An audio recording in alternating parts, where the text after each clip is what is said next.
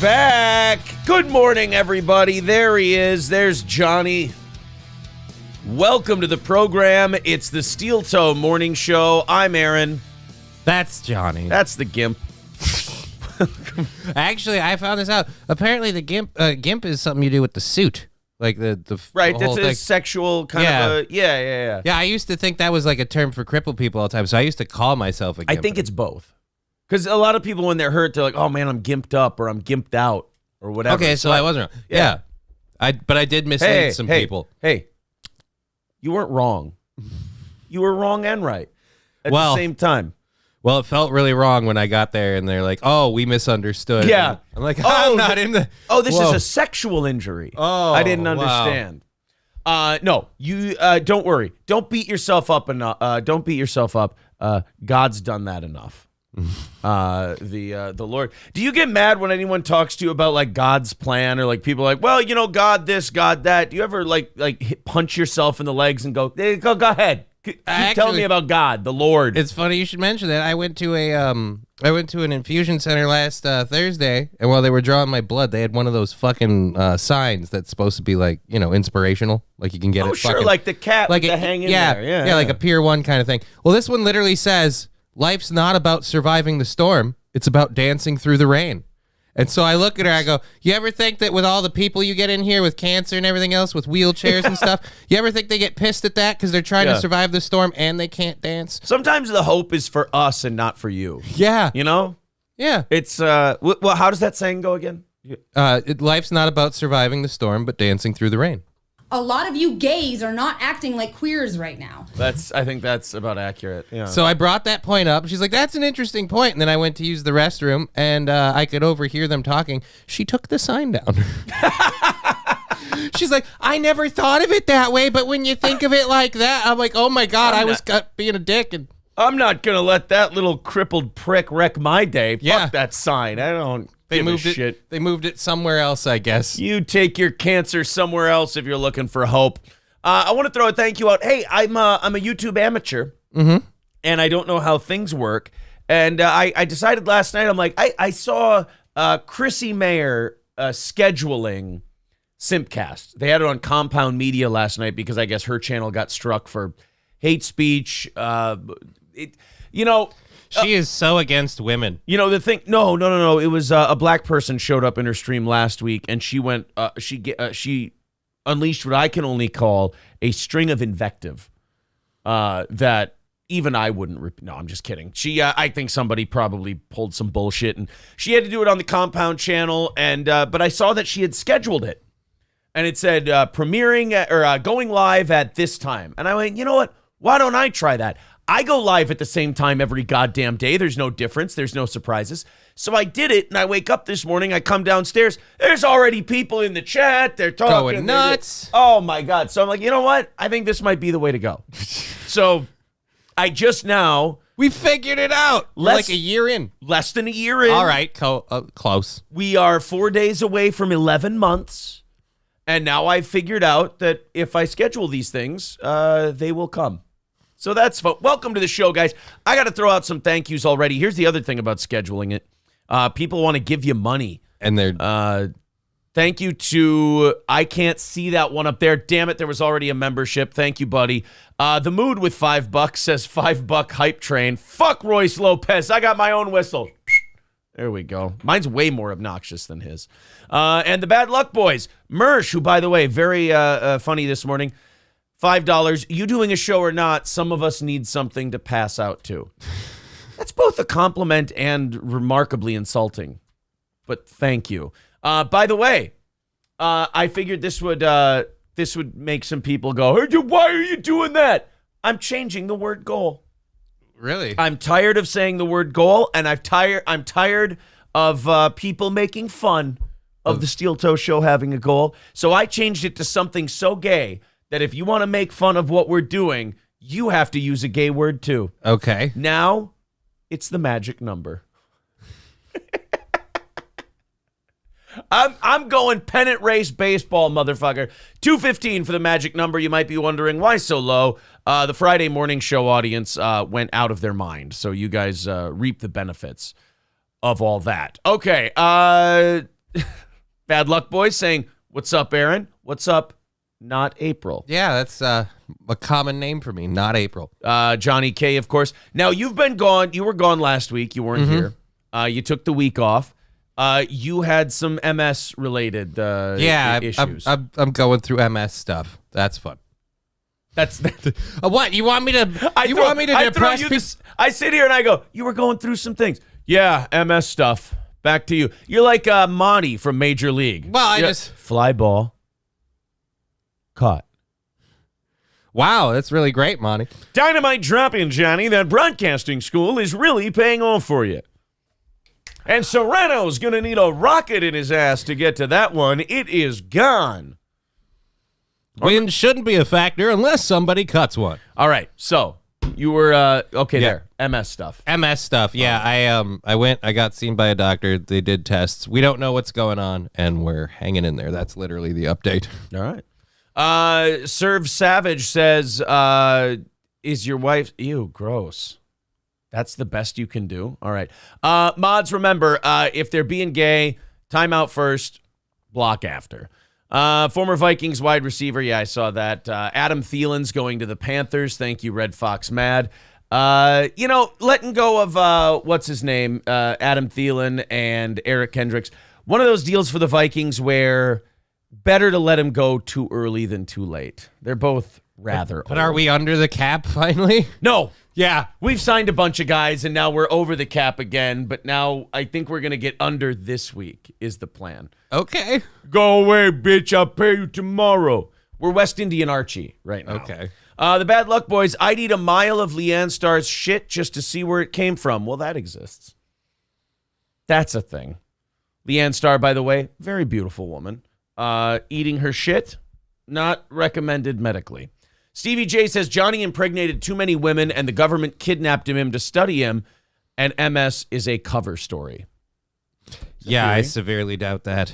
Oh, speaking of sports, I'm fucking done with these forever. Oh, yeah. Forever. I'm never doing another one of these. And I look, I've been alive for 36 years. I've probably said this 25 of them. I'm never filling out one of these ever again. They're dog shit. They're a waste of time. What was the It's stupid, and I hate it. There was one team that their surprise victory, crushed. Fairleigh Dickinson beating Purdue. That's the one that crushed 99% of all brackets? Yep. Which, if it crushed 99% of all brackets, technically it didn't crush any brackets. Because you're now all in the same place. But yeah, Purdue has this big, gangly monster, and that was supposed to carry them to success. And they're done. They lost to a 16 seed. I still have, check this out. So you have the Sweet 16, which is going on now. Then you have the Elite 8 and the Final 4. And the more you have of each of those rounds, the better your bracket's doing, obviously.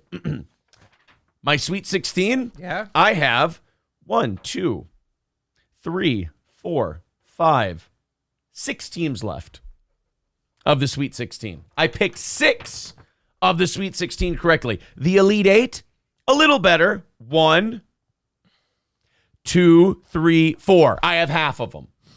I have half of my Elite 8 teams still kicking. My Final 4, 1, 2, 3. I still got 3 of my 4 Final 4 people. Well, thank God I based all my betting on you. Both of my 2 championship teams are still alive, and my champion is still alive. So maybe. They're literally still alive. No, but I'm saying maybe you'll pull it out. I mean, this is a disaster. I'm just looking at it right now. This is a fucking disaster. This is a Greek tragedy. What I'm looking at right now. But I'll keep looking at the thing.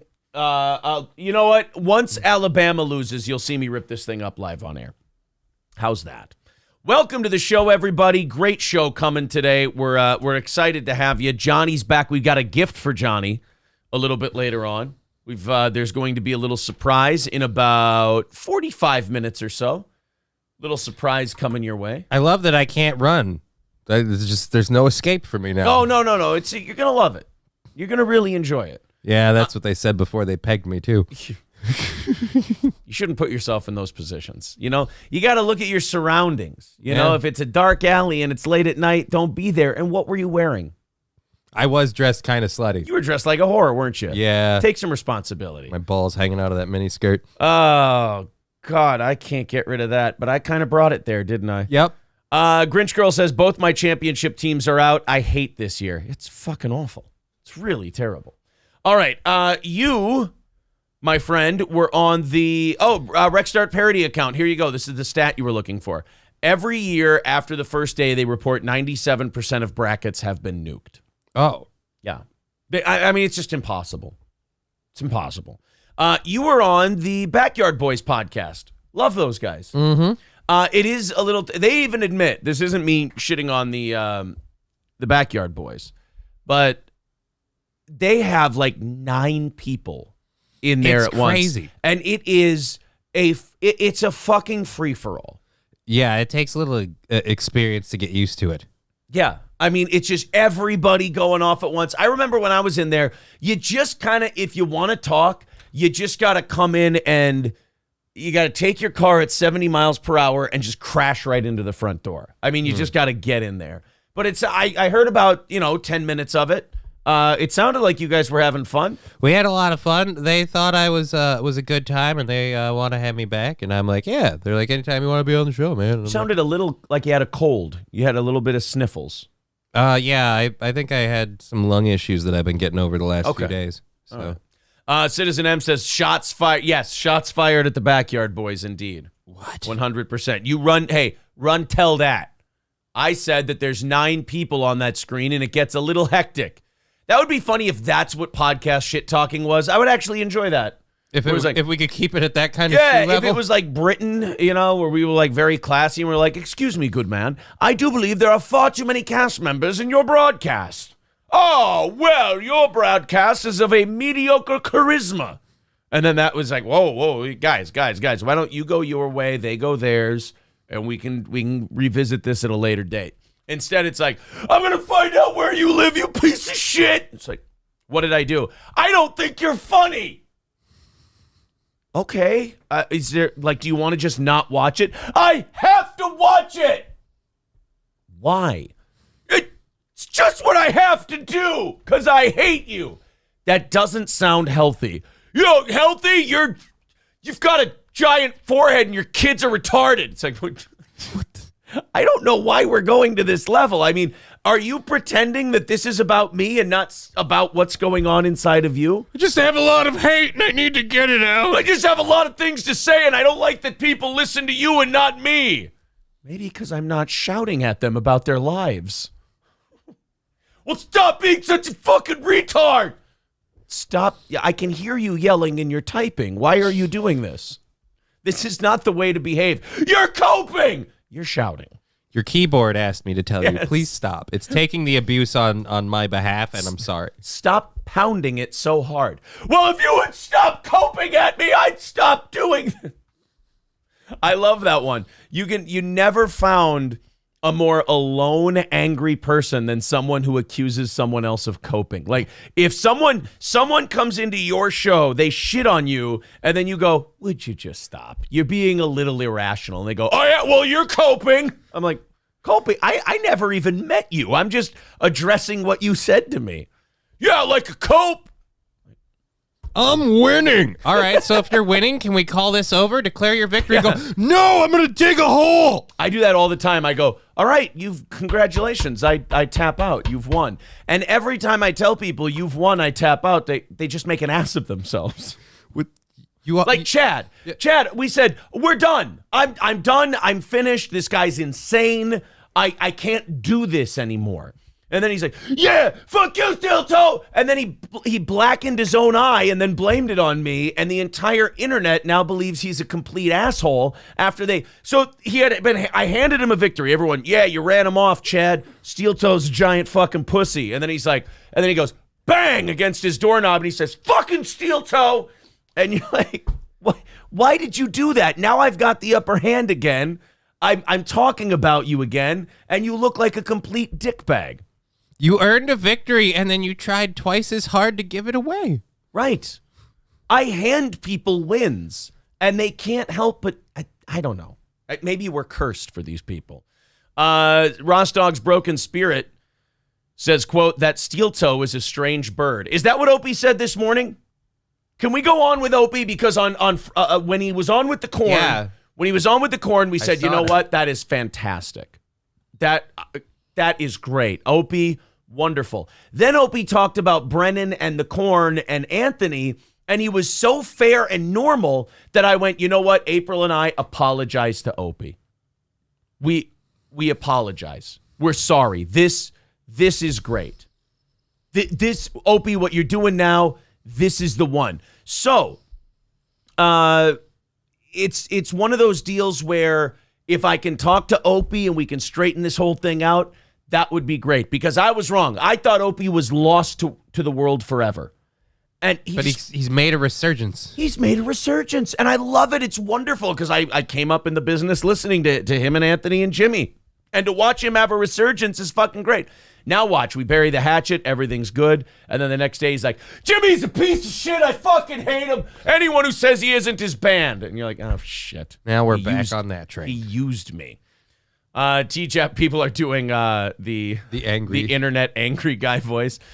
T. Jefferson, you're funny and it gives me a hate boner. Citizen M says, E-Rock had a great point on WATP about Chad mocking you for the hype train via doing his own hype train. I saw that. I watched WATP, and E-Rock's point was basically, Chad can't make fun of anyone. He just looks more sad as he makes fun of the person like, he tries to do his own making fun, and he just comes off, I believe E-Rock said, like a sociopath. Ooh. So, yes, Citizen M, I do agree with you. That's one thing that I always found funny, like, in that community. A lot of people be like, oh, well, these guys beg for money. Yeah, what do you think only reading comments are putting your content behind a paywall is? That's the same kind of deal. Now, people are saying that they can confirm Opie did say that we're a strange bird. That's good, right? That seems playful. Like we're a little weird, but, you know, we're cool. Should we go on his stream right now and apologize? Yeah. Should we go? You guys want to go on Opie's stream right now and say sorry to the Opester? Here, Opie Radio. He's got to be on now, right? Yes, he is. All right. About Howard Stern's relationship? All right. Just dropping by to say great job with the corn. Great job last week. We were wrong about you, Opie. We are sorry. No need to accept our apology. We just wanted to say you are on the right track. There, is that good? Yeah, that seems nice. There we go. We'll see if Opie wants to talk to Steel Toe or if he wants to. Wouldn't it be funny if we write that whole thing and he goes, he's like, fuck you guys, that would be great to me.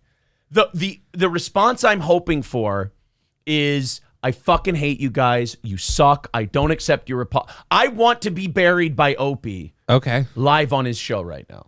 Okay. I want to watch us reach out for a hand and then get it to Opie, and I want him to chop it off. Okay. That's where I want this to go. Masochistic, but years, but here we go. Ready? Remember the Dennis Falcone rant? Here's another one. Uh-oh. These guys were loyal to Howard Stern, and certainly Howard Stern made them a lot of money and really helped their careers. He's not on us. Because Colonel Nicholson in the chat says that really is Opie Steel Toe. Uh-oh, he froze. Okay, he's back. I do want to see him read that. If he does, guys, let us know, and we can always go back in his video and play it. We'll leave that going. Let me listen and find out. Yeah, that would be good. Colonel Nicholson, if you could do that. Thank you. Opie drives to your house and trenches your lawn in his El Camino. No, Opie said he didn't want to talk to you. Go now. Oh, shoot. Okay. Well, we will see.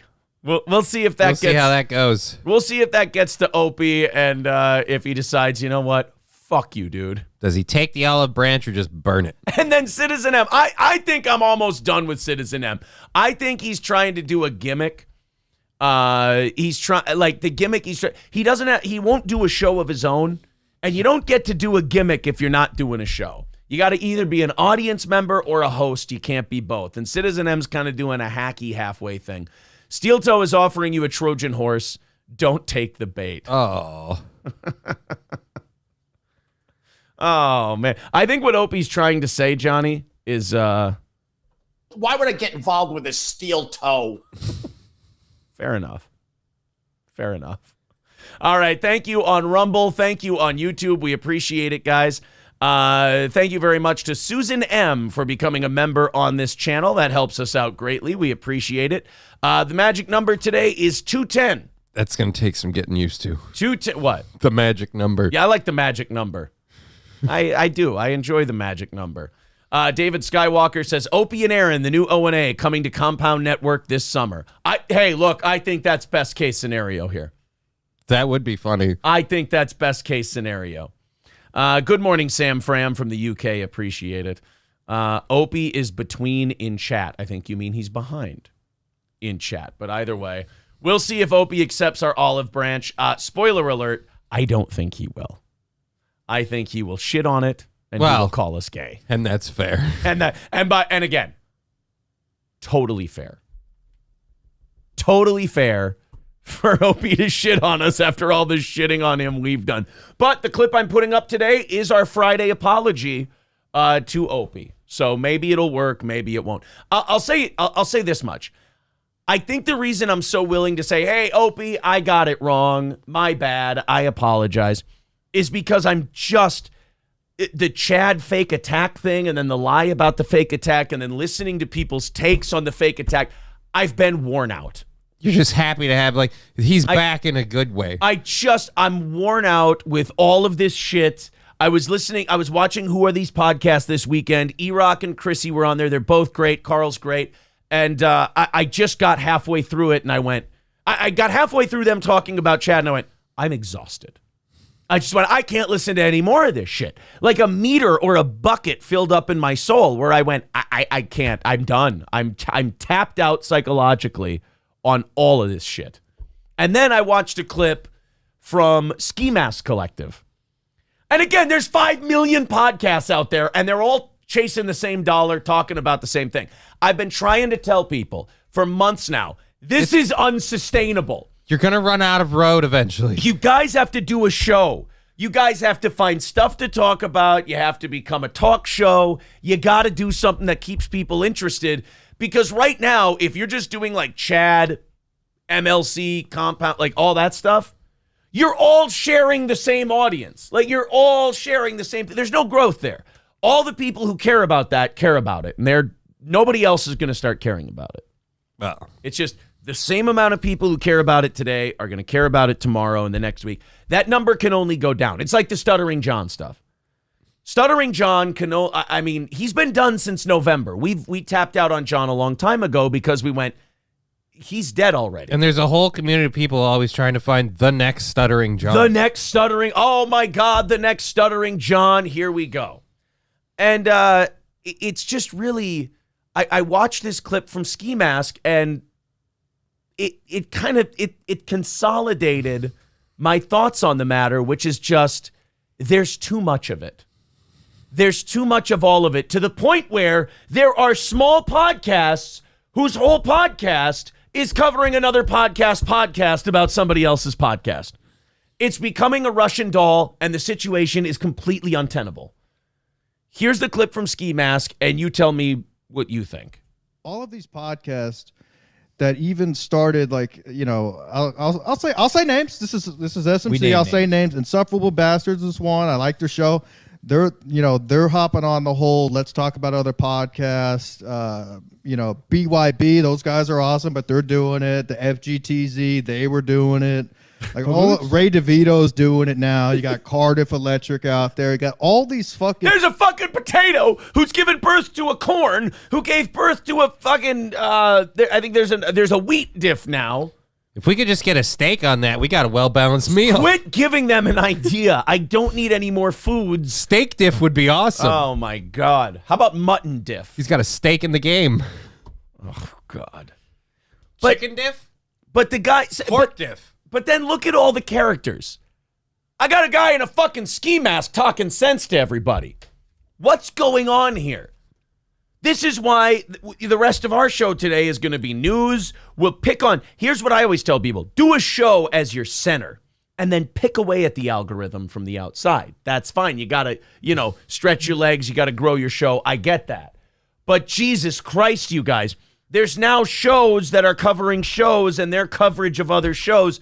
It's an untenable situation. And Jim Stansel just has a dildo. Why? For some reason, Jim Stansel is holding a dildo during this entire video, and everyone acts like it's totally cool. And I love the Ski Mask guys. They're great. In sub shows talking about each other. Wait. And it's like it's becoming not necessarily confusing, but like you said in the beginning, redundant. Stansel's just waving it like a wand. like it's his inspiration. Like he's like, I can't come up with good ideas unless I'm waving this rubber dick around. Feels like people are doing it because they have to do it, and it's just all the same shit. Even that Onions guy. Right. That. It's like he comes out of nowhere. You get Steel Toe. Like he came out of nowhere. Like all these shows are starting to latch onto the same thing, we've been talking about. No, wrong. We were out of it. You all pulled us back to fuck in because that Chad the retard and Meltdown came in and implicated us in some kind of an assault. We got accused of a felony, so we had to jump in and tell you what exactly happened, which, by the way, we turned out being exactly right. But he's nailed it 100%. It's podcasts about podcasts about podcasts, and eventually something has to give. This all has to blow up like the 2008 bank collapse, or like the today bank collapse. It all has to fall in on itself, and that will be good. Because the government will bail us out. We'll all get a check when it all falls apart. But like the Brendan Schaub algorithm, it's done. Mm-hmm. Okay, nobody's really talking about Brendan Schaub anymore. The Stuttering John algorithm, it's done. There's only one or two shows now that can still talk about Stuttering John and get any kind of attention for it. The Chad Zumach algorithm will be totally gone. And that one's probably going to end nasty. Why would that be? Look, you think he's going to take that loss gracefully? I don't think so. I think he's going to be like, you know what? We had a good run. You guys, I'm telling you, you don't have to do what we do. This is not Aaron going, oh, if they're not doing what we do, they're fucking hacks. Not at all. You got to do a show that's about something.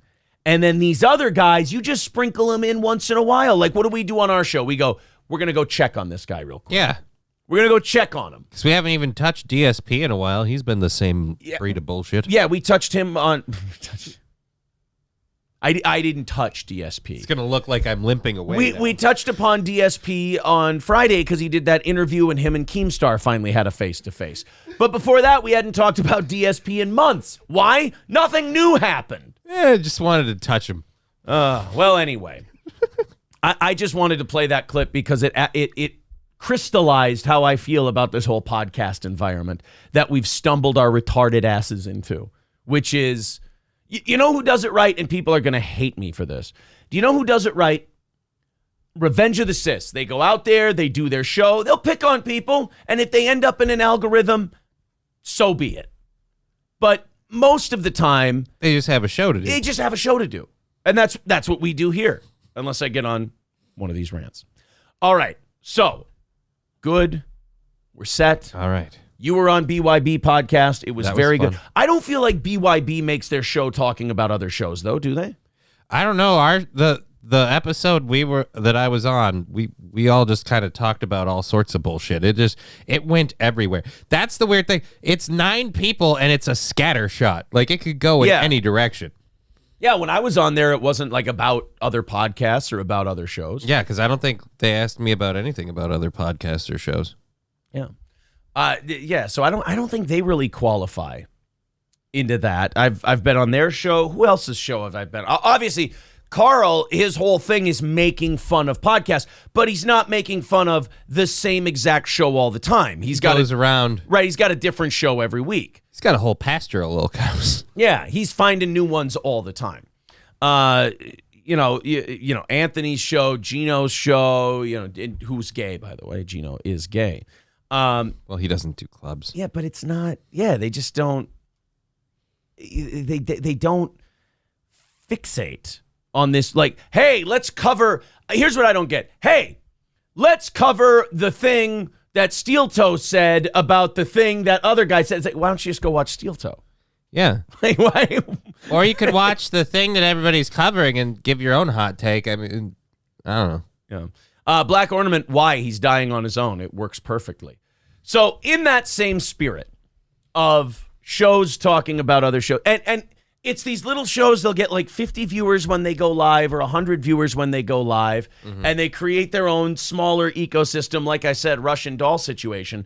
And all of these little communities in the internet, no matter how small the community, they all have fans, they all have haters, and they all have like inter-community beefs with other shows. So like you'll see people, especially during the Twitch days, you'll see people with 30 viewers beefing with a guy who has 26 viewers. Why? And this is like the biggest thing in their universe. It's like this is worlds colliding. This is like, Stern versus Tom Likas. This is time to pick a color because our team is going to beat up yours if we see you on the street. It's like if the whole Bloods and Crips thing happened at a picnic. That's what with a bunch of keyboard warriors. Right. I got 40 listeners right now. Well, I got 36, but mine are more adamant than yours. And they're shitting on each other. I found this guy, Call Out Central. Okay. He's fantastic.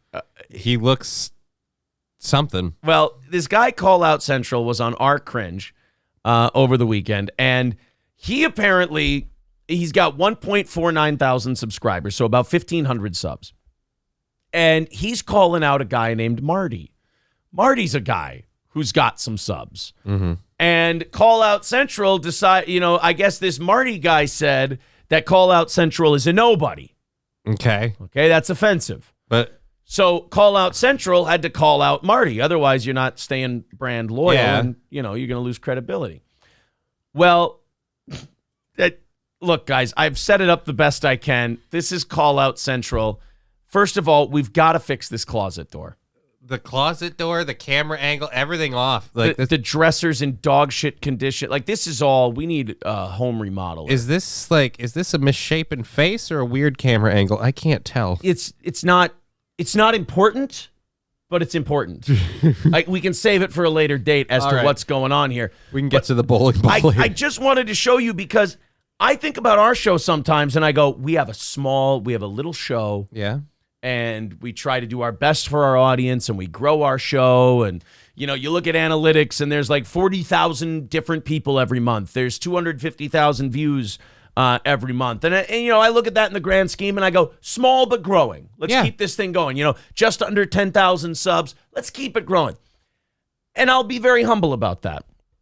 But then I'll see people with like 1,000 subs and they'll be beefing with a guy like they're fucking Howard Stern. And they'll be like, and I have fans and look what my fans do for me and this and that. Look what they do for the Lion Heart. I'm just like, guys. We can settle this in a racquetball court, for Christ's sake. What are we doing here? Well, Call Out Central hates Marty. Okay. And he's going to think McFly. Hello. No, I'm not talking about your grandfather, George McFly. I'm talking about your dad, Marty Sr. Well, this guy's about to flex on Marty. Okay. Go ahead and ask me who Marty is. Who is Marty? No fucking idea. I didn't know who the fuck this guy was. Well, this is Call Out Central, and he's about to let everyone know that his fans are remarkably loyal. What up, y'all? It's your boy, the one, the only Call Out Central. Why is everybody your boy, too? I notice that on every channel. Every time someone starts a thing, it's your boy. It's your boy, Call Out Central. We should start that way. Good morning. It's the Steel Toe Morning Show. I'm your boy, Aaron. That's your boy, Johnny. A lot of people have a lot of boys, depending on how many shows you have. They have a lot of boys, but they also look like they don't have, a financial plan. Because this looks like it could, sweet Jesus, can we put up a curtain or something? Could you put up a sign, just a little hefty bag right here. I'll handle just like a shower curtain, just vaguely nailed to the wall. With painted shower curtain that has like a little Call Out Central logo on it. There you go. But here we go. First off, I want to give a huge shout out to the homie Jaden White for hooking me up with something that Marty's going to be really jealous by.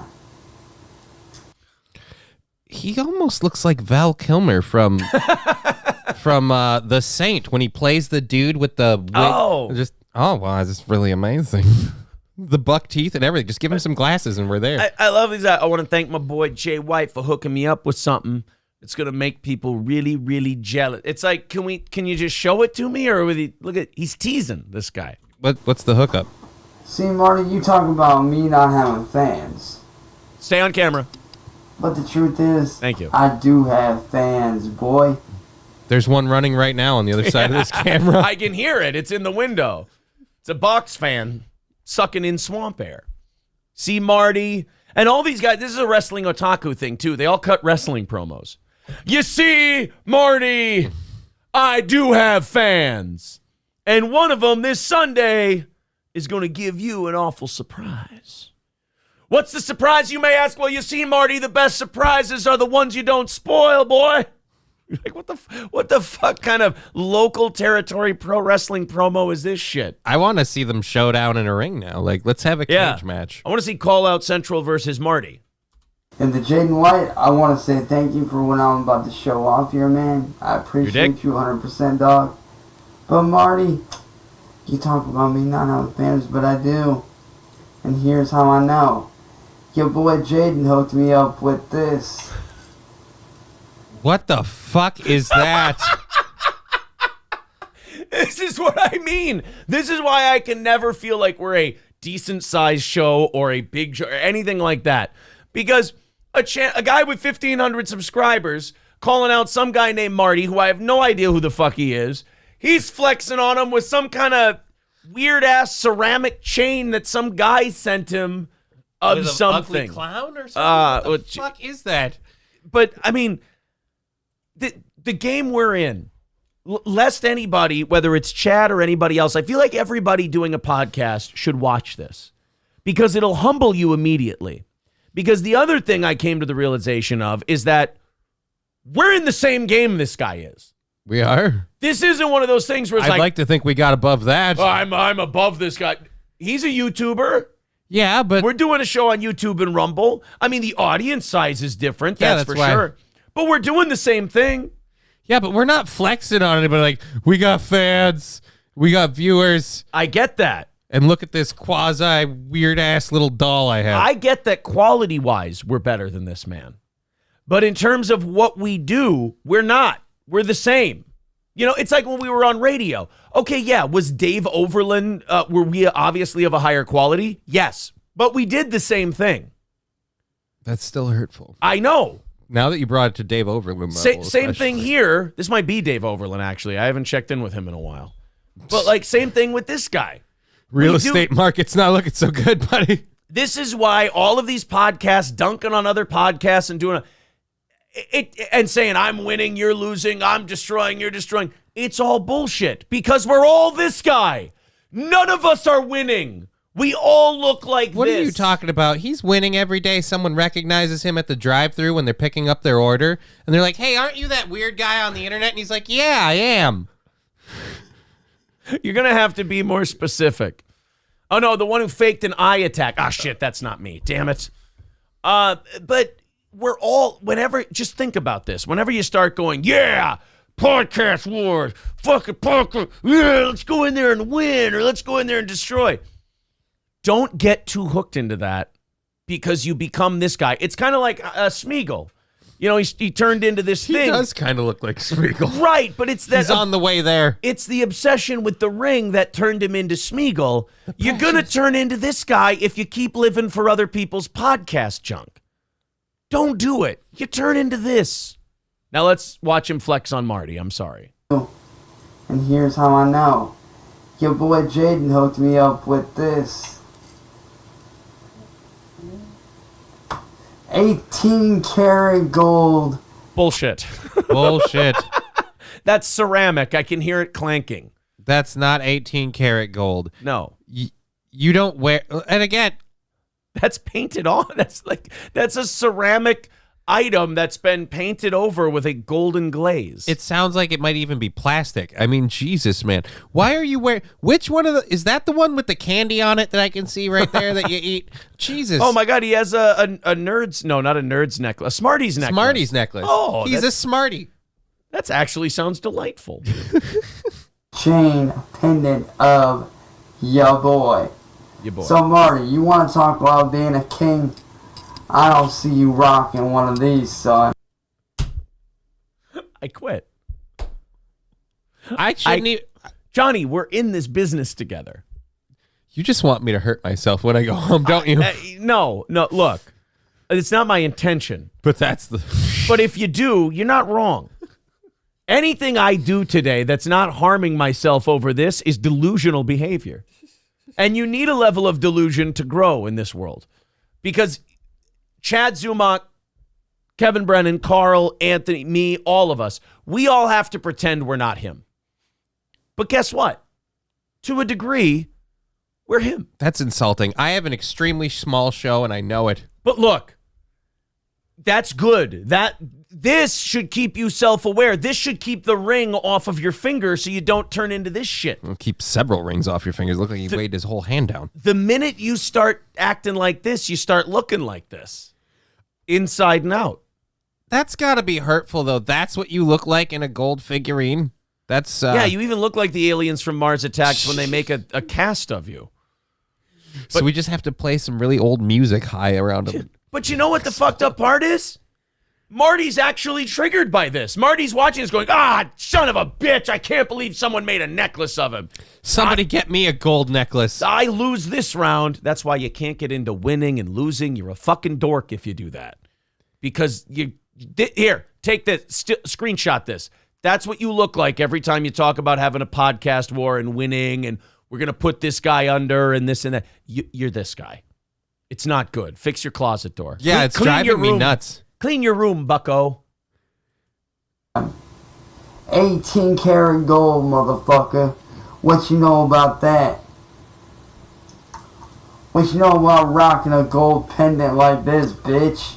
In fairness, I don't know anything about it. He's got me there. I would argue that he doesn't know anything about it either. And may I say, Call Out Central I respect. Because Call Out Central is doing this on purpose. Call Out Central is being authentic. I'm talking about the people who don't think they're Call Out Central, but they are. Like, Chad Zumach is Call Out Central. Like, they're the same guy. Only Call Out Central seems a little happier. Well, yeah. Call Out Central seems happier with his lot in life. And he has an 18-karat gold pendant of himself. Which you and I don't have. I'd be more offended at how ugly I am as a pendant. Like, I'd just be like, wait a minute, what the fuck? I'd find that guy's return address and I'd beat the shit out of him with that pendant. Just swing it on the chain. Think that's what I look like, you motherfucker? You ain't on this level, son. When I told you I got fans, I meant it, bro. So, a major shout out to Jaden White. Whoop whoop, what up, homie? Whoop Much whoop, motherfucking my love to you, bro, man. I appreciate this, homie. Absolutely love it, bro. I appreciate what you're doing, man. Keep on doing your thing, man. I look forward to getting to know you, getting to talk with you, man. Don't. Big mistake, Call Out Central. Don't get to know your fans. You'll only disappoint them. They'll only disappoint you. The relationship you have with your audience right now is perfect. They think you're good. You think they're great. Don't fuck that up. I'm sorry. I watch him just to see the meth wear off. Just to actually watch him it come down in real time. Yeah. I appreciate this shit, man. 100%, dude. Flex on Marty. For real. So, Marty. Oh. Get on my level, bitch. Yeah, fuck you, Marty. Marty is a bitch. Marty is a bitch. Marty ain't gone. I want to find out who this Marty is. I want to watch his video because you know he's going to have a response. If anyone knows about the Call Out Central Marty beef, two things. One, share it with us. Two, you're not allowed to listen anymore. If I haven't checked the chat in a few minutes, when we do a story, we're not looking at the chat. If I find out that any of you know anything about this, I need you to share it with us. And number two, you're also fired. Because no. Because you ain't on this level. Because you're on another and you never will be on this level. Your boy's on God tier level, boy. What the? How do you have this much confidence? Do you not own a mirror? If he's on God level, that must make me a seraphim, the highest choir of angels. Oh man, I'll be honest. Like I've laughed at this guy way more than I've ever laughed at Meltdown Melton in my life. So he's got that going for me. He's funnier. He's having fun with it, but like, yeah, he's funnier than Chad. I feel like the reasons we're laughing at him aren't good though. I'm laughing with him. Mostly. I'm worried that doll is going to haunt my dreams. Its eyes are following me. But hear me out. I love that this makes him happy. Well, you know, at least he has that. He's not. Yeah. He's not angry about it. Not all of us need accomplishments and giant audiences and more and more and more and more to be happy. God bless people like Call Out Central. He's God tier with 1,500 subs. I wish that I could be as content as, I almost called him God tier, as Call Out Central with what he's got going on. Call Out, you know what? I've changed my mind. I've said that we're all this guy. This guy's doing it right. He's happy. He's talking a little bit of shit to Marty, but not a lot. And he's got his thing going on, and he's got people sending him gold things and ceramics and whatnot. I think Call Out Central is doing it right. Except with the closet door. I think he's possibly an undercover cop. Just wow. He's trying. There's so much. That's deep cover. There's just because again, like he looks the part, but then his teeth are in relatively good order. But then there's parts where his like he's doing the language, but then it comes like his accent fades at certain points. I don't know. Want peasant level. Oh, Marty's on peasant Get on level. my level before you fuck with me. Now, if you excuse me, I got banger ass hits to get back to. Just wanted to give a shout out to my boy Jaden, man. I appreciate the chain, homie. Appreciate the pendant, man. Absolutely love that, man. I mean, look at that. Look at the detail on that, boy. That is lit. Yeah, that's painted. Yeah. That's not. Look at the inconsistencies in the color and shit. That is not 18 karat gold. Also, I don't know how. If it were 18 karat gold, what's with the red and the blue parts? They don't normally paint on gold, and those don't look like gemstones. No, they look like the ones you get at like a craft store where you peel off the sticker on the back and you just put them on there. He bedazzled his own. You ruined the gold. That is sick, dude. You're right. Look at that beautiful fucking piece, man. That is fucking beautiful. Which part do you pull out of when you gold, smoke? Boy. So, Marty, get on my level, son. I hope he wears that to like the grocery store. Like when he's clocking in for his shift? Yeah. I hope he like wears that to Popeyes and puts on the headset like Kevin Brennan. And he just starts going, hello, what can I get for you? And he's got his big ass pendant on. Because you ain't on it. Peace, man. That's not peace. That's hook 'em horns. And again, shout out to my boy Jaden. I appreciate you, homeboy. Keep on doing your thing, fam. Much motherfucking with clout. Love to you, homie. Whoop, whoop, motherfucker. Keep swinging your hatchet. Oh, he's a juggalo guy. Oh, God bless.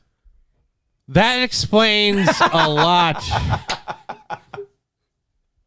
This is for all my juggalos and juggalettes. Whoop, whoop. Get y'all later, dog. Peace. That's not peace. I mean, it's different, but that's fine.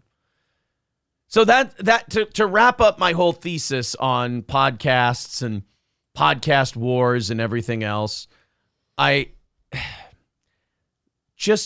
gotta stop. All right. You gotta pull up the nose of the plane before it gets too late. You can't get so into this shit that you're flashing around ceramic pendants of yourself. Guys. Now watch. Return Trip says that's Aaron's hair in 5 years. Fuck that. I'm probably that guy in 5 years. I want to see that slow spiral. You know, the tragedy of all this shit is that it's often ourselves we don't listen to. Here I am with the warning going, guys, before you think you're hot shit on YouTube, remember, you're just like him. In 5 years from now, I'm God level, bitch. Yo, you hear me knocking on it? Tink, tink, tink, tink. Yo, he sent me a platinum chain with my face on it and shit. He sent one with April, and it's just a forehead. Oh, sorry, hiccups and all that. It's just a billboard. Nightwave Radio with $2 says you couldn't hold that much gold up with that thumb. Right. If that was 18 karat gold and you went like that, your thumb would go, ah, shit, Marty. Oh, see, it's so heavy, motherfucker. I broke my thumb and shit. Oh, whoop, whoop. Fuck. Oh, Jesus. There's chocolate I love how Mersh called that part out. Like, he's full of shit. And here is the geological proof. It's like, that wasn't needed. We didn't need geological proof that this guy was full of shit. I think it was, the lie, they say the lie is not in the item. The lie is in the eyes and in the teeth. Well, if that's the case, he's always telling like half-truths. It's a little crooked in there. I mean, seriously, his teeth went up and down like the fucking viewership on the show if you look at it a certain hour. Nightwave says it's like Aaron went to Kiwi Farms and clicked sort by date twice.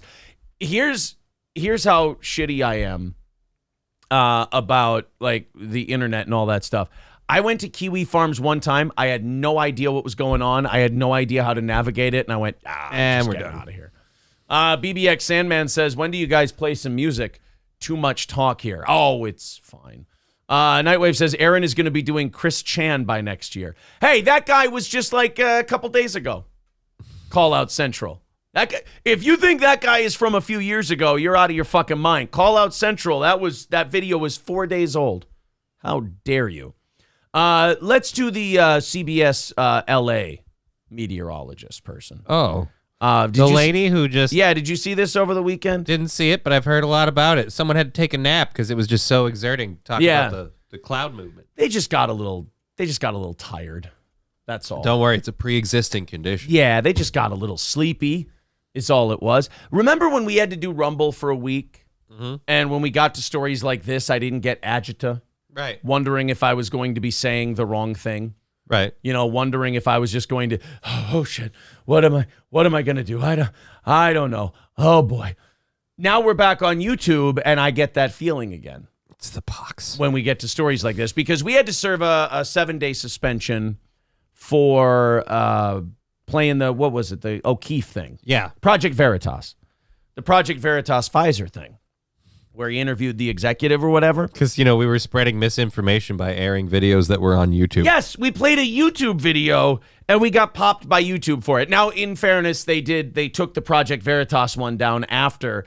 I had ample warning. I probably should have taken ours down. I've definitely learned that lesson since. But now we get to this LA meteorologist, who's like looks like she's in her 20s, if not early 30s. And, it's funny.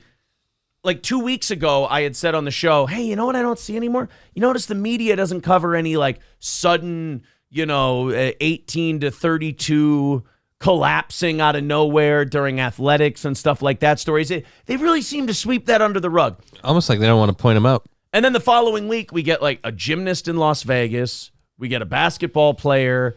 And now we get this woman. It's like you can't avoid. It's like we've made up for lost time. It's like pit bull attacks. You can't stay away from it. Dude, I saw a story online about this loving family reassured this dog that it'd be his forever home. And I was looking in the picture, and it's a little 9-year-old boy. And I keep reading, and I keep reading. It's an abused pit bull.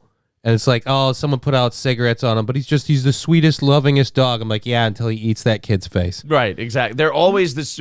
I've never seen a pit bull attack where the owner went, oh, yeah, total piece of shit. I knew this was going to happen. They were always really sweet. They were good with children. They were nice to everybody who came over. It's like every pit bull owner, after their dog kills somebody, is this close from going, I mean, Jesus, what was the person wearing? Because my pit bull's good. I don't know. Obviously, they were free bleeding, and that's what brought this on. Once they smelled the iron in the air, they got to get it. They got to satiate that. It's the irony scent of uterine lining blood. That's why a lot of kids get attacked. The kids love to collect those copper pennies, and it stirs them up. It fucks them up. So here's the LA meteorologist. We're just having a normal day. Okay. Just talking about the temperature, how much the morning humidity. Yeah, how much the shit on the sidewalk, how much the turds actually absorb and release more humidity into the air, all that stuff. And then we get this. Good morning, everyone. Today is Saturday, March 18th. Welcome to KCAL News at 7 on CBS, streaming on CBS News Los Angeles. Jesus Christ, Nichelle Medina must have gotten her job from being really talented at journalism. Yep. I love how she's putting all of those skills on display right on the open. I am just really happy that television news media has not resorted to their falling numbers by being more titillating and visually forward. I'm glad that they've decided to reward journalism, professionalism, and talent. That is an amazing set of skills she has. I tell you what, you can absolutely tell how she got her job. Natural talent. Dogged determination, natural talent, and an ability to get to the bottom of things, like her own vagina. I'm Rachel Kim. And I'm Nichelle Medina in for Sheba, who is ready for some sunshine. I know I am. Let's start off with a check of your next weather with meteorologist Alyssa Carlson. Oh no, the setup couldn't be worse. Oh no. Hey everyone, upbeat. We got a good forecast for you. Who's ready for sunshine? Me, I am. She joins us live in the studio. Alyssa, this really is the calm before the storm. Not again. No. Oh. You know, we're going to go ahead and go to break right now. I love how it goes from like they think she's rolling her eyes and being funny to like, oh shit. Yeah, this Not again. Oh, she went down. That's $5 you owe me, Kent. Fucking he just shoves it right in her tits. For Sheba, who is ready for some sunshine. I know I am. Let's start off with a check of your next weather with meteorologist. Women are just as good at journalists as guys are, and they should be taken every bit as seriously. Rachel Kim's white voice very clearly doesn't fit. Alyssa Carlson. Here we She go. joins us live in the studio. Alyssa, this Oh, there we go. Okay. See, at this point, they just thought she had one of those vibrating eggs in her asshole. Somebody hit the remote button. Oh, it's going to be a good day. really is the calm before the storm. So they're laughing at her. Because they think she's doing a bit. Right. Oh, not again. Oh, it's so exhausting. Not again. Oh. No. Oh. You know, we're going to Whoops. go ahead and go to break right now. Yeah. The lack of humanity in news people is amazing. Did you see this one on the right here? Her first impulse was to get up and go help this person. Yeah. And she denied it because she had to stay professional on the news. Yeah, I can't imagine how you could ever relate to someone doing that. It's not like you've ever been right next to someone who was falling out of a chair. And as opposed to like caring about that person or warning them in Matt's garage, you just let it happen to comment on it on the air. Did you do that? Yeah. You were sitting right there. But did I know that? Yeah. You're like, I want to apologize, man, because I saw it happen. I was going to say something, but I also, I wanted to be I don't know if you saw it happen. No, I did not say that I knew you were going to fall. You didn't know you were going to fall. Okay. All right. And you didn't know I was going to fall, but you were busy enjoying the moment as opposed to worrying about whether or not I was okay. When you fell, did I help you? I think we made fun of me first, but then the joking and laughing came first. But I made fun of you. I was very open and honest about what I was doing. I didn't sit there to do pretend professionalism. My first impulse was not to help you. Yeah, we were also doing this show out of someone's garage. It wasn't the same setup. I didn't ignore my impulse to do the right thing. I never felt like doing the right thing to begin with. My complaint with her, you son of a bitch, is that she felt the impulse to do good and ignored it to do the job. And that's why she's got a long career in this business. And that's why I'm with Call Out Central. That's why. Get on my level, bitch. Is the calm before the storm. Not again. She's on peasant level. No. That's what it is. Watch it. You know, She turns to go help, and she's like, "Oh no, I got to make sure we get to break okay because the big titted bimbo ain't gonna do it." I got to right. cut away first, otherwise this bitch is going to steal my job. we're going to go ahead and go to break right now. Yeah. We'll be right. Jamie Yukas, weekdays. KCAL News. Jamie Yukas, isn't she Minnesota? She was on Yeah. Minnesota, I think. Minnesota TV news. They always steal our pretty ones. Yeah, they always get our butch lesbians. Ken Barlow, Paul Majors. Yeah, so that's my type. News mornings. Oh, hey, look, there she is. She's back. She's okay, everybody. She's Wait, fine. we're just replaying it. Oh. Oh, boy. And Good night. goodbye. Goodbye. Well, don't worry, guys. There's nothing wrong with her. She just had a previous heart condition. and that's why she fainted during the live TV broadcast. Previous heart condition. Whenever I see someone now who should be in the prime of their life and something like that happens to them, and they say, well, she had a previous heart condition. I think to myself, how previous are we talking? Well, obviously, it happened previously. We saw it happen on the air. Are we talking about a year heart condition? Are we talking? Because if it's a pre-recorded show, so it did happen previously. I mean, if it's a 20-year ago heart condition, okay, understandable. If it's in the last year or two, maybe we should be having some discussion. I'm just kidding. Don't have any discussions. Don't talk about it. Like Meat Drape says, it's a complete coincidence. There's no reason to discuss it further. We're fine. We're fine. All right? She's just going to be, taking a nap. She's just been working too hard. That's all it is. It's hard being a meteorologist. A what? Beating a meteorologist is beating a meteorologist.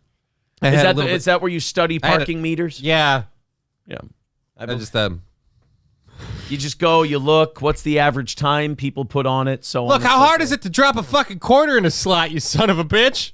I got to see if L.A. Dude, they don't even put her name in this story. How? Well, we don't want someone to look up her previous medical conditions. 1 hour ago, 13 hours ago, 10 minutes ago. All right, so do we have an update on her health? Alyssa Carlson Schwartz. Alyssa Carlson Schwartz collapsed on live TV Saturday morning, just as her anchors tossed to her for an update about the rainfall. Co-anchors, broadcaster did not return back to a live segment. No shit. Schwartz took to Facebook to express her gratitude, saying, I am going to be okay. The station also thanked fans for their support and concern following the incident, saying, we've heard from many people as well, worried about Alyssa's well-being. We also want to thank those of you who reached out for your thoughts and prayers. It added that Schwartz will be back on air as soon as she's well enough to return. So that's all we're going to hear about her. I have a feeling we're not getting any more information on her. Why? Why would we? I just think that maybe until we see her doing the weather again, you're probably not going to. Do we need her to do the weather? We saw, I think that other lady at the desk, she could do it. She has some amazing skills. There's some talents on. She'll be doing the weather soon. Yeah. That bitch, she probably saw her pass out and she's like, I can do the weather. There's always people like that at a job where someone has something. They're out for a while. They're on a leave because of health problems. There's always that one person. And it's the smart person to be technically because, you're at work. They're not your friends. It's worked for me so far. And every time they have a problem, you just go, hey, I'm willing to pick up the slack, anything you need. Just a team player, man. I'm just a good guy. Just a team player, Just shove their career into the incinerator as quick as you can so you can move up. She's gorgeous. She can get away with anything, says Colonel Nicholson. Probably. She might. Hey, do you think you could be a meteorologist? Well, I didn't go to school to be a meteorologist. Oh, that's fine. Can you look at a green screen and then point to it behind you? Oof. That's a tall order. Don't worry, we can teach you. It's no big deal. I kind of want to put her in a green screen dress with a deep V, so you just see her neck and just cleavage. That's it.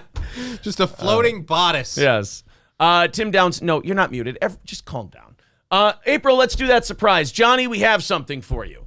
New legs. It's about time. Oh, shit. Well, don't. Now it's a bummer. This came from an audience member who did not want to be named. Okay.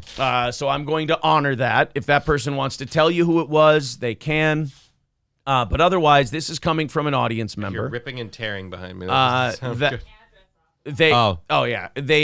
heard that there was something you wanted. And they decided to get it for you. So here it is. Let's. Here's April bringing it in. There we go. Jesus Christ. Yeah, what is this? It's a giant fucking thing. Do you want to try to open the giant fucking thing? I wouldn't open that here. Don't open it? I don't know. It's going to be a lot of parts. Is it going to be What does it say in the box, babe? It says background screen. Yeah. So what is this? What is it? What do you think it is? It looks like a green screen. It's a green screen. What the heck am I going to... You said you were on a show. You had said that you wanted a green screen. So Yeah. somebody sent me a message and said, I got Johnny a green screen. All right. And they sent it to the P.O. box, and there we go. All right. So now I got to figure out how to fit that in my studio. Or you could just say thank you. Thank you so much. That's awesome. No, I'm grateful. I'm doing math. I love when people get a nice gift and like, well, now I got to figure out how to put this fucking thing in my house. It's like, No, not even that. I just literally, space is a premium where I do my show. So this thing looks huge. Take down whatever you have and put this up. The egg's gone. Fuck it. Oh, now we're getting rid of. Well, No. no. See, them's are fighting words. I can't get rid of the egg. People will hurt me if I. Well, I didn't sign up. Hey, what are you doing next week? Hey, you look like a big, strong dude. Hey, you want to help me move a couch? Oh, next weekend? Ooh, birthday parties. Yeah, no, that's fine. I'm very This is busy. super awesome. I'm gonna have fun figuring this out. This will be great. We'll load this in your vehicle for you because it's gigantic and heavy. Well, you mean I can't carry it? That's fucked up. Maybe you know what? Maybe we can attach it to your hip and you can use it to walk. There we go. So Johnny got a green screen. I got a green screen. Now I get to go. do some fun stuff. All right, we're not going to keep it here the entire fucking show. Though. Yeah, why don't you take that? There you go. So now I can make a new background so people can quit bitching about the one I have. Like, oh, it's weird. It's what is that? What is that? Wallpaper? It's like, yes, it's wallpaper. Dom says after that reaction, I'm returning the legs I bought him. Well, shit. It's always kicking myself in the dick, ruining a good thing. Brandon Can't Lose from BYB. You're doing a great job, sir. Thank you very much. Somebody says, I like how you both are holding onto the box. It'll fall over. It's very heavy. Like me, it can't stand on its own. No, it's not a standalone fruit. Oh. Well, yeah, Dom, fucking relax, or you're next. All right, I'll just put it that way. The chat is for people who enjoy the show, so we can talk to our audience and they can write lines and everything else. We're going to help you if you don't like our show. If you don't like the show and you want to shit on us in our chat, it's our house. We'll kick you the fuck out. Look, this isn't amateurs who play this game go, hey, you can't delete people in the comments. The fuck I can't. I'll get rid of you if I don't like your face. We do a show. It's for fans of the show. If you're not going to be a fan of the show and you're going to be a dick, we'll get rid of you. It's all right. So, Dom, be a fan of the show. Enjoy the show. Yes, we get rid of people if they're being cunty. That's all. Makes the experience better for everyone else. Donald Trump says that he's going to be arrested tomorrow. Yeah. He apparently, they gave him a warning, I guess. Like, they're like, hey, at Tuesday at 4, we're going to stop by. It's either that.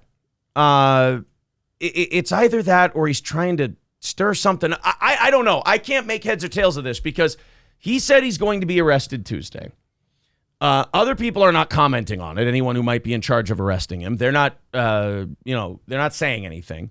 Donald Trump is encouraging people to protest Tuesday, and it sounds like there's this weird setup for January 6th, part 2. Yeah. Like Trump is saying, hey, there's an injustice that's about to happen, and he's riling up the troops and saying, you guys need to go out there and protest. And then the government's saying, oh, you see, Donald Trump's inciting, and, he's trying to. But all the government has to do is not arrest him on Tuesday, and he looks like a dick. Right. Now, don't arrest him on Tuesday. Wait till Thursday. Perfect. Or Friday when they're doing the news dumps. There you go. Yeah, that's when you do it. I want to support Trump, but damn it, I was going to go drinking tonight. Exactly, and I can't. They should have arrested him St. Patrick's Day. That would have been the day to arrest him. But they're going to arrest him based on that New York, Manhattan district attorney's charge shit. I don't really care to get into the specifics of it. I do just find it really convenient that, a week after all our banks have collapsed and everybody's worried about the banks and the economy and everything else, and it all seems to be going to shit, that's when the administration decides maybe we should arrest Trump. I'll tell you this, the way things are going now, you arrest Trump, I think he becomes president again. Yeah, that's not, especially depending on what you arrest him for. I hate to say this, but the people that go after Trump tend to, be left with their dick in their hand. Every time they try to hang something on him or pin something on him, somehow he weasels his way out or he squeaks by, and it just ends up making them look bad. So I think at this point you just wouldn't want to mess with Trump because it's going to hurt you. Well, former President Trump says he will be arrested this Tuesday and is calling for protests. And by the way, he's really sticking with that Truth Social thing. Like, he got his Twitter back and everything, and Still sticking with Truth Social. still sticking with Truth Social.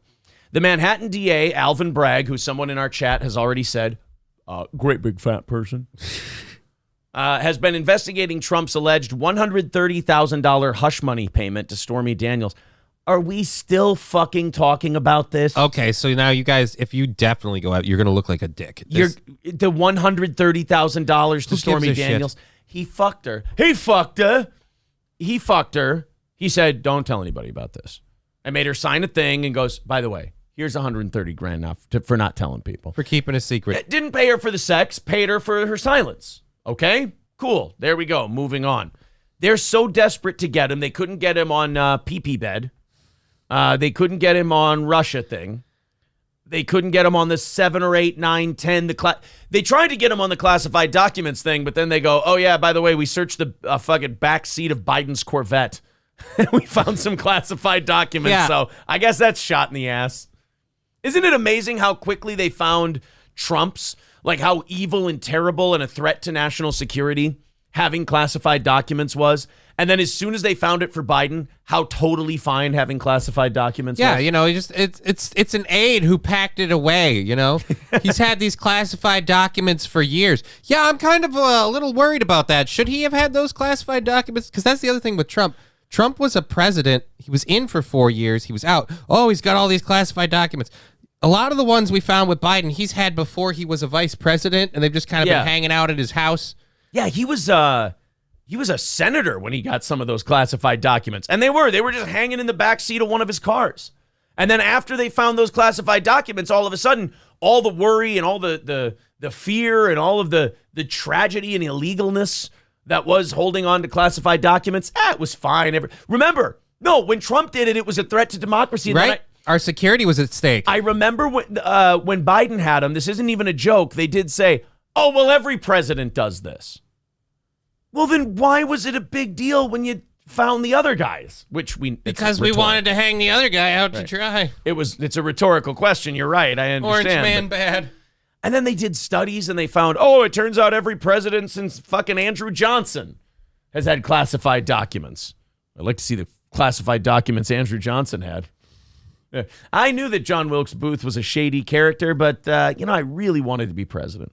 And, and I decided to roll the dice. Turns out if you give a guy a gun and go, hey, you might be right, he gets a guy gets up his ass. Guy's uppity. Dom O'Shea says, did anyone ever give a shit about Stormy Daniels? I didn't. I always thought it was a funny story. I really, this has been my feeling since Clinton. Who cares who you're fucking? I mean, does it affect your job? Not really. Again, it seems the more these guys fuck, the better the economy goes. Kennedy, Clinton, Trump. Well, Stormy was before Trump was even in office, too. Right. Like, that's the other big thing with this. Like, oh, it'd be one thing. It's like, oh, he brought her to the White House and they boinked on the Lincoln bed, like, or whatever. I think you should keep using sexy words like that. By the way. Boinked? Yeah. Yeah, that's you got to take that for a walk. That's why I'm beating the ladies off with both hands, because they want me to boink them. Or because they're trans and they have dicks, so you're beating them off with both hands. That was cheap. That was cheap. But so now they're talking about arresting Trump over the Stormy Daniels thing. Just to get to a few people here on the money issue. Colonel Nicholson says these women can't keep their mouth shut. Vince McMahon says should have given her more money. See, Vince would know. Right. Vince dealt out millions of dollars. And they're buddies, so I wonder if that hasn't been a phone call they've had. I mean, where Vince is like, what? Like 6 years ago, Vince was like, Donald, you should have given her millions of dollars. They'd never figure you out. And then 5 years later, when Vince gets caught, Donald goes, what's that you said about giving them millions and they'll never find out? Exactly, fuckface. Go take some more HGH. Okay. See you at WrestleMania. Bye. But yeah, I mean, you gave her the $130,000. And then when he became famous, so the NDA and the $130,000, great deal. Awesome to fuck you. I made a nice chunk of change. And then when he becomes president and he's famous, oh my God, everyone was surprised that the porn whore was dishonest. Unbelievable. Look, she's a lady with class and integrity. I've seen her take 2 dicks at the same time. This is a woman.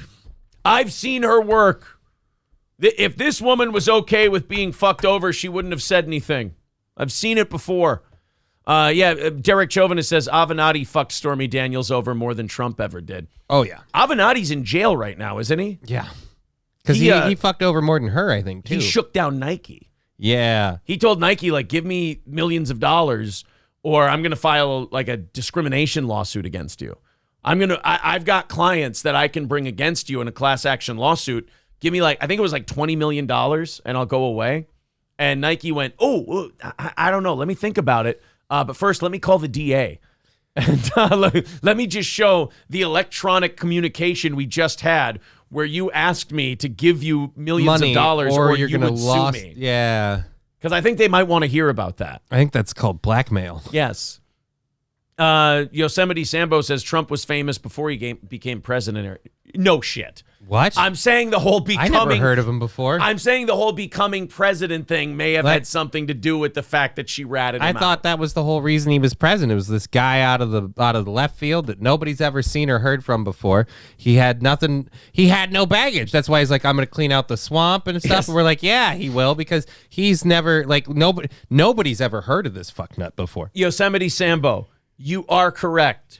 I'm glad you went out on a limb to tell me that. I was aware that Trump was famous beforehand. I just thought that everybody watching the show, and thank you for giving me a chance to highlight what I meant by that. Becoming president is a different level of fame and importance than hosting The Apprentice. That's all I was saying. When he was Apprentice, Donald Trump, there's no reason to, yell to the world that you fucked him and took money. When he becomes president and it becomes political, then... I kind of want him back in office just so he can go, Ukraine, you're fired. I'll say this. Horrible impression, I know. If he does get arrested Tuesday, stay inside. I'm not planning to go anywhere. Yeah, it could get weird out there if he gets arrested tomorrow. I'm sure there won't be any government officials intermingling with people because that never happened. Ross Dogg's broken. I like this. People are now telling me all the things Donald Trump has done to let me know he was famous. He had a board game in the 90s. Ross Dogg's broken spirit. He had a board game in the 90s, Aaron. Sorry. Hey, 4 letters, asshole. USFL. Sorry, I apologize. Idiot Savant says in today's news, quick, look over here at Trump while the banks fail and we bail them out with your tax dollars. Right. I mean, anybody who doesn't make that connection, I worry about. It was kind of obvious. Yeah. The banks are in shit shape. Ukraine is still a stalemate after hundreds of billions of dollars. Also, the Chinese, it turns out, are spying on us using TikTok. Who would have thought? I think they found out last week that the Biden administration did or people connected to the Biden administration and the Biden family did like a $2 million deal with a Chinese firm. Uh-oh. So you got looks real conspicuous. A lot of stuff that we got to kind of, get over here. There you go. Let's just, pretend that nothing to see here. Look at Trump. Stevie J says, Aaron, Trump had a very prestigious and legitimate university. I'm sorry. I apologize. I didn't know.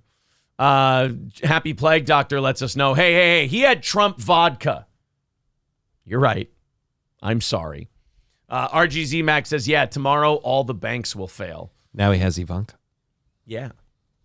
CNN told me Trump was in the Klan. Demon Hunter says, don't forget about the raccoon dogs being the origin of the virus as well. Oh, yeah. Did you hear that one? That's the latest one from China. Yep. So the Chinese it's government. so less racist if they were just eating a raccoon dog. The Chinese, what do you call it? The scientist that studies whatever. The Chinese government basically did a study that said, hey, guys, we figured out where COVID came from. 3 years later, we finally nailed this son of a bitch down, and we said, okay, excited to hear it.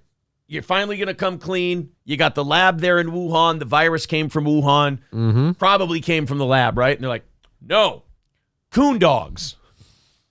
Hold on. Wait, time out. Hold on a minute. Coon dog. Yeah, coon dog. Old Red, basically.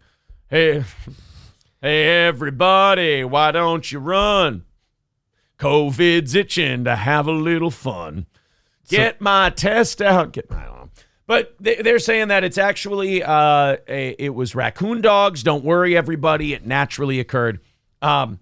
wouldn't you know it, people called bullshit on it right away. Mm-hmm. The World Health Organization said, hey, do you mind sharing your findings with us and showing us how you came to that conclusion? And do you know what the Chinese government said? Of course. Oh, close. They said absolutely not. Oh, really? Yeah. They don't want to share any I thought information. I thought that they had shared the information, and a lot of people were backing it up, saying, we've independently verified that there is 2 chromosomal links. No, I'm sorry. No, the Chinese government will not be sharing this information with us. Very important. There was a worldwide pandemic. Right. China's found the cause of it, but nana boo boo, stick your head in doo doo. They're not going to tell you what happened. Can I see the cause? No, why? Why would you want to see it? Or they do one of those things like, yeah, of course. And they're like, well, what? You saw it. You didn't look fast enough? I'm sorry. So like when the World Health Organization, who's kind of in the pocket of China as it is, like they're usually willing to give China a lot of leeway. Even the World Health Organization on this one is going, yeah, no.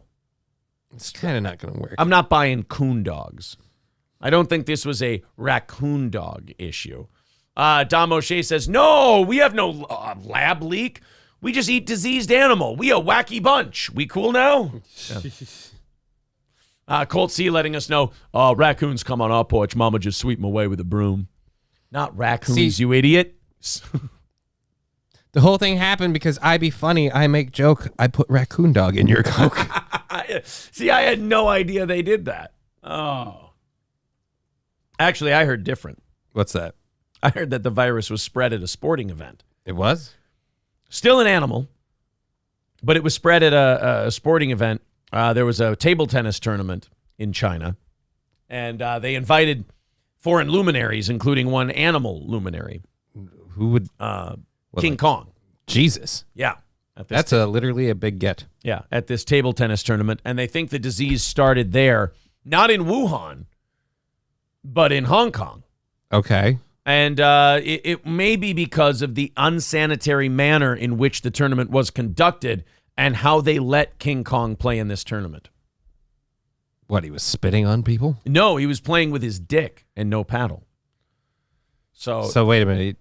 Hold on. That's how they believe COVID started. So we all went through a pandemic because, if I'm doing this right, yeah, King Kong yes went to Hong Kong. Sure. And played ping pong right with his ding dong. That is accurate. That is exactly what happened. Bo Archer says, big if true. It's true. It would be a game changer. No, Derek Chauvinist, that doesn't mean Serena Williams. God damn it. Just when I think we could have gotten out of there with a nice folksy joke, we had to go there. Oh, my God. Jeez. Serena Williams is not. No. All right, let's continue on. So Trump says he's going to be arrested Tuesday. Who said it? There was somebody in the chat. I got to scroll up quite a bit to get to this one. There was a very funny. I always forget the guy's name, and somebody wrote it. There we go. H says Ray Epps is leading a protest tomorrow at 5. Oh. You can trust that guy. Yeah, he wouldn't lead you wrong. Yeah, you can trust him. Ozymandias says it's all a distraction from Aaron's beard growth. I was gonna say, looks like it's coming in nicely. Do you mean that, or are you being a dick? No, I really mean it. Looks like I'm shell shocked about people's comments on my facial hair. It looks like it's filling out. You know, you just gotta give it a little work. Vinny's mom says, God, I can't read those first 2 words. That's totally not allowed. Yosemite Sambo says, Aaron, sometimes I think you really don't know your own audience. Okay, I don't want to explain the joke because it'll ruin it. Isn't it more fun when the host acts offended and nervous and scared rather than just going, my audience is a bunch of bigots. What are you going to do? One of us has to pretend to be human here or the whole thing falls apart. If I leave it to you guys to be garbage and then I'm garbage too. Then we're all garbage. It doesn't work. There's no redeeming element there. We need a bright spot. Rizdiga says forehead. There's no thank you. There's no hair on your chin under your lips. What happened there? What do you mean? Right here? I don't know. You know who you ask on that one, Rizdiga? God. We put a bunch of shoe polish on a bullhorn. Shouting at Cloud says, our heroes, Ray Epps and Baked Alaska, will be there at the protest tomorrow. Oh, good. Good. Leading the march to freedom. Yeah, make sure you follow Ray Epps. He's got great judgment. Guy's awesome. And he's got a track record. He led people on other protests. He's experienced. Not only is he a veteran of January 6th, but he never even got arrested for it, so you know he's good at protesting. He took part in, what do they call it, the insurrection, and that guy didn't even get arrested. He slipped out of grip more than greased up deaf guy. Exactly. Thank you very much to Scarface with $10 over on PayPal, starting us out on PayPal and Streamlabs today. He says, Scarface says, Ray Epps literally planning to lead a protest. Stay home, people. Let Ray Epps and Laura Loomer make asses of themselves by themselves. Is that true? Is that a joke, or is he actually planning a protest? You can't believe Ray Epps. Like, who's like, you know what? I'm with Ray. Like, yeah. I mean, just a Google search, maybe. No, we could not go there. Good God, man. Well, we get to see tomorrow, so I guess tomorrow during the morning show, we'll just kind of keep an eye on the breaking news and see if Trump gets arrested. It's a setup. Stay home. People are saying, yeah, look, man, I don't even feel like, I feel like it's almost satire and a joke to say it's a setup. It's so obvious. The part that's weird to me is that Trump's actually like striking the, like, you guys got to come out and protest. Like, you realize you're literally leading your people into the murder machine. Like, that's right. Like, they're just going to round them all up. It makes you think like Trump is in on his own like destruction. But he's probably also aware that this is going to be a good boost for him in the polls. If he gets arrested? If he gets arrested and all this shit happens, yeah. I'll say that I am going to a protest tomorrow after the show, but it's not led by Ray Epps. What protest? I'm glad that Derek Chauvin has reminded me. I'm going to the protest that's led by Mike Epps.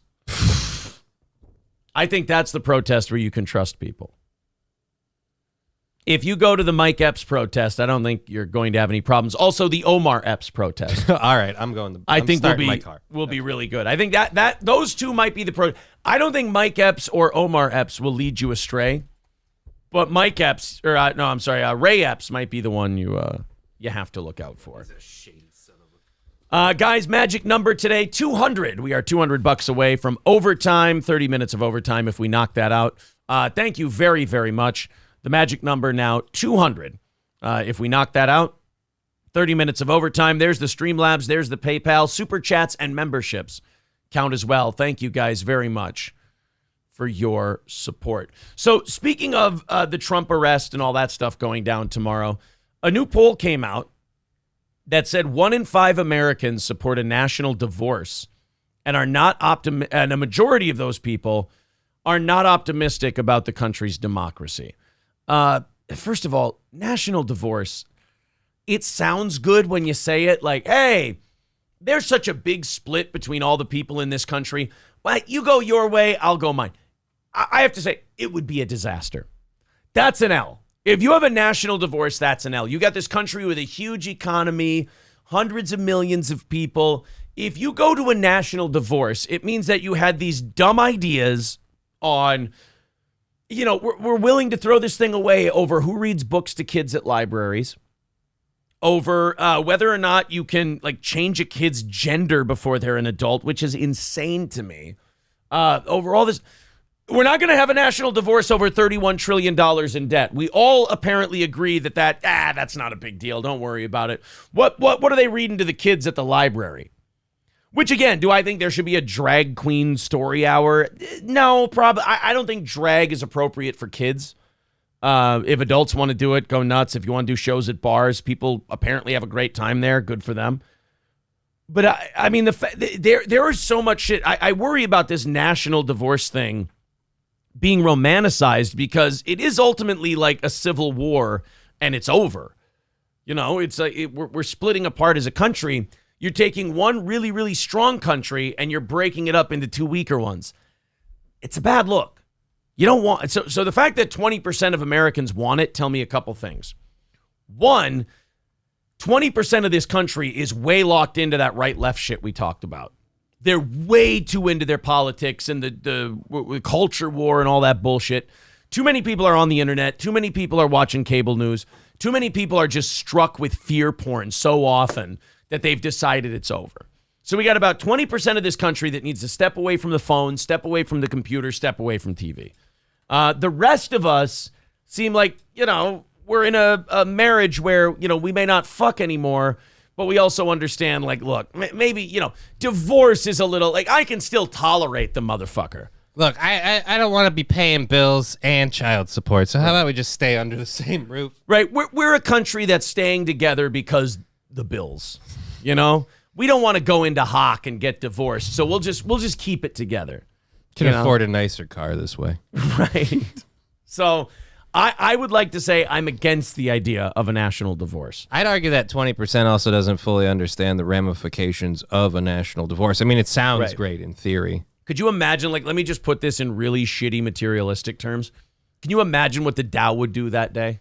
Oh, God, it would kill itself. Right? It would just plummet. Yeah. How many points did the Dow drop today, Jim? Well, actually, we don't have a number. We just have this cartoon of the Dow blowing its head off with a 357 Magnum. Apparently, that's what the Dow has done today. It has killed itself. How's the Dow doing? They just cut to a scene from RoboCop where the lady's talking to her husband. She's like, I'm sure everything's going to be fine. And he's walking out the window. Or scanners. You just... Here's the Dow today. I'm mad as hell, and I'm not going to take this anymore. All right, see, now, this is why you got to stop with this national divorce talk. Mike Erb writes, I don't want to be around anymore. Dude, relax. It's going to be fine. It's going to be fine, all right? We're going to get this drag queen story hour shit. There's two solutions to it, and it's both of them are okay. Ready? Either we get this shit back under control, we get the genie back in the bottle, we put Pandora back in her box, and we solve this. We don't let kids go to drag shows, and we don't let it just becomes a failed experiment. Mm-hmm. Like hippies. What's the other way it goes? You die before it gets too bad. So really, either way, it's a win, right? You get the sweet escape of death, and you don't have to watch this burn down anymore. You can look at your kids on your deathbed and go, "Your fucking problem," and then you just tap out. Or we get our head out of our ass at the one thing America's good at is pulling its head out of its ass at the last minute. How many times has this country pulled the nose of the plane up just as it was about to hit the ground? Yeah, but I mean, eventually, you take the statistics on that. One of these times, we're not going to make it. I hear you, but that's where but here's my fail-safe on that. That's where the whole dying pretty soon comes in, right?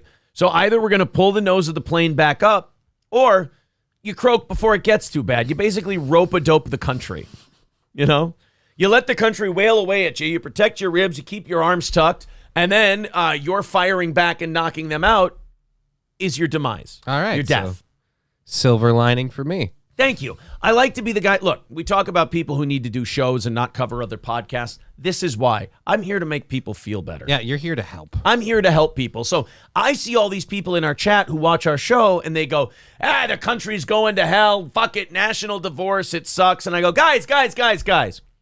Either we're going to figure this thing out and we're going to back off this social bullshit after a while, or, and hear me out, we're all going to die. Either way, don't fret. Hey, everybody, we're all going to get laid to rest. Hey, when I was your age, we didn't have drag queens dancing in front of kids. So what? So let's dance. There you go. And it's the teacher from... Hey, $100 says that thing's got a dick. Gambling is illegal at the library, sir, and the readers never have a dick. All right, you can owe me. See, I'm, like I said, just trying to help. That's all. Hey, your dick scratched my anchor. Oh, man. Oh, how many books did you read to kids today, drag queen Ty? I don't keep count. Well, then how do you measure yourself against other drag queens? By dick size. My father says you read books to children. Well, your father molests collies.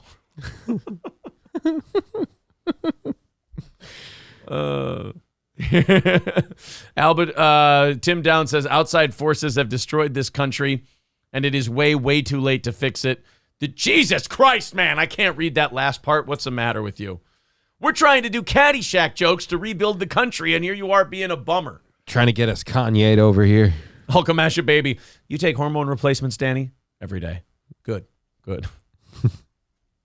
Oh. I mean, come on. You can tuck your dick and have tits and wear a dress and read to kids, can't you, Danny? This isn't Russia. Is this Russia? This isn't Russia.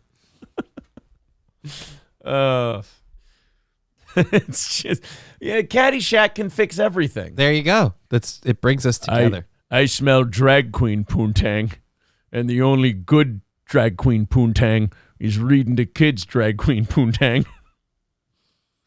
Oh, yeah, Miss Rutabaga. Yeah, you wore green so you could hide. I don't blame you. You're a drag queen. Carlos says some of those southern states take more in federal dollars than they make. They wouldn't do well. Yeah, like the whole idea of national divorce is so ridiculous. And no matter how much you think you want that, you're just being impulsive. It would be a fucking disaster if that happened. Like so many people would uproot where they live because of how badly things will deteriorate. So then you're going to have the places where things are going well are now going to be overtaxed because they're trying to. It's just going to be messy. Yeah, it's going to be messy. The economy's going to fall apart. We're all going to move to Florida. Florida's going to become overpopulated. It's going to be terrible. Some Soper says if it was just drag queens, we'd be okay. Look, I'm trying to keep the shit to shoe level for a comedy show. If I start listing off all of the things that are going wrong socially with this country, we'd all just, like that woman in L.A., we'd smash our face on the desk and just pass the fuck out. We'd be done. It'd be over. That's why she did. She saw what's coming. She's like, screw this week. Yeah. You know what? Trump's getting arrested. There's going to be protests. Drag queen story hour. You know what? Wha-bam. Double D is subbing today. I'm giving up. I'm tapping out. She's clearly taking all of our jobs. What are you going to do? The survey was by Ipsos. Republicans were more in favor of a national divorce, with 25% of GOP voters wanting to separate, 20% of independents, and 16% of Democrats. You can tell who's in charge based on how people feel about splitting things up. Yeah. Like, Republicans are like, fuck this, it sucks. Quarter of us want to leave. And then independents are like, it is pretty shitty. 1 in 5 of us want to leave. And the Democrats are like, hey, what do you guys mean? This is great. It's awesome. We love it. You can catch a drag show at the local bar, and you can catch one at the local library. I mean, there's drag shows everywhere. We're letting kids not have puberty, which is like the main pillar of gender identity. Like that's the weirdest thing about the whole gender crowd is they're like, hey, this kid said they wanted to be a dinosaur and a little girl. So we're going to stop them from going through puberty so they can confirm their gender identity. It's like, hey, asshole, you know what confirms your gender identity? The hormones you get through puberty. Puberty is the natural gender identity discoverer of all things. Hey, my son said he wants to be a princess. I have an idea. Let's stop his dick and balls from growing. Wait, what? No. Why don't you let him ride this thing out and see where it goes? I'm not a medical professional, but going off of my own personal experiences, I wasn't really concerned with being a dude, meeting ladies, and crushing puss until the puberty part showed up. Right. Before that, I was kind of like, hey, Saturday morning cartoons and toys. Those are awesome. Yeah, like when I first started, like I remember the first boner I ever popped was on the school bus in 3rd grade, I believe. And I just knew I wanted... Crabtree was hot. Right. I knew I just wanted to press it against things. It wasn't like I want to put it in a vagina and do all that. First sex dream I ever had, I can remember, by the way. It was... I dreamed about a girl in my 3rd grade class, Vicky Schrader. And I was dreaming that I didn't know what sex was at the time, but I remember that I had my groinal area against her groinal area, and there was a glugging sound like a water cooler makes.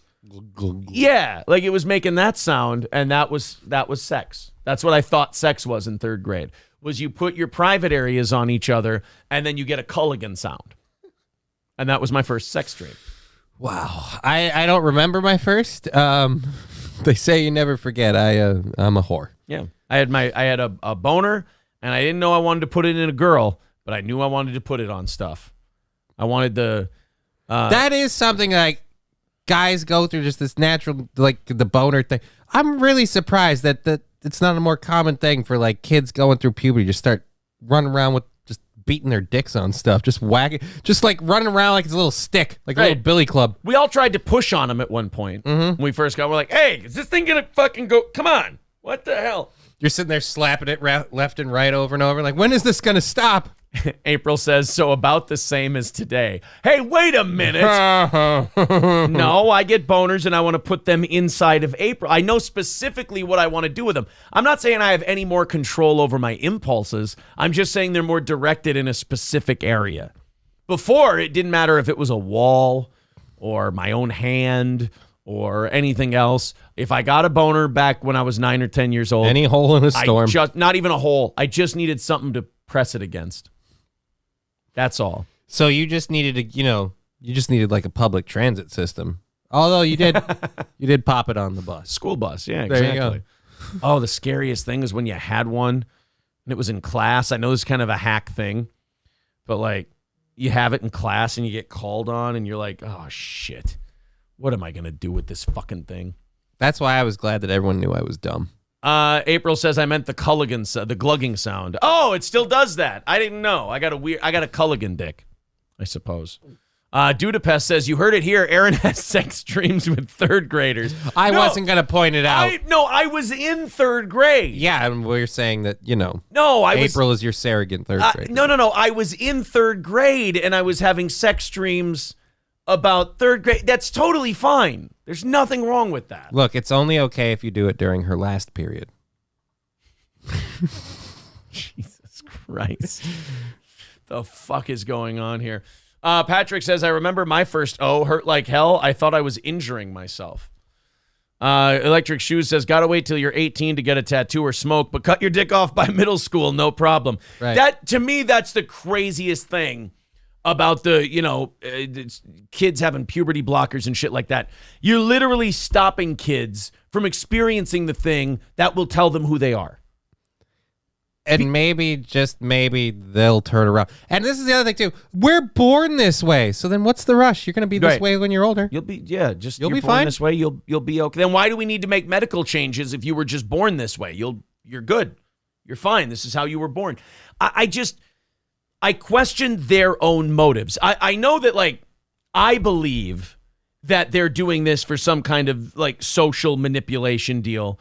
But they would tell you that it's because, we just care about the kids and we want them to have gender. I don't even believe that. I don't believe that they believe that. Mm-hmm. I believe that they believe that they're like, look, I'm LGBTQ. I need to recruit.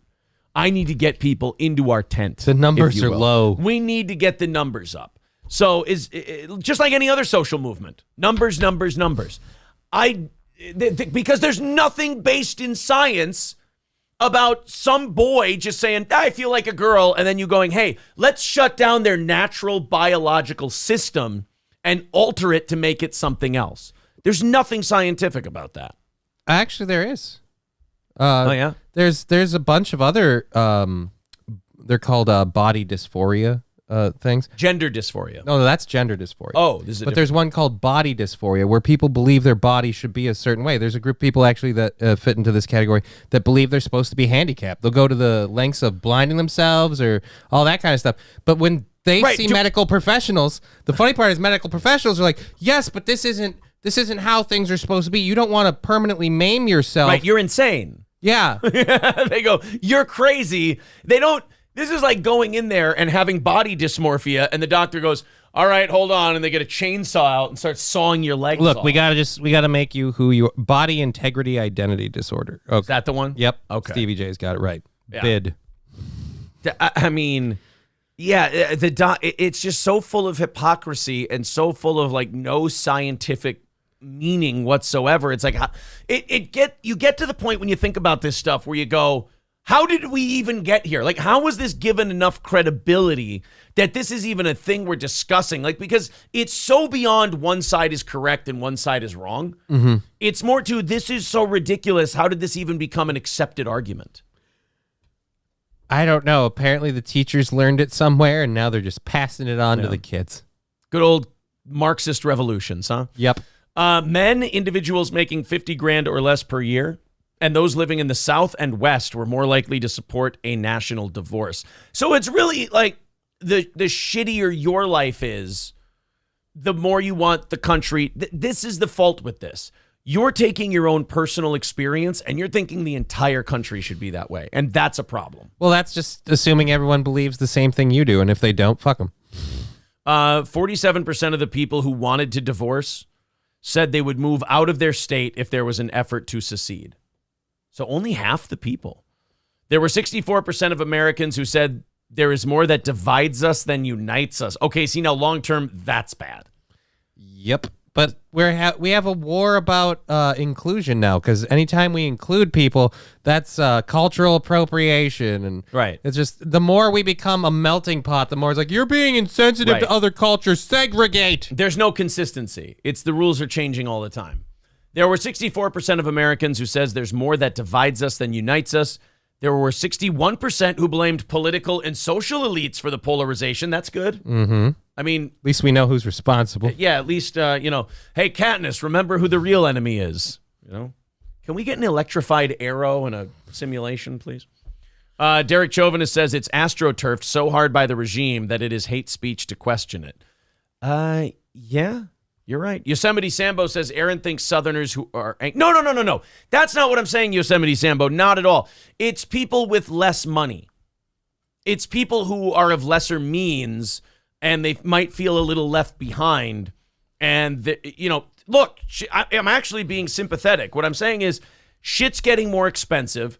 The banks are falling apart, and people with less money feel like it's an evil being done to them, and they want a divorce from the evil. That was my point. I'm not saying people in the South and the West are miserable. Look, it snowed like 5,000 inches here this winter. Yeah. All right? There's snow piled up to the window. So as far as... To the walls. Till the sweat drip from my balls. Till all these bitches crawl. To all skeet skeet motherfucker. Tall skeet skeet goddamn. That's how bad our winter's been. Yep. And I'm just yelling at the snow. Let me see you get low. Touch the snow to the flow. Sorry. People are asking me, Johnny, can you go out and shovel the snow? And I'm like, okay. Oh, man. Is it the first day of spring? Yeah. It is. By the way, you guys might be, I don't know how the rest of the country feels, first day of spring. They might be thinking, oh, man, it's fucking great. This is awesome. Here in Minnesota, we don't celebrate the first day of spring. It's just still winter.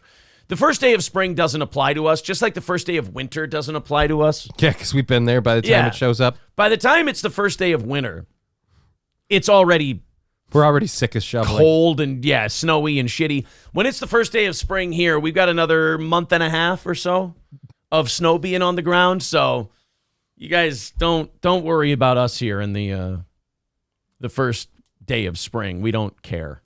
It's not real to us. Yeah, it's not real to us. It's like never mind. Not going to make that joke. Not worth it. Not worth the joke's not worth it. The joke isn't worth it. Plus the sickest people in our audience already know what the joke is. $200 is they call today's it a fact.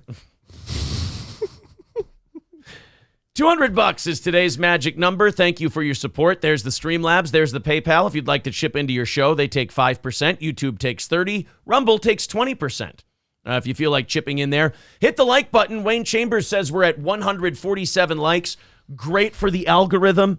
I have seen, I was watching Who Are These Podcasts, and Chad was making fun of the fact that we promote hitting the like button. Mm-hmm. And I'm sitting there watching it going, dude, that is kind of the life's blood here on YouTube. That's kind of how you get people who aren't already watching to maybe kind of get to notice the show. Like a lot of people liking this. That's like being on radio and going, hey, tell your friends to listen to the program, and people going, you fucking hack. And you're like, well, I just want people to listen to my show. That's all.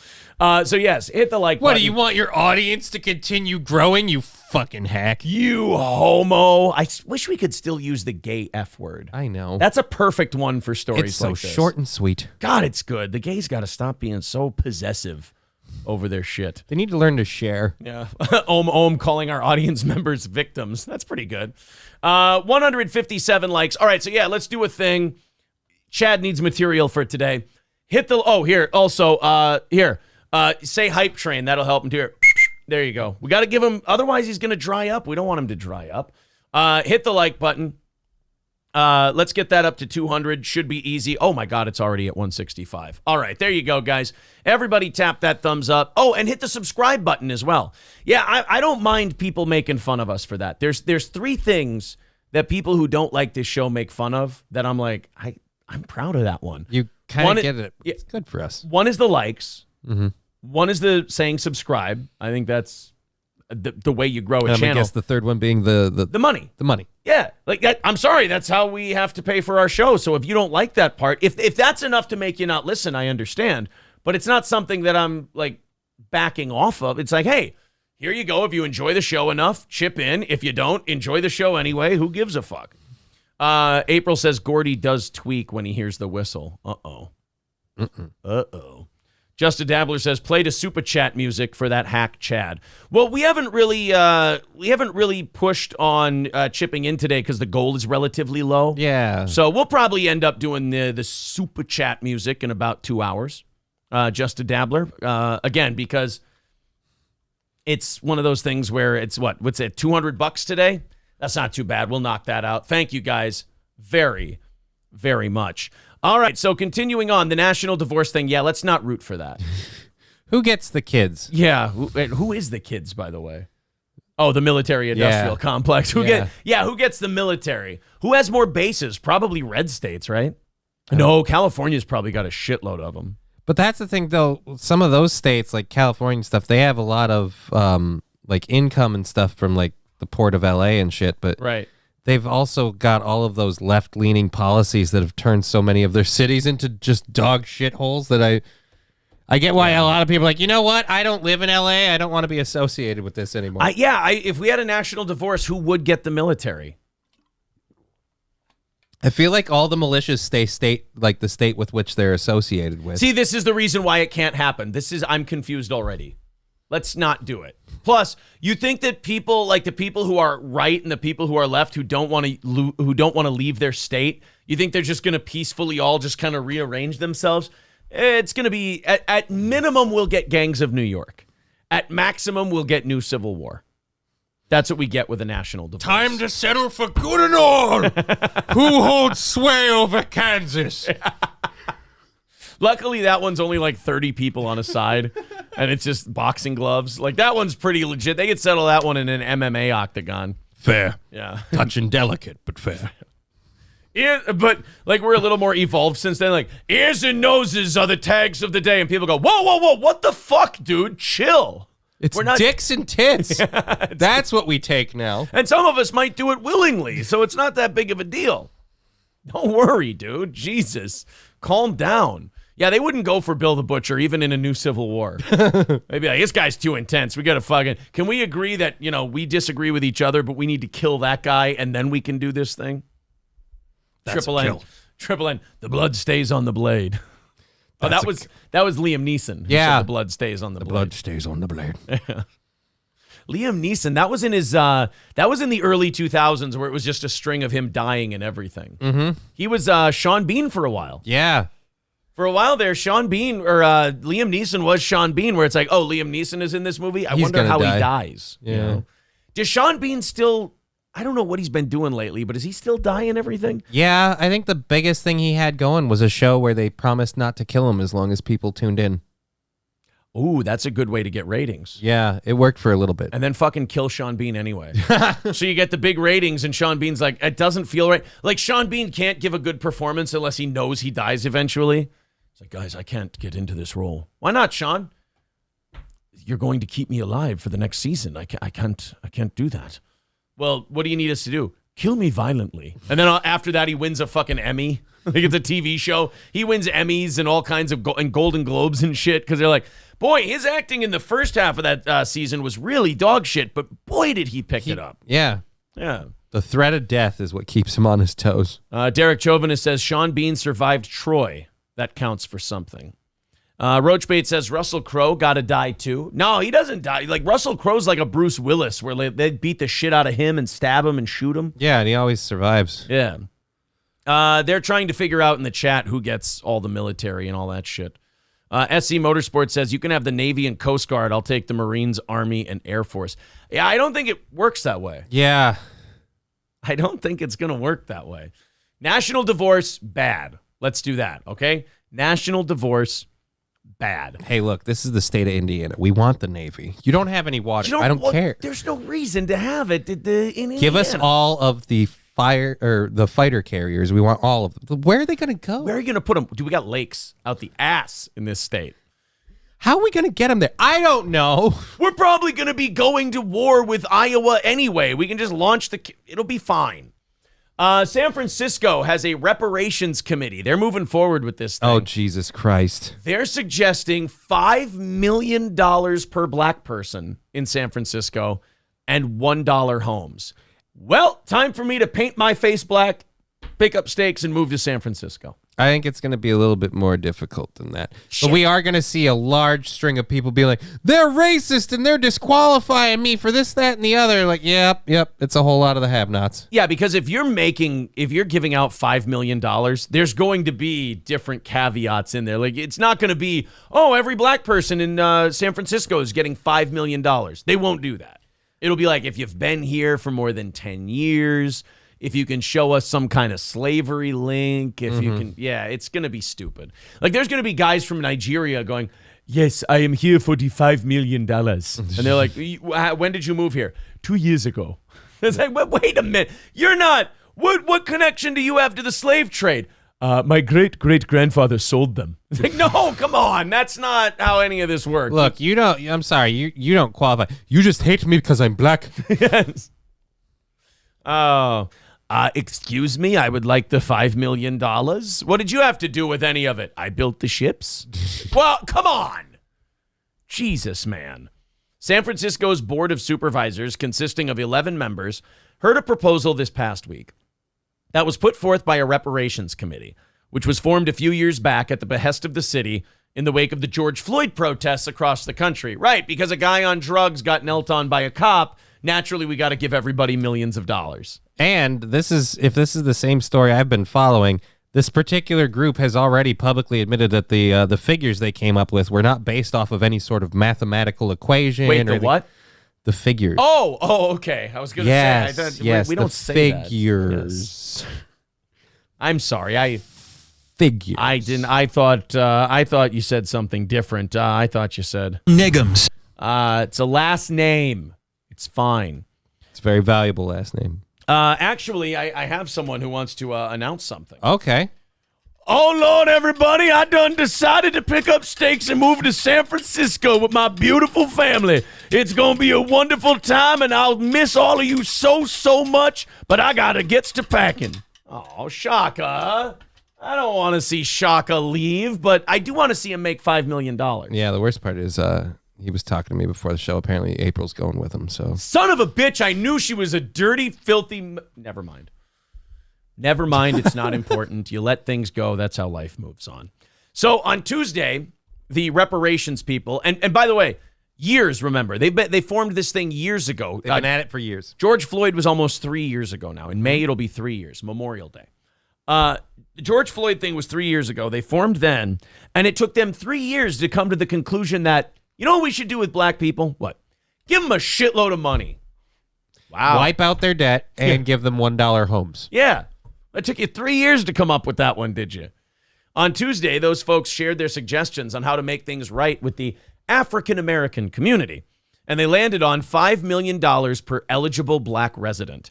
There's certain criteria they have in mind, including being at least 18 years old and having identified as black or African-American in public documents for at least 10 years.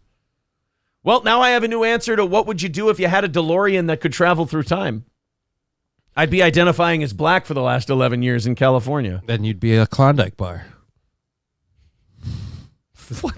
Because you're white in the middle. Oh, I see. God, how did I miss that one? I have no idea. What? I'm used to Oreo. There we are. You went Klondike bar, you fucking weirdo. I have no idea why, but something put that in my head, so I just...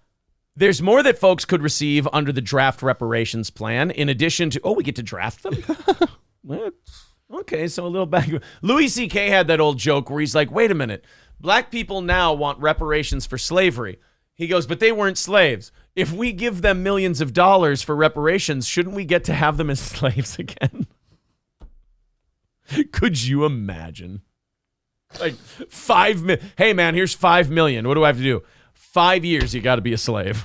Whoa. Hey, don't worry. It's 2023. We'll put regulations on it. We'll have like OSHA and work hour limits. Well, now I want to sign up for this. Yeah, it's $1 million a year. I'll pick some cotton for 5 years. Right, $1 million a year to pick cotton? Hell yeah. Fuck yeah, you don't see me streaming anymore. Fruit of the Loom is a growth industry. They landed on $5 million per eligible. And besides, it's all machines anyway, so you're not going to be like slaves. You're going to be driving tractors and shit. You'll be pushing a button. Yeah, you're going to be driving in a combine, sticking your fist up a cow's vagina and shit. Like, it's going to be all kinds of weird stuff. And that's just break time. In some places, you actually have to pay for that kind of action. Exactly. You're getting $1 million a year. There's certain criteria they have in mind, including being at least 18 years old, identified as black for 10 years. There's more that folks could receive under the draft reparations plan. In addition to the one-time $5 million payout, which, may I say, and this is not a black thing, this is not a certain kind of rich, okay? Most people do not have the financial literacy to handle a windfall of $5 million and make it last. Oh, God, no. Most people don't know taxes. Most people don't know they should probably... The first thing an accountant will tell you if you make that kind of money is... Invest. Well, I was going to say incorporate. Oh. They'll say incorporate yourself. Become a corporation. It'll save you a fortune in taxes, at least 50% in taxes. You'll go from a 40% self-employment tax to a 20% capital gains. Do it that way. They'll also tell you, hey, put some aside for taxes. Don't go spending the whole thing. Like you said, invest. Mm-hmm. I mean, honestly, if you get a $5 million payout and you keep any more than $1 million, you're insane. Yeah, you should be putting the rest of that to work. Otherwise, it ain't going to be around. But how many people, if we do this plan, a $5 million one-time payout, I think it's going to be disastrous. I think it increases inflation, and there will be so many of these people that will be out of money or in tax debt, and you're going to have all this inflation and then people with no money, kind of like now. And you're going to have people saying that, you know what, the government needs to give me reparations because you're going to have people going, I've been on this dole and now the dole's gone. Where did the dole go? I'll tell you this, maybe a financial literacy class before the 5 million. Now, first of all, I'm against the 5 million. Only reason I'm for it is so that way I can go, all right, you got your reparations, now shut the fuck up. Now when it's like, oh, but look, I'm held down this way because the system is racist, because of slavery. No, you got $5 million, you got your debt wiped out, you got a $1 house. How else could you have fucking not had, how much more of a leg up do you need to be given? I think it's cute that people think this is going to stop anyone from bitching, or it's going to solve everything. This will come and go, and then the complaints will all be the same. Oh yeah. Yeah. The people that want the money are going to want more. Yeah, people are referencing the Chappelle sketch. You give a bunch of people, white, black, doesn't matter. You give a bunch of people $5 million who have never known money before, and it's going to get fucked up. Yeah, it would go the same way if you just dropped it on a trailer park. If you just made it rain on a trailer park, they would all pick up that money, and you know what would go up? Meth prices. Meth prices, and you would have the nicest rims you've ever seen on trailers in your life. It would just be, hey man, we got platinum jacks on this bitch. I don't think they actually changed the rims on the trailer. You can't see the wheels. Thanks for the no butt, Corey. In addition to the one-time $5 million payout, the committee recommended a guaranteed basic income thereafter of $97,000 a year for 250 years. Nobody lives that long. What the? They need a basic income of 97. Plus $5 million. Didn't they? Yeah, you got $5 million. What do you need a basic income? How ironic is this? They're going to give them $5 million, and then they're going to give them $97,000 a year. So you know what they're doing? Giveaways, corporate welfare to the 1%. You've got $5 million. Imagine that. Let's take an entrepreneur who's worth $5 million and say the government's going to give you $100,000 a year guaranteed salary. First of all, inflation. Second of all, every Democrat in the world would be against it because they'd be like, hey, that 97 grand could go to somebody else, a poor person or something, or, someone who's into green energy. We got to give our people some money. Point is that money could go to the people, not some greedy entrepreneur. Exactly. This is a very, if this were any city but San Francisco or Portland or Seattle, this would surprise me. But everything I've read to you so far about this plan makes me go, yeah, that sounds about I think it's going to fly.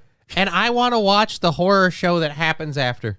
That's what I like about like small government and letting states and cities decide shit. If the federal government gets to decide everything, we've all got to be in the nightmare together. Yeah. But if your city or your state decides to do it, I get to watch from my state. Yeah. And I get to watch everything be a disaster and go, haha, I told you shouldn't have done that.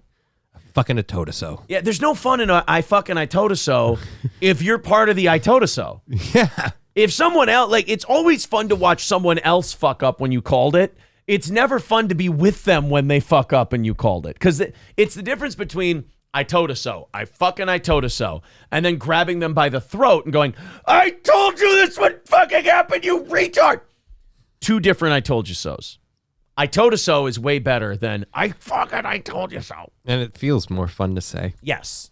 Plus, you can laugh at their misery because they were such an arrogant dick about how they were doing it and you weren't. Plus, they have all their debts and tax burdens wiped clean. Jeez. No questions asked. Mm-hmm. And finally, single-family homes for just $1. It seems each family would be allowed to buy just one, although it's not entirely clear. Oh my God, instead of one $7 million home, Black Lives Matter buys 7 million $1 homes. And then turns around and flips them. Wow, that Patrice Calours is on to shit. In terms of paying for all this, the reparations committee, oh God, this is too perfect. Wait, before we say anything, chat, in terms of paying for all this, what did the reparations committee say? Where's the money coming from? What did they say in response to how are we going to pay for this? Please, go. I want to see if anybody gets it. How will they fund this amazing plan? Yeah. How are they going to fund this reparations plan for $1 homes, $5 million payouts, and 97 grand a year? What did the reparations committee say when they were asked to pay for it? Go ahead. Do they get their dealer debt waived too? No, I don't believe so. I believe it has to be documented debt. Yeah, I mean, I don't think Latron files with Latron. It's a Latron's the name you're going with? Yeah, I don't have a dealer. I'm sorry. All right, we got people saying up taxes, tax whitey, it'll just show up. That's pretty close. Fact you actually nailed it up here. Worry about that later. Yeah, we don't have a... Who cares? Here's what it says in the article. In terms of paying for all this, the reparations committee didn't have any answers, instead putting that burden on the supervisors themselves. Hey, guys, we got a great idea. Hear me out. We've solved slavery. Oh, yeah, that sounds good. What did we do? What did we do? We're going to give all the black people $5 million and $100 grand a year and $1 house and forgive all their debts. Wow, that's amazing. How do you guys propose we pay for it? We're actually putting that on you. Wait, I don't know. You figure it out. We're an idea man here. I'm Don Draper. You're Roger Sterling. I don't have to. I just come up with the grand idea. You got to pay for it. This is great because now the committee can be hailed as heroes. And then when it doesn't happen, they can go, don't look at us. Look at the supervisors. And then the supervisor, we don't have any way to pay for this. I don't care. I want my money. Like, yeah, that's not how money works. We have people leaving this city at $1,000 a clip. I can't afford to fucking fix the roads, let alone give you guys money. What do you mean, you guys? I'm sorry. You know what? We're so cash-strapped, we're raising and collecting taxes retroactively. I'm recycling homeless heroin needles just so we can fill potholes. I'm thinking of just cutting out the middleman, melting down the plastic, and filling the potholes with that. Oh, I thought you meant the homeless people. Yeah, just stomp them in. How hot does the fire have to get to melt homeless people? They've got one of those tamping devices, and they're like, hey, guys, remember, the bloodier, the stickier, the better. Come on, really get it in there. We can fit at least 6 of them in this one. We need that bone meal to really fill out the divot. Remember, don't just smash and twist. Smash and twist. So they don't know how they're going to pay for it. Great. Actually, the BOS, the Board of Supervisors, in turn, actually supported the proposal unanimously and said they could. This is great. This is San Francisco. And said they could figure out funding later. Watch every corporation in that city just go, and goodbye. Yeah. Oh, man, it looks like we have $9 billion in business investment, and it's gone. And it's gone. That's it. San Francisco will be making vibranium spinners in no time, says Yosemite Sambo. There's going to be the largest concentration of Bugatti Veyrons. You got a Bugatti? Everybody. I can't go to San Francisco anymore. I don't feel as rich. And actually, my parole in a foreign country won't let me go to San Francisco. I was going to say more than one reason. But it would be so funny to watch all the white homeless people when this gets passed say goodbye to all their black homeless neighbors. Yeah. And then 6 weeks later, watch them move back into the homeless encampment. And then all their homeless neighbors like start robbing them and stuff. Like, what the heck are you doing? Like, I didn't get any. Where are my reparations? You're not black. Oh, boo-hoo. You don't get to use that anymore. We're even. You got reparations. They go back to the homeless camp like, yo, man, you have $5 million. Where did it all go? Well, I cashed it at the check cashing place, and a couple more homeless people beat the shit out of me and robbed me. I got to get out of this fucking neighborhood. The people are no good. Oh, man, you're back in the homeless camp. Where'd your $5 million go? Man, check this shit out. I got a Michael Jordan rookie card. Dude, that's a piece of cardboard with a Michael Jordan picture on it. Oh, shit, man. You're saying I got worked? It would be really hilarious is like the people who got the $5 million payout now don't want to associate with the other homeless people. Be like, man, this street used to be a decent place. Now you got all these poor homeless people living here. Dude, you're living in a Coleman town. Yeah, but I got $5 million. Yeah. Where'd your $5 million go? Man, I got some heroin. It is great. I don't know. Are they going to do it? Does it end up happening? I don't know, but it's going to be the movie just a nightmare for San Francisco. The money just migrates to the Colombian drug cartels. Yeah. Who knows? Maybe it works out and they try it in other cities. Go ahead. That's what I like about like small government shit. Like I said before, do it city to city. I don't give a shit. I will love it though. Like if we look back on it, and why did San Francisco just become a desolate hellscape? Well, we tried to give reparations. In fairness, it was a desolate hellscape before that. This was just the last straw. You know what's great about gravity? All it needs is one little whoosh. The board's only black supervisor. How great is that? So a bunch of black people get to come up with the idea of reparations, throw it to the white people, and go, here, you figure out how to pay for this. The board's only black supervisor, Shaman Walton, has been, actually it's Quincy Shaman Walton. They call them Q Shaman. Okay. Has been leading the charge on this and says he wants the reparations package to be included in future city budgets. Do you have any idea how long that's going to take? By the way, not everyone agrees with the terms laid out by the committee, thank Christ, which is made up of black leaders, community members in and around San Francisco. One opponent is actually the NAACP. Oh, they don't like this? Nope, which, while supporting the idea of reparations, is not on board with the $5 million cash payouts, instead calling for the focus of investment to be in institutions like schools and housing. See, now that's... So it's like, hey, how about... You got to learn how to handle the money before you just start handing out money. I mean, but the only reason these people were held back is because they didn't have access to money. That's the only difference. I mean, if you, what are you think, what are you, racist? I mean, a little. Wait, I mean, no. What are you talking about? God, that's a fucking gross question to ask. No, we can joke about this because I don't think it's going to happen. Like I said, as long as it's on, like you said, the state level, I don't care. I'm not living there. And I agree with T. Jefferson. $5 million in new money, it'll all be back in circulation pretty quickly. Don't most people who win the lottery go broke? Mm-hmm. So now you're going to have millions of other new lottery winners. Yeah, it's pretty much every person that meets these criteria won a $5 million lottery ticket. Right. How often do those people become new trendsetters and captains of industry? Time will tell. Time will tell. You know what we're about to have? A whole bunch of people dropping their new album. SoundCloud about to be lit, fam. Some of the best music videos you ever seen. Oh, shit. No Morio says, is Natalie kicking people out again? Yeah, Natalie. It's actually Natalie Ringsmith running the NAACP, and she's kicking out all the black people who disagree with her. KL Barnes says $5 million each and $100K a year for 250 years. Sounds fair, like something that didn't happen in our lifetime. Sounds like. Oh, he's saying we didn't get $5 million a year and. Oh, okay. Yeah. Well, I tell you what, guys. Hit the like button. If you're new to this show and you're enjoying what we're doing, please subscribe to Steel Toe. That would be great. Again, subscribe, like. Where are we at? Did we pump it up over 200? Hit the refresh button. See where we're at. Likewise, I'd love to know. And then let's, I don't know, by 9 o'clock, get her to 300 likes. That sounds good to me. Everybody hit the thumbs up. Support what we're doing here. We do appreciate it. The magic number today, $200. If we get to 200, we'll do a half hour of overtime. There's the Streamlabs. There's the PayPal, Super Chats, memberships, the whole deal. Appreciate all of it, guys. Thank you very, very much. If you feel like contributing to our program and helping us hit that magic number. 202 is where the likes are at. Thank you, Stevie J.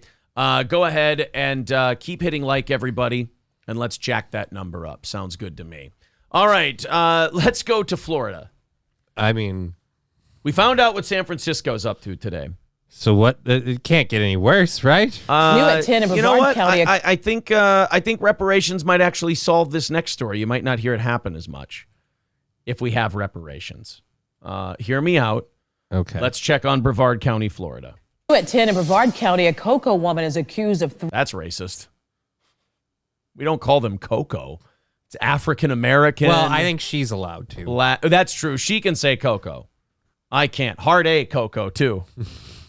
New at 10 in Brevard County, a Cocoa woman is accused of threatening drive-through workers with a gun. It'd be funny if the next story is a black person, too, but it's the white anchor who gets to do it. He's like, coming up next, some black licorice had a problem at a convenience store. And she's like, whoa, what the fuck, Brett? He's like, oh, you said Cocoa. No, Cocoa Beach, you fucking racist. Oh, I thought you were referring to your people. Sorry, I thought we could use food terms. I thought now. we were having fun, like little jovial conversation. Yeah. In Port St. Lucie today, a little bit of Kemp's chocolate milk had a little problem at a convenience store. Brett, we need to talk to you about using sweet drink terms for black people. It's not okay. You need to fix it. All right, I got it. Ladies and gentlemen, some white chocolate had a little white-collar crime last weekend when he embezzled $9 million from his firm. No, Brett, we didn't ask you to start using foods for white people, too. We wanted you to stop altogether. All right. Look, a milk roach. Milk roach. A filthy milk cricket was found today smuggling meth. I like milk roach, though. Milk roach is a good one, too. Oh, man. Oh. A burrito sucker was found today dealing drugs by the beach, and we... Brett! God damn it, you have to stop. A little General Tso's chicken was found yesterday. Several saltines were pulled over with a vehicle full of illegal firearms. Whoa. You gotta chill out, Brett. You're using too many of these. Oh. A couple of Hawaiians were guilty of smuggling illegal pets into the country. Authorities say that these dirty volcano... Brett, you're getting brazen, bro. You have to stop. Oh, 3 Icelandic nationals were caught smuggling arms into Canada. People say that these Brett, Jesus Christ.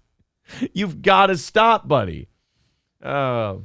Several white American males were arrested with meth. They said the Ritz crackers were... No, God damn it, Brett. You were so close with white America. Race wasn't even important to this story. Why are you doing this? Milk roach might be my favorite, though. Milk roach was a weird one. I do like milk roach. A bunch of milk roaches were caught smuggling a bunch of taco dancers into the country. That's more at 7. Brett, that was a double racism. And that was just a tease. That wasn't even the whole story. Piece of shit. All right, can we make it further than 5 seconds into this story? A fire erupted in a local apartment building. Several Chinese people were quoted as saying, "Something wrong." Brett, you know what they meant to say. Brett is so insensitive. A Chinese apartment building went up in flames. The tenants of that apartment building say the firefighters could have gotten up and put out the fire, but were, quote, too lazy.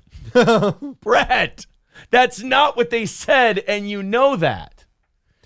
The Jamaican district experienced a string of business thefts today, but they didn't worry because they be jamming. That's Brett, that nobody said that. Brett is the most racist anchorman ever, and they keep giving him work. It's disgusting. It's more upsetting than Janine Moose. Oh, that's a name I haven't heard for a while. I can't stand her. She's terrible. Oh, she's the fucking worst. She loves a good pun. And her cadence thing. She sounds like if a human was trying to impersonate a fucking air raid siren. A bunch of women protested a local show at a theater today. No big deal. They're probably all fat cows. Brett, you've got to stop. You've got to stop giving your opinions during the news stories. Several Karens were losing their shit at a fast food restaurant. Brett, all right, fine, cunts. Brett, this is not working out. This is not working out, Brett. We've got to stop. Oh, my God. Well, she said Coco. Is that what started this whole thing? It's a city, Brett. It's a city. And in other news, I think the gardener working at my house is also plumbing my wife. Whoa. Okay, that one was personal, Brett. That wasn't even a news story. In unrelated news, the city council meeting was pushed back 15 minutes. In related news, the mayor's black, so he's probably late. Jesus, Brett, enough. Silverwolf says, see y'all on Rumble tomorrow. No. We're doing a character, and we're denouncing what he's saying. Yeah, we're saying how this is horrible. We're being examples. Yeah, what Brett the newsman is doing is fucking terrible. It's wrong. It should never be allowed. I don't ever want to catch any of you talking that way. That's for sure. Jared with $3 over on PayPal. Thank you very much, Jared. I appreciate that. We're going to make that a 5 and call it 195 away from today. I mean, that deserves to be recognized, in my opinion. 195 is our magic number. If you feel like chipping in, there's Rumble. There is Rumble. There's YouTube. There's also PayPal and Streamlabs. Those links are in the chat if you'd like to check them out. All right, so we can get this one. Okay. No Morio says, I will watch Brett's news all day. I think so. Let's go ahead and watch this story and get past 5 seconds. New at 10 in Brevard County, a Cocoa woman is accused of threatening drive-through workers with a gun over an item missing from the menu. You know, the psycho holding the gun at the drive-through knows the menu better than the people who work there.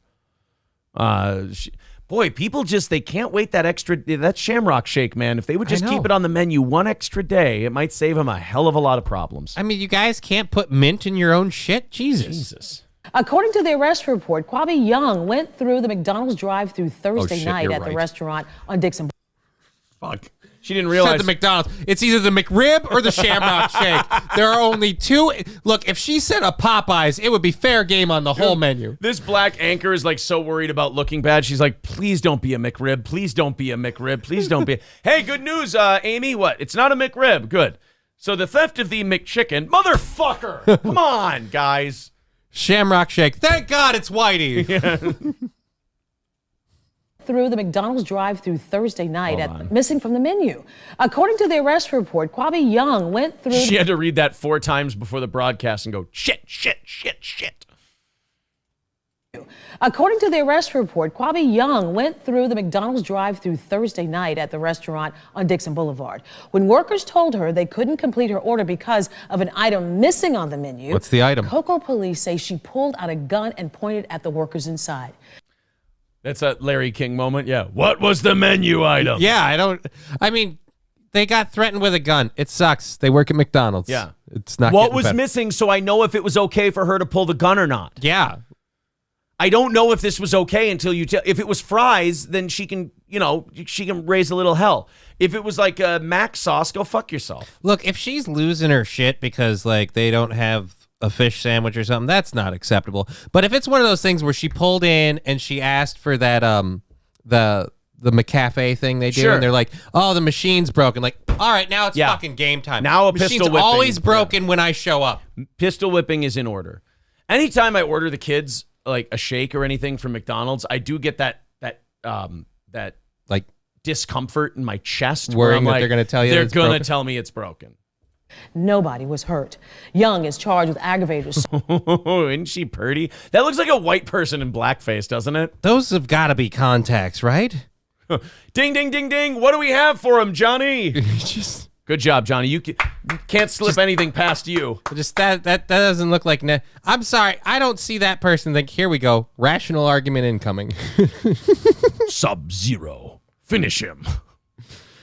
Scorpion wins. Get over here. That's what she said when they didn't have the items. Boo. That's what she said to her credit score. Get up here. Assault with a deadly weapon, open carrying of a firearm, and driving with a suspended license. Get out of town. You're saying she's a total mess? I don't believe you. You know what? I didn't know this was Quavi Young. At first, I thought it could be Jim Cornette. Going through the drive-thru and listen, motherfucker, if you're gonna put the goddamn fucking thing on the menu board and you're not gonna have it, I'd be able to pistol whip the shit out of you, you dumb motherfucker. You're exposing the goddamn business. Now me and my friend Quavi here want a goddamn fucking Big Mac, and if you don't give it to me, I'll pound your ass into paste. You understand me? Jesus, Jim, could you give it up? You're 60, buddy. There's no reason to yell at fast food people anymore. Jesus. All right, guys, we got to open up the 7 o'clock hour stories. If you feel like chipping into our program, Streamlabs, PayPal, Super Chats, memberships, $195 away from doing overtime today, $195 away from our magic number. I have one more podcast thing I want to get to today. Who, what, and why? One more podcast thing. The lovely Cardiff Electric did something over the weekend that I thought was... You got baked? Look, I thought it was awesome.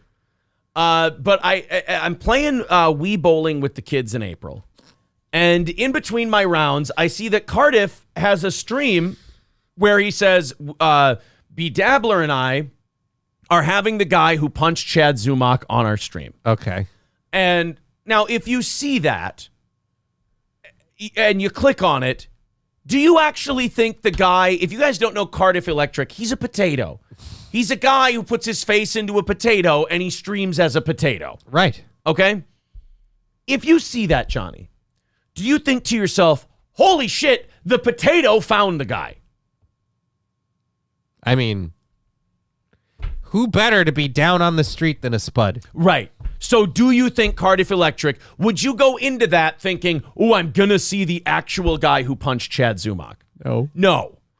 For two reasons. One, there is no guy who punched Chad Zumach. It didn't happen. Number two, a fucking potato in Minnesota is not going to find the person. Even if there were one, wouldn't have found him. So people start tuning into this. I swear to God, there's 500 people watching this fucking thing. And some of them understand the bit. They're like, oh, this is going to be stupid. This is going to be whatever. This will be dry and silly.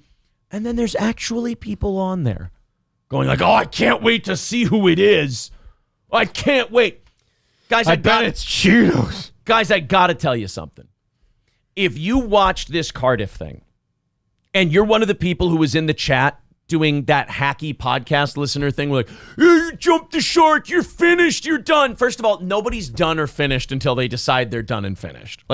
Nobody's channel is dying or getting wrecked over a stupid potato bit.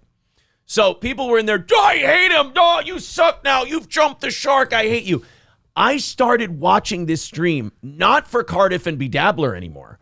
For the people that we're hating? I'm watching to watch the dumbest fucking people who have ever lived who are mad at Cardiff because the potato didn't actually have the guy on You've ruined my day, YouTuber. I have to tell yeah, Mr. Approachable is right. 500 people, I won't say the last part, but 500 people that need a lobotomy. So, and I'm not saying all the 500. There were some people in there who were having fun with it. And they're like, aha, this is great. The people who are getting mad and saying like Cardiff jumped the shark and all that, the funniest part about this is they don't understand. You're the joke. You're the joke. You were the mark. You were the people that you thought that the joke was Chad Zumach. No, that's boring. That's played out, Chad being the joke. We've seen that happen, but this is a divert. You thinking that the potato had the guy, and then you were mad that the potato didn't really have the guy. You're the dumbest motherfucker in the world, and you are the person that he was making fun of. You are the mark. The reveal was fantastic. Twisted F and Joker says the reveal was great. Here's what it is. People who understand comedy and understand funny and understand a good bit saw the setup. Either loved it or went, you know what? That was okay. Yeah. People who don't, we could really separate the wheat from the chaff with bits like this. The people who are mad at the fucking potato for not having the real puncher guy, I can't even go to the fucking grocery store in my eyes, see fucking potatoes and lose my shit. Fucking Cardiff. I'm sorry, but as MJF would say, you fucking mark. So I'm going to play a little bit of this. I'll play a little bit of setup, and then we'll play a little bit of reveal, and then I'll read some of the chat. Again, how do you hate that?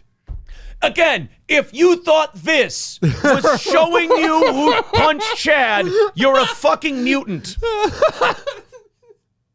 It's just, when I think of true hard-hitting journalism, I think that potato's got eyes on it. Edward R. Murrow over here lied to me. I can't believe that Ted Koppel would do something like this. The audacity. This is the problem with the internet. There's no face-to-face. The audacity of someone to have the delusional self-confidence to think that they can yell at the potato over him not having the actual puncher and it all being a gotcha. Those people shouldn't be allowed to have any confidence in themselves to ever do anything ever again. How do you not feel like the most gullible motherfucker on earth if you're like, oh, he's going to give us the truth? I mean, he wouldn't come on here dressed as a potato wearing earphones. The grinning autistic potato wouldn't lie to me.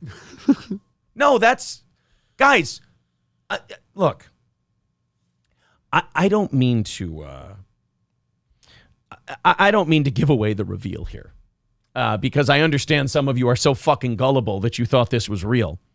I don't mean to give it away, but he's not actually a potato either. So the whole premise of this thing is a lie. The whole thing is a lie. Well, what the fuck? There's so many angry podcast viewers who had their childlike bewilderment brought back to them because they thought a potato could talk. And then they found out he didn't actually do an investigative report. Oh, shit. Son of a bitch. So here's Cardiff setting it up. This is why Opie hates him. He misled him. Fun to me anymore. This is life.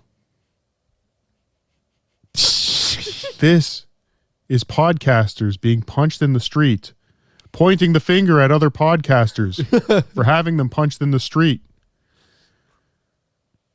This is bigger than all of us. If you don't think this is full of shit already, you're a mark. I can't stop laughing at him saying this. Just this big, speech, and we shall fight them on the shore. It's like, you're a fucking potato. This will be our finest hour. Never in the field of human conflict has so much been owed by so many to so few. If you took this seriously, you should have so much shame in your soul that you shouldn't be able to type anything for a week, let alone type angry messages at a cartoon potato that he led you astray on an investigative report. I bought crypto because the potato told me to. And they were so angry and bitter about it that they were like, Cardiff's jumped the shark. This is the end of Cardiff. This is the end of you.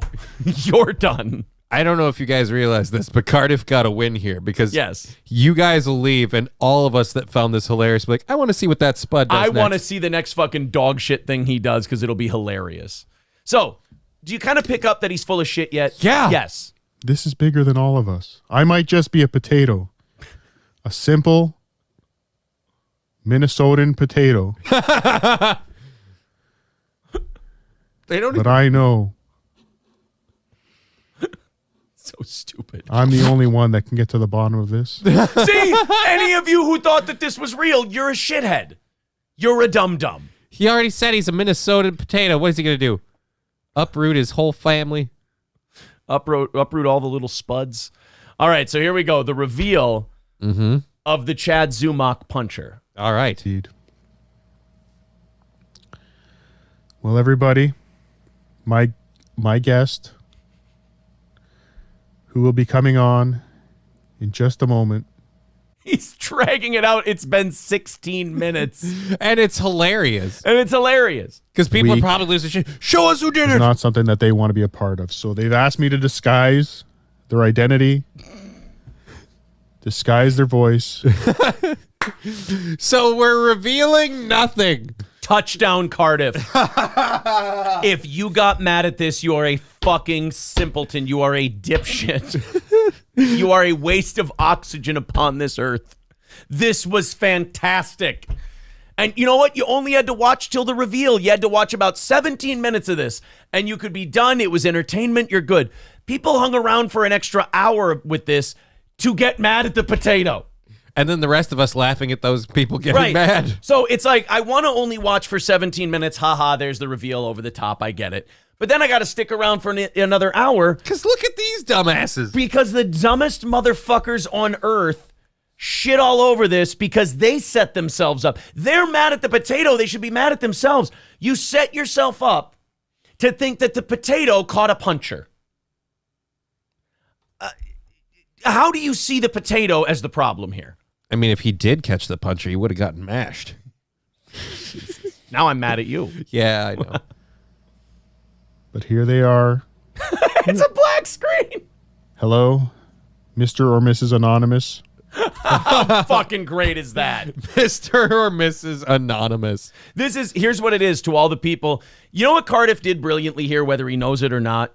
To all the people who take this podcasting shit too seriously and get all worked up and into blood sports, Cardiff just gave you one of these.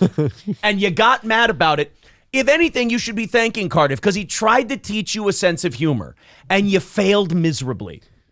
You failed totally. And you lost because, dude, I'm having a ball laughing at this. This is great. And then you go nuts and you start saying, there were people in there going, Cardiff's career is over. It's a fucking potato. The potato's career is not over. All right? The potato's going to keep making videos. You fucking noob. And we're going to keep watching because the potato's fucking funny. Hello. How are you doing today? I'm doing well, Mr. Electric. How are you? Fantastic. This is the best bit. I'm very well. I'd like to thank you for coming forward to tell your story. He's deadpanning it. There's a lot of people that wanted to hear the truth from Chad. And as you may now be aware, it's been very hard to get. This went on for a half hour. Jesus Christ. So, I want to see the part where Chrissy's picture comes up. I don't want to. This is so dumb. Are you pulling up a picture? Yes. Does this woman look familiar to you? Yes. Yes, very familiar. So what you're saying here... Is that Peg Bundy? No, it is not Peg Bundy. By the way, credit goes to Bedabbler for being the other voice. Let me go ahead. So then there's the reveal. Okay. But how do we know when a lie is a lie? And the truth is the truth. I have a special guest joining us shortly. He'll let me know when he's ready. He's there stalling and the whole thing. So, there you've got the chat going. The nuts. chat going. The potato is a lie. Block Cardiff. You will pay Cardiff. By the way, a lot of the people who found the Cardiff thing not funny and didn't think it was great and got mad at him are also people who hate our show. And it's like, thank God. I watched this chat and I recognized some of the names and I'm like, thank Christ. These people don't like Steel Toe. They're not qualified to like Steel Toe. One guy even wrote, your numbers are falling. Another guy, only Steel Toe fans could think of something this dumb. You're getting mad because the potato didn't do an actual journalistic piece. You are a fucking dipshit.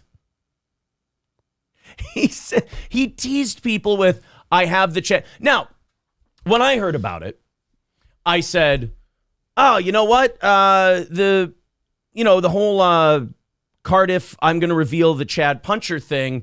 I'm guessing that's going to be like, I don't know, it'll be like a fist with eyes, or it'll be something like that, or so. Like, I never for once thought he's going to have an actual guy. I thought there was a gimmick. There was going to be a gimmick of some sort. But to watch people get mad about it is the funniest part of the whole. That was the entire bit. If you don't understand that the bit Cardiff was doing was enraging the dumb people, then you're one of the dumb people. You were one of the marks. Congratulations. You've made yourself the punchline. And I think it's beautiful. What I loved about it was that the people who were the punchline are also people who spend their whole lives hating this show. Mm-hmm. And I'm like, oh, thank God. The people who don't like us are giant fucking marks. Well, yeah. It's perfect. You already said they don't like us. Yeah.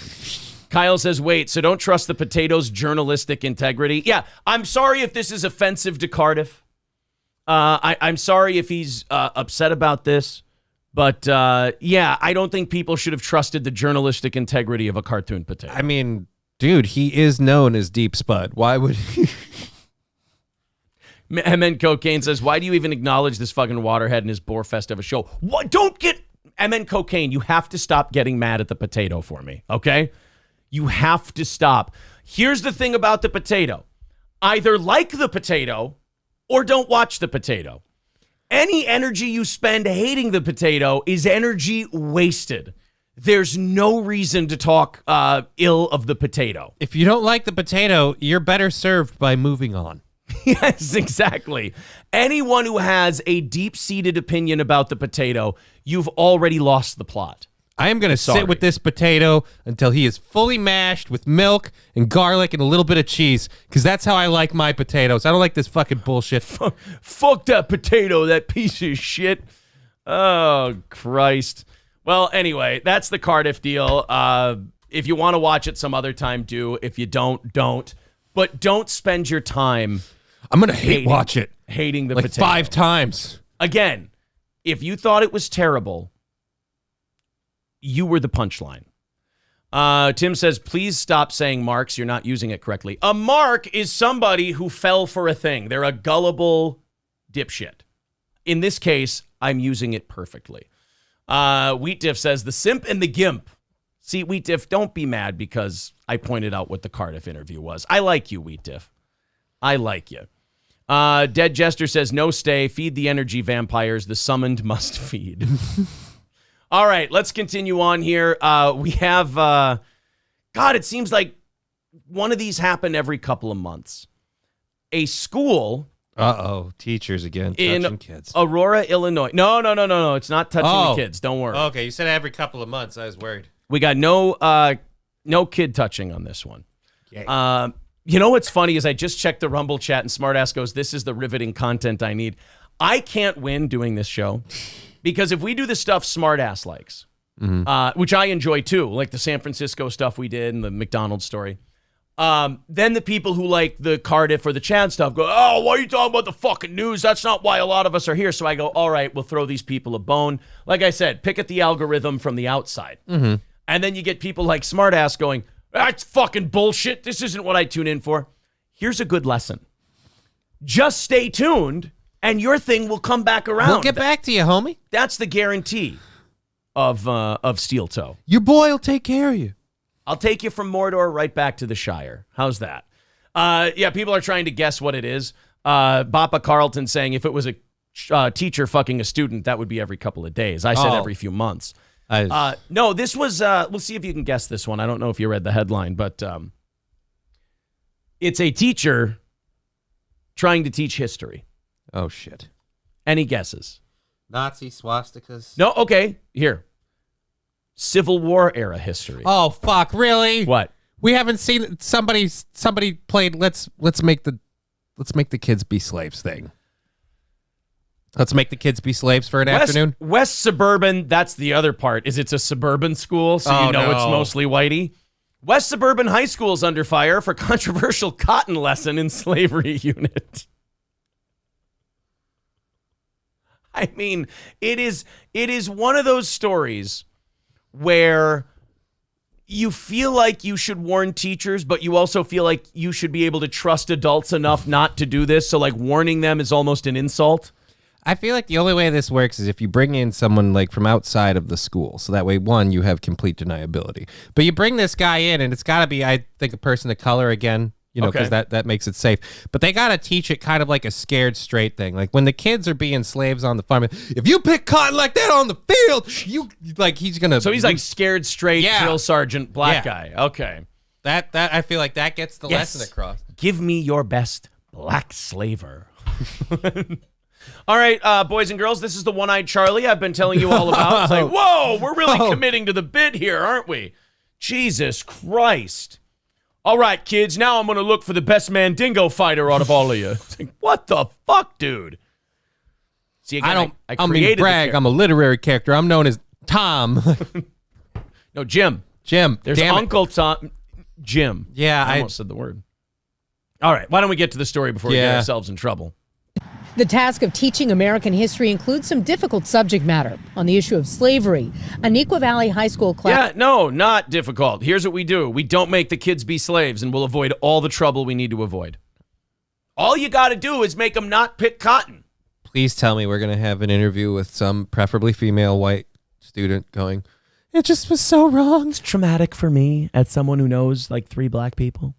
Class included a lesson on deseeding cotton. A student of color shared photos of the material in that class, an activity the students called picking cotton.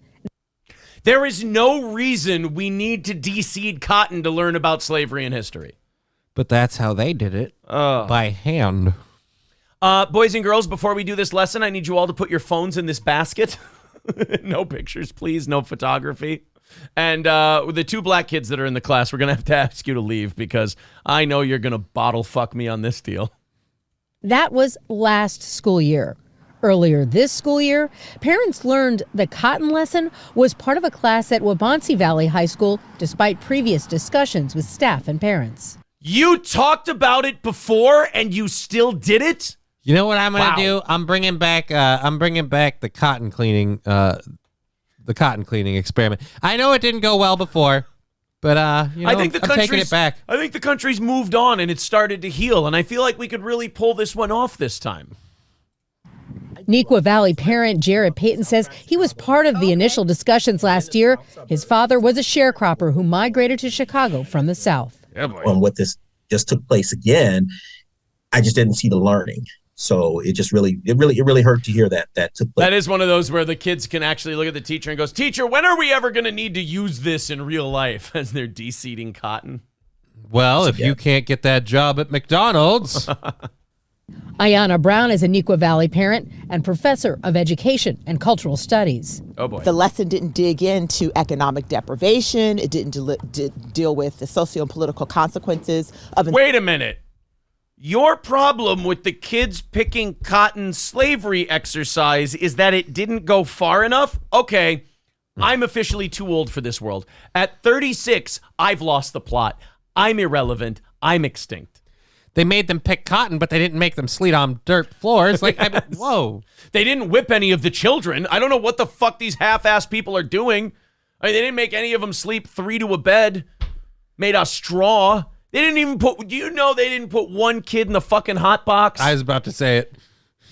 Not one in the sweat box. This is a stupid lesson. They didn't make one kid run away and we ran him down and treat him with dogs. They didn't do any of that shit. So this woman's problem with this lesson is that it didn't go far enough. Yeah, because we didn't include the socioeconomic repercussions. Well, we figured even 10-year-olds could figure out that's a bad.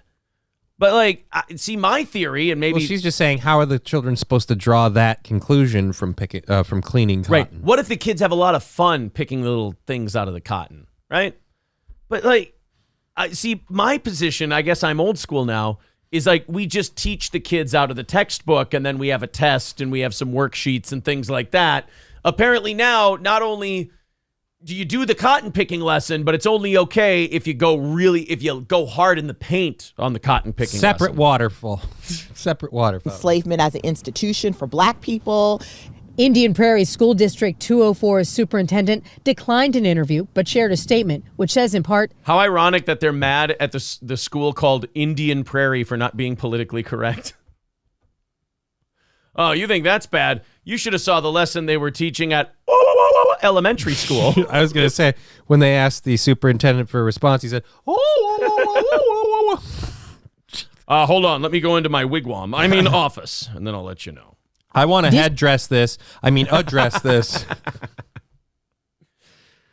District 204 acknowledges, in an attempt to provide authentic learning opportunities to help bring the standards to life, sometimes these attempts unintentionally cause our historically marginalized students and families to feel devalued or disenfranchised. Yeah, but you did it last year too, and they had to talk to you about it. Now it's just insulting because you really didn't learn. Yeah. Or you forgot real fucking quick. Now you're just really, really stupid. We empathize with these concerns and are committed to fostering a safe and inclusive environment for all. Thank you to our attorney who wrote that for us so that none of these black kids sue us. For it to happen a year later, that means there was a conversation that did not happen from the top down. No. Time out. In fairness, ma'am, they did have a conversation. They just chose not to learn. They just chose not to learn anything. They had the conversation and they went, hey, we caught a lot of shit for that slavery cotton picking thing we did in class. What do you guys want to do this year? Tell them not to say anything. Yeah, well, just get the phones from the kids and tell them to shut up. About curriculum instruction. But I think there can be one, which is very exciting to me. We have to get this thing corrected. We've got to do it. I don't know. That doesn't sound like an exciting conversation to me. It sounds like, hey, should we make the kids pick cotton for slavery? No. All right, moving on to our next item. Yeah, I think it's pretty simple. Look, we want to teach the kids about slavery. How about they get seeds out of cotton? The fuck does that accomplish? When you put it that way. Joanne, that would be 3 years in a row. Honest to Christ. We can. And I want to Yeah, but if we're seen as the dumbest school district, we get more federal funding. see this country do better. I want to see my community do better. When asked if there was any disciplinary action taken against any staff, the district spokeswoman said they do not comment on employee matters. Well, actually, we've done something really bold to solve this problem. What's that? We're not letting the white kids drink at the same fountains as the black kids. Hey, no, see that? No, you're just segregating the... Damn it. Look, we understand this was very offensive and very hurtful, so that class is obviously, they've suffered. So we're going to bring in a student teacher for the rest of the year. They're just going to play hangman.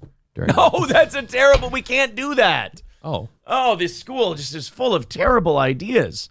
What do you guys want to do? Well, whenever things get too hot and heavy in the classroom, we need to slow things down. We play a movie. May I suggest D.W. Griffith's The Birth of a Nation? Oh, no. Can we play that one? Is that possible or no? How about the O Death scene from Oh Brother, Where Art Thou? I think we have time for just going to watch Roots on a loop.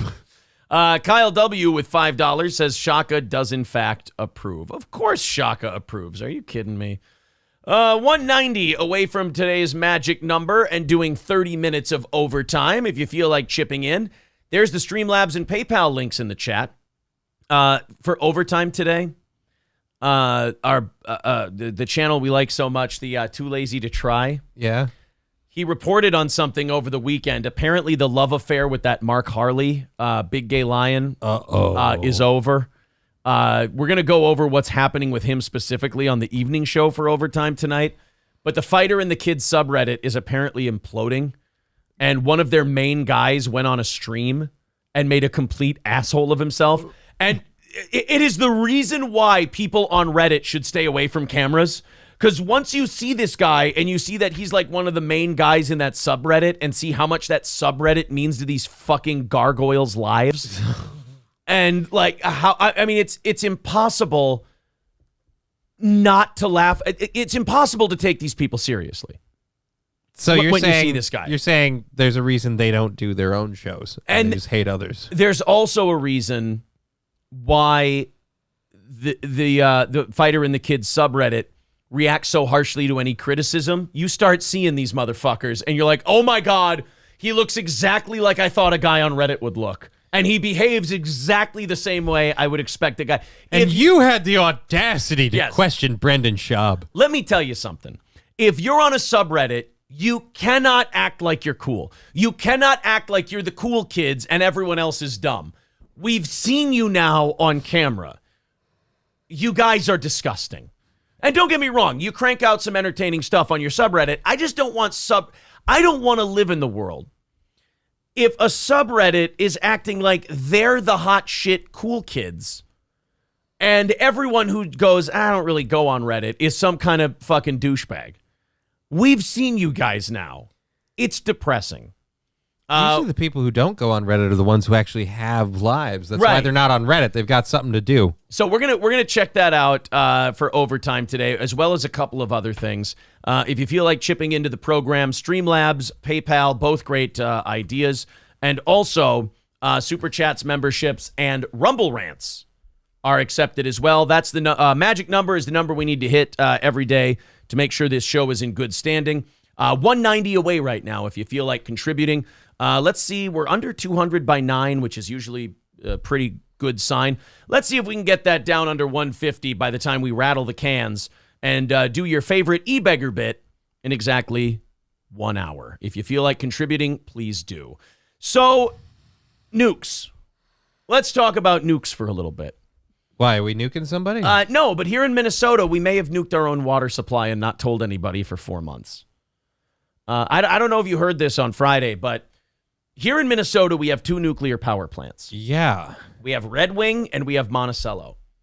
Apparently 4 months ago, regulators knew about radioactive waste that had leaked from the Monticello nuke plant, but they didn't announce anything about the leak until last week. Four what, months. They wanted the radiation to die down a little bit before they... I guess they thought that people would get nervous.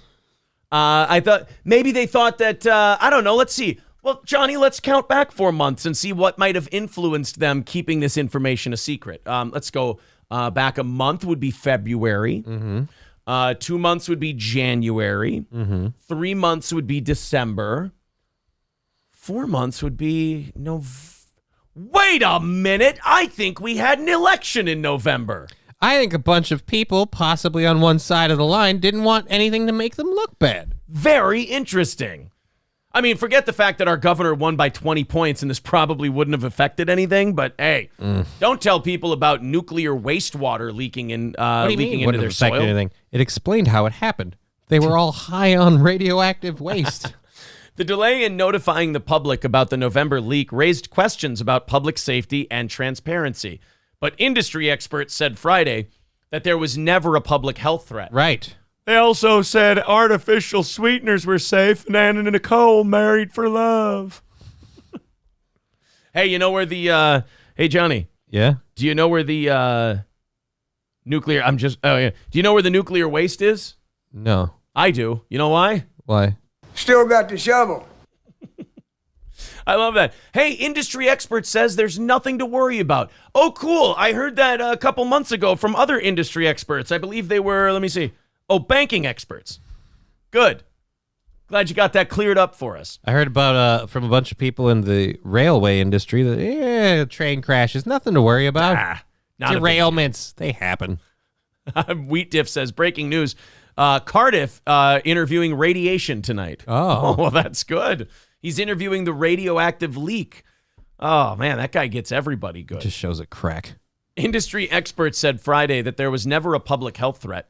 They said XL Energy voluntarily notified state agencies and reported the leak of tritium to the Nuclear Regulatory Commission soon after it was confirmed, and that the leak of 400,000 gallons of radioactive water never reached a threshold that would have required public notification. Okay, then you know what we need to do? Change the threshold for public notification. Yeah, because I really feel like this is the Fight Club scenario where he lays out how the car dealerships decide whether or not to make a recall. Right. And he's explaining it to the person, and the person is just mortified. Like, well, we see how many times this accident will happen and rated based the payout. And if that is less than a recall, we don't do the recall. Stevie J letting us know 400,000 gallons is not a lot. That's not? What is? Well, 750,000 is a lot. Yeah, we'd all be dead. Actually, you know what? Wade Gustafson is actually the regulator. That's how we know we didn't have to Look, inform this is the my public. deal, Wade. Look, it's my leak, Wade. I got to let people know about this. I'm not a goddamn notification center, Jerry. If I wanted a notification, I would have reached out to old Bill Deal. If I wanted to tell the public about 400,000 gallons of wastewater coming out, I would have went to First Federal and talked to old Bill Deal. He's at North Star now. What? Yeah, he moved to North Star. I love that interrupts all the business talk. I love that somebody changed their name to Milk Roach in the chat. Says, I bet some of the employees that knew about it have already left the state and moved their families. Right. Like the regulators, mount up, are saying, hey, guys, we didn't need to tell you about the 400,000 gallons of nuke water that leaked out because it's not higher than the threshold. And they're like, yeah, that doesn't make us feel better. Lower the threshold. I want to know if any radioactive wastewater has leaked out of the facility. I didn't realize that was a threshold scenario. I kind of thought that was if it happens, we'll tell you. All right, everybody, there's wastewater coming out. Duck and cover. Jesus. Flush and cover. This is something that we struggle with because there is such concern with anything that is nuclear, said a spokesperson with the Nuclear Regulatory Commission. You don't say. The concern is very, very understandable. Just not understandable enough to tell any of us. Concern's very understandable, which is, I can see why you're pissed. Don't worry, we're not changing anything. Yeah. That is why I want to make extra clear for the fact that the public in Minnesota, the people, the community near the plant, was not and is not in danger. I also want to say on an unrelated note, my teeth are so white now, they glow when I turn off the lights. I don't understand it. I don't think I'm in danger at all. I grew a third leg. I could karate kick anybody. You're going to be okay. State officials said that while they knew of the leak in November, they waited to get more information before making a public announcement. Mm-hmm. They asked Walls, why did you withhold this? Because it's devastating to my case. Tritium is a radioactive isotope of hydrogen that occurs naturally in the environment. Well, then it's fine, and is a common byproduct of nuclear plant operations. It emits a weak form of beta radiation. Wait a minute. What kind of radiation? Beta!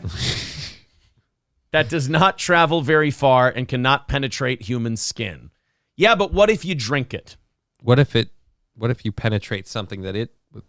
What if you penetrate it? What if it's, say, I don't know, in the water? Yeah, but I mean, how would water get into your body? I mean, it'd have to get through your skin. What, do you have like a hole or an opening that you could just pour water in? This is fuck. Like we're just guinea pigs. Banks, derailments, nuke plant leaks. We really are just a bunch of test tubes. Artificial sweeteners. It's all. Rasputin of Raymond says, on the brighter side, guys, tritium only has a half-life of just 12 years. Great. So this stuff's going to outlive me. Awesome. I mean, I can't believe they're just like 400,000 gallons of tritium. And they're like, we didn't need to tell you guys. It wasn't important. Look, guys, just almost 500,000 gallons of radioactive water leaked out. Ooh. Yeah. And every time they announce that this happened, it's always the same. They're like, well, it can't like get into your skin. It's like, yeah, what if you drink it? Did anybody drink it? We don't really know. We don't really keep track of that sort of thing. It's like the Ohio derailment when you're like, hey, why are fish dying 50 miles away? We haven't really looked into it, to be honest with you. Did some fish die? Yeah, like 100 of them. Well, spring kill, maybe. Maybe it was, chemical imbalance in the water. Not a big deal. BJ said, I know. I love how we act like we're so like above the Soviet Union and what they did at Chernobyl and all the cover-ups and hiding and everything. It's like we do the same shit here. BJ says, my friend lived near Chernobyl in the 80s. When he saw the HBO documentary, he could count 8 inaccuracies on one hand. Veldrain says, the nuclear waste might be good for Johnny. It could turn him into a super cripple, capable of running, jumping, and able to bend over and touch his toes. I mean, your lips to God's ears. Yeah, we can call it Johnny's nuke sauce. There you go. We can sell that shit. Yes. Guys, we are 190 away from knocking out the magic number today. 190 away. If we hit that, we do a half hour of overtime, and Steel Toe is in good shape, which is always nice to see. We started at 250, 225, 225 today. Yeah. Is what we started at because the Friday morning audience did an incredible job. Thank you guys very much. If you feel like chipping in a couple of bucks, there's the Streamlabs and PayPal links. That's a great place to do it. Otherwise, super chats and memberships. Let's all work together, knock that number down, and make it a successful start to the week for today, for the Steel Toe Show today. Dead Jester says you should look up the website for your town's water supply and see if you can get periodic updates of the water testing. I don't remember how I got mine, but I still get them from my old town years ago. I know that like in Ohio, they had like independent journalists coming in and testing the water because the government hadn't yet. And because, at this point when they kind of sit on their hands and don't say anything, you stop believing it when they do. Right, exactly. Hey, we're going to test it and tell you what's going on. Look, it's totally safe. I'm drinking a glass of water. Oh, so good. Yum. Yum. Oh, I got to lick it off my fingers. Yeah, like the last 3 years has eroded any kind of confidence that any of us have in any official story. Right. Yeah. Just a Dabbler says, super chat music just to melt a mud shark. Look, we're going to drive all those guys nuts when we knock out the goal in about 50 minutes. Don't worry, Just a Dabbler. It'll be there today. But MSO is officially making his prediction. No goal. No goal. Colt C says, it's magic number now. Yeah, I'm kind of fucking with people a little bit. I'll be honest. You know what? I'll probably change the name tonight and tomorrow too. I just thought people get so angry with us about the goal thing that I'm like, all right, let's change it to something else. Let's just call it cornhole. And then once they start latching onto that, we'll go, all right, let's change it again. The dream number. I just like if people are going to make sleep number. If people are going to make such shallow observations about the show we do, I'm just going to fuck with it. That sounds fun for me. Sounds like a good time to me too. All right, continuing on. If you feel like chipping in, please do. We're getting down to it time-wise here. Let's start knocking it down. Also, where are we at likewise? Let's all hit the thumbs up button, whether you're on Rumble or you're on YouTube. Let's hit all those likes and jump that number up. By the way, great audience on Rumble today. Thank you guys very much.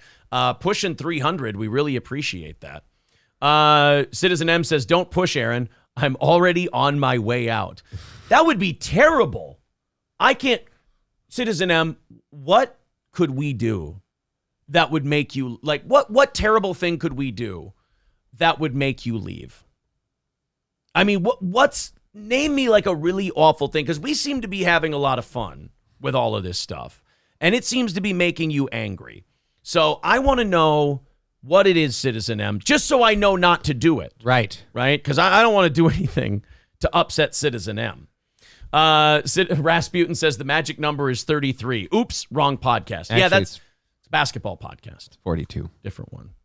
Let's continue on here. California man was busted with 900 child pornography images in his possession. That's excessive. And I'm very proud of this fact. I don't know how child porn works. Mm-hmm.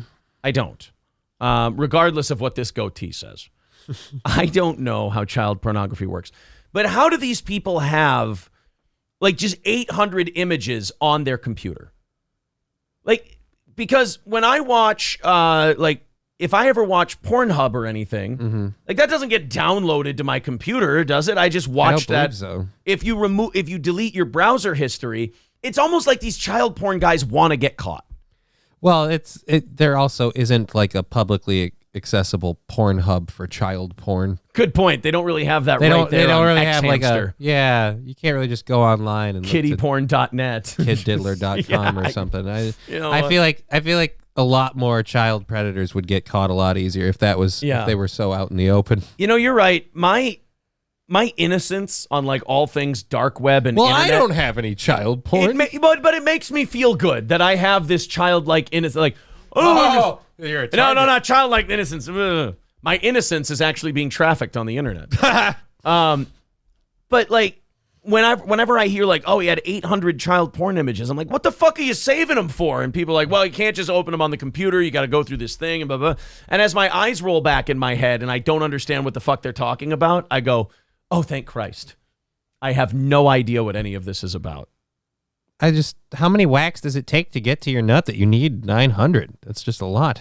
It's just like you have kids. I have kids. And I would be grossed out if I. It's just so like the thought of it. That is one of my Achilles heels, joke wise, is that particular topic. I'm not as good because I can't sit here and be a paragon of virtue about joking about shitty things. I do it all the time. Right. So this one specific shitty thing I know is on me. It's my fault. I have a hard time making jokes about it. And you probably have a harder time than, say, other things. But I'm also not one of those people who goes like, oh, nobody. Like, there are people who will make terrible jokes about things, and then they'll draw the line at something. It's like, no, you don't get to do that. If you make terrible jokes, other people do too, just because they're not your jokes or you don't like them. Somebody, it was a guy that Opie and Anthony were beefing with in Cleveland, Maxwell. And Louis C.K. was on this guy's show, and he told a joke about Eric Clapton's baby falling to his death. And this radio guy was like, oh, that's a terrible joke. You shouldn't be allowed to joke about that. And like, what if it was your baby? Would you think it's funny? And he goes, and Louis said the perfect thing. He goes, no, but I have a feeling someone else would. Like, someone else would laugh at my dead baby. I'm not going to. It'd be horrible for me, but funny for somebody else. And that's, of course I would. I got what I wanted. But this guy had 900 child porn images in his possession. I say that like it's worse. Like it's like, oh, at 800, I was going to say 5 years, but lock this son of a bitch up forever now. He crossed the threshold. Now, he got caught because his wife found a hidden camera inside a bathroom at the couple's house. Oh, that's a special kind. No. She confronted her husband about the hidden camera. The husband reportedly admitted that he knew about the secret surveillance camera, but vowed to remove it and throw it away. The wife took the camera and hard drive to the authorities because she feared that her husband had nefariously recorded their young children using the bathroom. That's even worse. That's your kid, man. What's the tell me now in a case like this, what's the argument against the death penalty? What's the argument against it in this case? You know, that old Ron White bit, if he's dead and I feel better, fine. Maybe he's going to cure cancer after he gets done. This guy is using up oxygen though. Like he's I completely agree. Food. Yeah, no, I'm on the same page. High-tech crimes detectives conducted a preliminary forensic analysis of the hard drive and said they found more than 900 images of child pornography and videos on the device. So he was distributing it. Oh, absolutely. And he was using his own children. Like, again, that guy, that's like a medieval execution. Like, we don't even have to do that by the book. That's like a Ned Stark lopping off the head thing. And Ned Stark didn't even have child porn. I just, like, I don't know. That stuff grosses me out. When I think about the person who does that kind of thing, I'm like, can't we just tie your feet to a trebuchet and launch you? Yeah, like just do something that's low cost, high efficiency, and is going to get the job done. Tie him up to a tree, spread honey all over him, and turn loose a couple of bears on angel dust. Like Cocaine Bear is going to have a great day. Have Cocaine Bear get after it. Exactly. Thank you very much to I'm Using Socialist Media, a new VIP with $20. Thank you, sir. Veldrain with a $5 super chat says, Aaron, I know how they do it, and next week it will not be legal for me to be online. New boot goofing. No. Thank you, guys. 170. Disavow. 170 away from knocking it out today. Citizen M says, I would never leave. I love Steel Toe. I mean, you are almost done with me, per your comment earlier. Stop being so sensitive. I need you, buddy, to just chill and have fun. Stop being so serious about fucking podcasts. Guys, look, I'm the most honest guy you're ever going to meet. These other podcasts, I'm sure they want you to take it seriously and be as hardcore as fuck. But we were a radio show before we were a podcast. And you know what we take pride in? A lot of our audience, they watch our show for a little while, then they go off and do their shit and they live their lives. I love that. And when we get done, we go do the same thing. We go do the same thing. So don't go, you're almost done with me anyway. We're not fucking. We're not in a sexual relationship. I'm not about to break up with you. I'm going to help you guys. 99% of our audience is well-adjusted adults. Well, I mean, as well-adjusted as you can be listening to a show like this. But the rest of you, I'm going to help you through what is a developmental adolescence.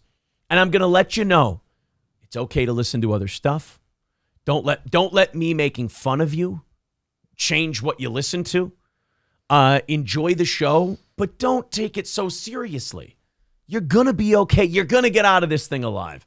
Susan M says, with $5, says, sorry, but people like that shouldn't exist. Ooh, Citizen M, he's all right. No, I know what you're saying. I agree. 165 away from today's magic number.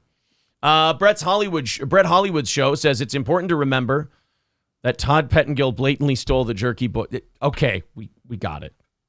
See, just like the weird asides that people want to do. Oh. Anton Slavic says these people are endlessly obsessed. Like Carl from WATP said, they're like dragons sitting on treasure. That's a great way to put it.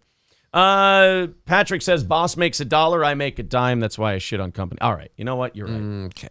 You're right. We'll move on. Just a Dabbler says, yeah, don't boot me, Aaron. We're all going to get through this together. I promise you. Don't take it as Van Wilder once said, don't take life too seriously or you'll never make it out alive. There you go. All right. Thank you guys very much. We're at 165 away from knocking out that number today and doing a half hour of overtime. We appreciate it. About 40 minutes until we get to Just a Dabbler's Super Chat music. Let's do this last story of this hour, and then we'll open up the next ones. Blind woman told to get off of a bus. Okay. Blind woman was kicked. They tried to kick her off a bus. A blind woman was told to, quote, get her fucking dog off the bus by a passenger who didn't believe that seeing eye dogs could be any color other than yellow. Oh my fucking God, really? So here's the blind person. And she has my God. She has a black lab as her seeing eye dog. And the person on the bus was so adamant that they were right about this that they looked clearly at the blind. Like anybody sees a blind person and then they see a dog with a bunch of marks on him and goes, oh, well, that's clearly a seeing eye. There's absolutely nothing to be looking at. That is a super reflective harness. They don't just make those. Like, no, that's an aid dog. This is very clearly marked. It's a blind person and their dog. And they're like, fucking bullshit. First of all, let's say they are faking. Who's it hurting? Why are you the one who feels like on the bus? There's enough problems on the bus. Unless the dog takes a shit, what do you care? Right, exactly. So let's say that this person, for some reason, thought it would be hilarious to pretend to be blind and walk into shit and have a dog on the bus and the whole thing. Why do you need to be the superhero who calls it out? Second of all, everyone else on the bus knows they're not faking. They know that black labs are great seeing eye dogs. Shut the fuck up. You're embarrassing yourself. I want video. Right? That would be so That would be so awesome. Megan Taylor, 22, was on the bus with her guide dog Rowley when the unnamed woman approached her and said, why is there a fucking dog on the bus? Get it off. But when Megan tried to politely explain Rowley was an assistance dog, she claims the woman called her a liar because guide dogs are yellow and your dog is black. So then what the woman did was she took off her sunglasses and showed the whites of her eyes and said, do I look fucking blind to you? Oh, the Undertaker used to roll his eyes back in his head like that too. You're not fooling me, Gypsy. Look, there's no way that is a seeing eye dog, all right? It's black. It wouldn't show up on time. You're just a racist, ma'am. Megan said, I tried to explain to her that guide and assistant dogs can be any color and don't have to be Labradors, although Rowley is. She told me I was wrong. Right. I mean, the blind person wouldn't know this. They wouldn't know chapter and verse how all of this shit works. You know, yeah, the cunt on the bus is the one who's right in this whole thing. By the way, Cunt on the Bus, new sitcom coming to ABC this fall. It's going to be very, very good. Cunt on a Bus, starring Brett Butler. Oh, wait, did she die? I have no idea. Fuck, I think Brett Butler's dead. Did I just do a Brett? Hold on. If she's not, I'm going to feel even worse now. Brett Butler death. Nope, not dead. Sorry. Okay. Sorry, Brett. Oh, wait, nope, there we go. Obituary. Brett Butler, TV actress. She's a TV actress. Still alive. Motherfucker. Yep, is she dead or alive? Still alive. All right, well, sorry. Well, then Brett Butler can be the cunt on the bus. Perfect. All right. I'm not off on this one. $4.99 from Gary Crouch says, wait, are you saying I'll never get any of that sweet, sweet Aaron Man muff. I'm out. Oh, shit, I ruined it. I didn't realize how many people were here for sex with me. Sorry about that. So this woman believes that the blind woman is faking it. And the gotcha moment is the fact that her dog is black. Wow, I tell you what, I'm glad the bus has someone like it. And by the way, let it be a lonely white woman to be the one who decides all by herself that she's going to be bus cop. Well, obviously, you got to call it out, all right? Look, we can see that dog. That dog is black. How can you not see the color of your dog, lady? What are you, blind? That would be funny if the first thing the blind woman said is, wow, thank you very much for informing me. I had no idea what color my dog was because I can't see it. No Morio says, cunt on a bus playing the veranda lounge tonight only. Wow, good for them. That's not a seeing eye dog. Those dogs are yellow. This one's black. They fucking lied to me, goddammit. They told me it was yellow. At the seeing eye dog dealership, they told me it was a yellow one. You're telling me I got fucked? Next, you're going to tell me there's no racing stripes or power windows in this model. Ma'am, your dog has to be at the back of the bus. Whoa. Excuse me, blind woman. Hush that fuss. You and your black dog to the back of the bus. Thank you. Appreciate it. They're saying Cunt on a Bus will be co-starring Whoopi Goldberg and Stephen Colbert. Oh, my God. Good. I decided at this point there was nothing I could say to educate this woman and that it wasn't worth my time. Oh, look. If this woman was the internet, we'd have such a better time. I instead chose to ignore her while she continued to talk nonsense. Megan has suffered from episodic blindness since she suffered a head injury at 15. Oh, that would suck ass to go blind in the middle of blind me at the beginning. Episodic. So she comes back for a little bit. Oh, yuck. And then it goes away again. So that's God hates her. Yeah.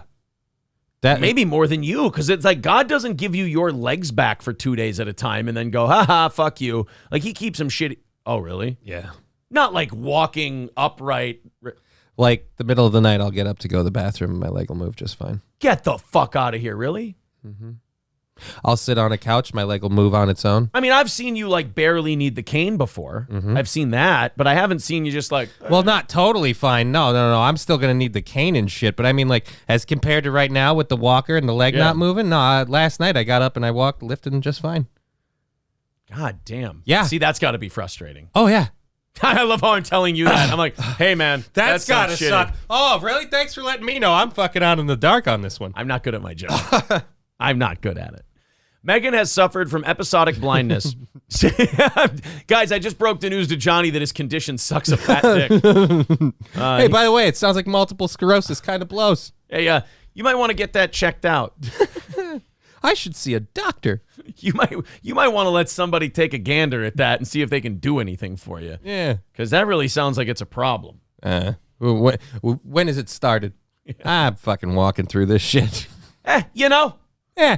What am I, some guy who's fucking barely able to walk, sits inside a giant egg and talks out his ass every day?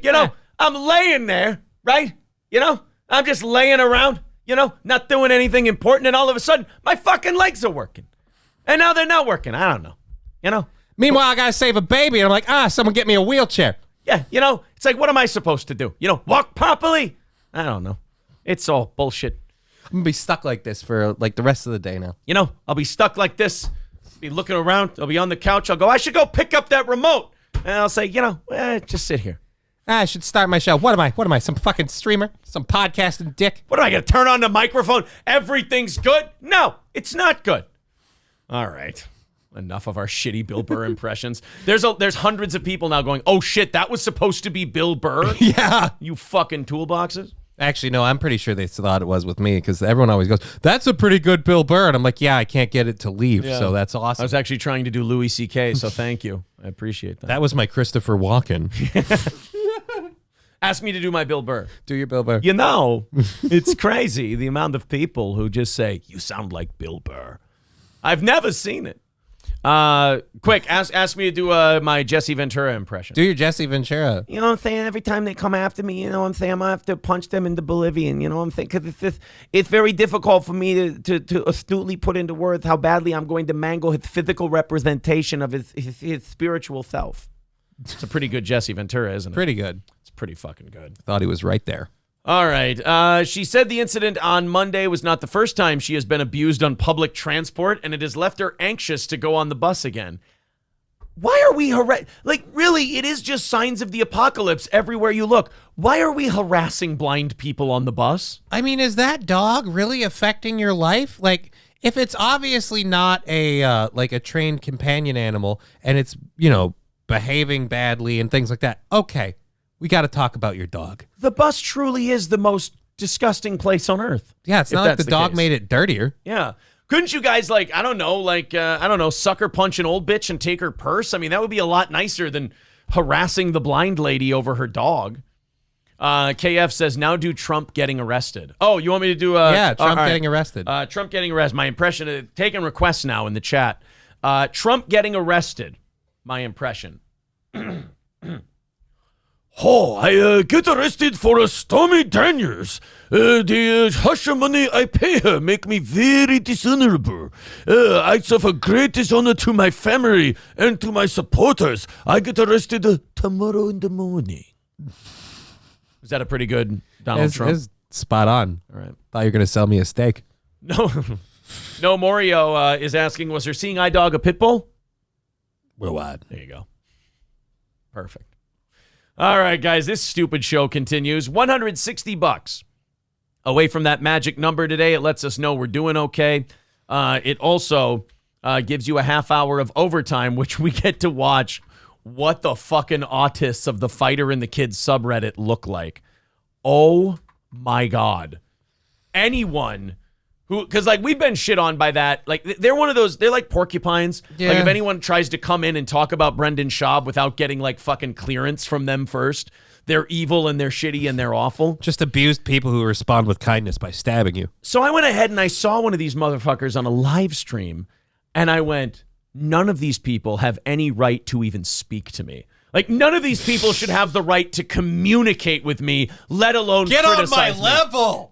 Honest to Christ. I looked at these fucking mutants. They were like the things that lived underground in one of the Planet of the Apes movies that were all scarred up from the nuclear explosion. Oh, my God. Anyway, we're going to do that for overtime if we end up knocking it out. Thank you to KF.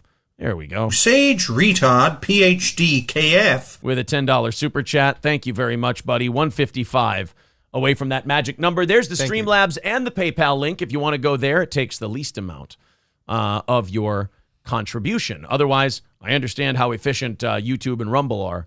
Those count as well. All right, let's open up these 8 o'clock hour stories. I don't care about the Whitney Cummings, Chris D'Elia thing. I think we've done enough internet-y shit today, especially if we're going to do the Fighter and the Kid thing for overtime. Plus, I'm going to just guess here, Whitney Cummings not a big fan of Chris D'Elia with everything? Well, now you're going to make me play the fucking thing. She's crying about, I guess, was it not defending Chris D'Elia? It's from our buddy Unique. Okay. He did this. Whitney Cummings cries talking about not defending Chris D'Elia. Why would you cry? Not defending Chris D'Elia is the right thing to do. Yeah, I don't know if you know, but he made his own bed. You don't got to lie in it. Let that shit go. That documentary that came up about him, I'm surprised he's even still doing podcasts. But it apparently did not really do anything to sink him. It did not put a dent in that fucking guy. But if a potato gives you a fake interview, it's going to be the end of it. That's the end of it. Yeah, that's what you guys need to know about podcasting. All of you who go, it's over for Chad, or it's over for this guy, or it's over. Guys, it's never over until they say it's over. Chris D'Elia is accused of running a sex cult and abusing the shit out of women for years behind his wife's back, and he's still doing a podcast. And he's still married. Yeah, and he's still married. So there's all of that. Don't worry. Nobody's canceling anybody for anything that a potato did. I promise. Yosemite Sambo with a great point on the last story. He says pits can't be seeing eye dogs. They only see blood. Omega Wolf. They see the eyes go into their mouth. Omega Wolf says a journey to the center of the Planet of the Apes reference. You're welcome, buddy. Yeah, I agree with Alex Bernal. Only Chad will end Chad. Me, somebody else, ain't going to happen. All right, let's go to Whitney Cummings on Bert Kreischer's show. Oh, God. So she's just doing anything she can to get... Apparently, she was upset about not defending Chris D'Elia. You know what? Fuck it. I said we weren't going to do this, but then you had to say something, so I'll bite. Yep. My The fault. reason I'm interrupting is because I'm going to lose the bravery to say this, which is I'm going to lose the... God, LA people are fucking... I hate them. I hate LA people. It took me 2 seconds to realize this was an LA thing, and that I fucking hate it. Because it's about her? I'm going to lose the bravery to say this. You're a fucking comic. You have no dignity. You have no bravery. Stop it. And Bert, And I saw your last special. Talent's also questionable. Bert, the last thing you need is liquid death. Okay? Stop. lose the bravery to say this, which is I had to publicly come out against one of my best friends about something horrific. Not one person stood behind me in the comedy community. Oh, poor fucking you. While those girls were being, like, basically trafficked and R-worded, that must have been really hard for you. I said something bad about my friend, and nobody wanted to be friends with me and get behind me and say the bad things about the guy. Hey, you vapid LA cunt. The whole point of calling someone out is not to give out a clarion call so you can get attention from a bunch of other people and they get behind you. You do it because it's the morally proper thing to do. You don't speak out against the guy who's accused of what Chris D'Elia is accused of because you want all this attention and you want all these people behind you. I know that's the reason you do it. But look at this, sweetheart. You got to do it. Nobody got behind you. Now she gets to suck her own dick about it anyway. So it's a win-win. And apparently, forget these women who went through this horrible ordeal. The real victim here is Whitney Cummings. Guys, the real victim of what Chris D'Elia did to all those women is Whitney Cummings. She's the one who went through all of these terrible things. God. And why he trafficked all these women. He didn't even try to slip a ditch. What's wrong with me? Jesus. I'm going to really hate this. Fuck you for you know I was ready to skip this. Yep. And I pulled you back in. I was ready to not do this today. And I was. And you go, oh, what do you mean? What's the hubbub? Oh, what's all the hubbub I don't pay attention to Whitney Cummings. I'm 10 seconds into this and I despise this already. Not one person stood behind me in the comedy community. Aww. Not one, especially women, because they don't want me to succeed, and they would have rather me embarrass myself and get destroyed and be wrong. They would rather that I embarrass myself and get destroyed and be wrong? No, that's what you're doing now. As opposed to, calling out a guy who may have done some truly horrific things to women. I don't know why people weren't my friend. Guys, Johnny's right. The real victim in this Chris D'Elia thing is Whitney Cummings. I stood up against what I thought was wrong, but none of you got behind me because you just hate me and you want to do my stuff and you don't want me to succeed. No, first of all, if they didn't speak out with you, it's because it was internet shit and they didn't care. Mm-hmm. Or B, it had nothing to do with, if I stand by Whitney, then I'm helping her succeed. No, it was more Chris D'Elia was a massive fucking name and they're worried it might hurt them with Rogan. They were worried that it might hurt them with bookings. They're not, okay, even if they were chicken shit, which I agree with her, they were chicken shit to not call out D'Elia.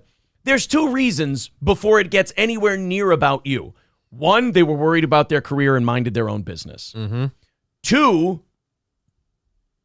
they like Chris D'Elia and they didn't want to believe that he did it. And maybe people not liking you isn't them threatened by your comedy chops. Maybe, hold on here. Maybe you're just a cunt. You're the writer of like one of the biggest sitcoms of the last 15 years, that Two Broke Girls. Mm-hmm. You're one of the writers of the biggest sitcoms out there. You wield substantial power. Let's not pretend that you're the downtrodden woman at the bottom of the totem pole. Let's not pretend that Whitney Cummings is gettable by a bunch of middles at the Comedy Store. Well, they if they don't like her, they're not going to let her do her open mic sets, right? Dude, these LA comics are fucking the worst. I don't even think it's the comics. I'm starting to think it's just the whole, people. Yeah, just the whole town. Because it just, I'm someone who brings things back to me all the time, but even I'm like, all right, hold on. How are you making Chris D'Elia about you? Yes. And support the thing they had all pretended they were fighting for, then me win. I took a huge sting. It emotionally broke me. For everyone who asks what happened to Whitney during the pandemic, That's what happened. Nobody asks. Nobody I asks. did the right thing, and no one stood with me. I feel like I have to give her the Rocky speech in Rocky 3. Friends don't know. They do because they want to do. Like, she's sitting here going, none of my friends got my back. You spoke out against something. It cost you nothing. She's like, I got dinged for it. How?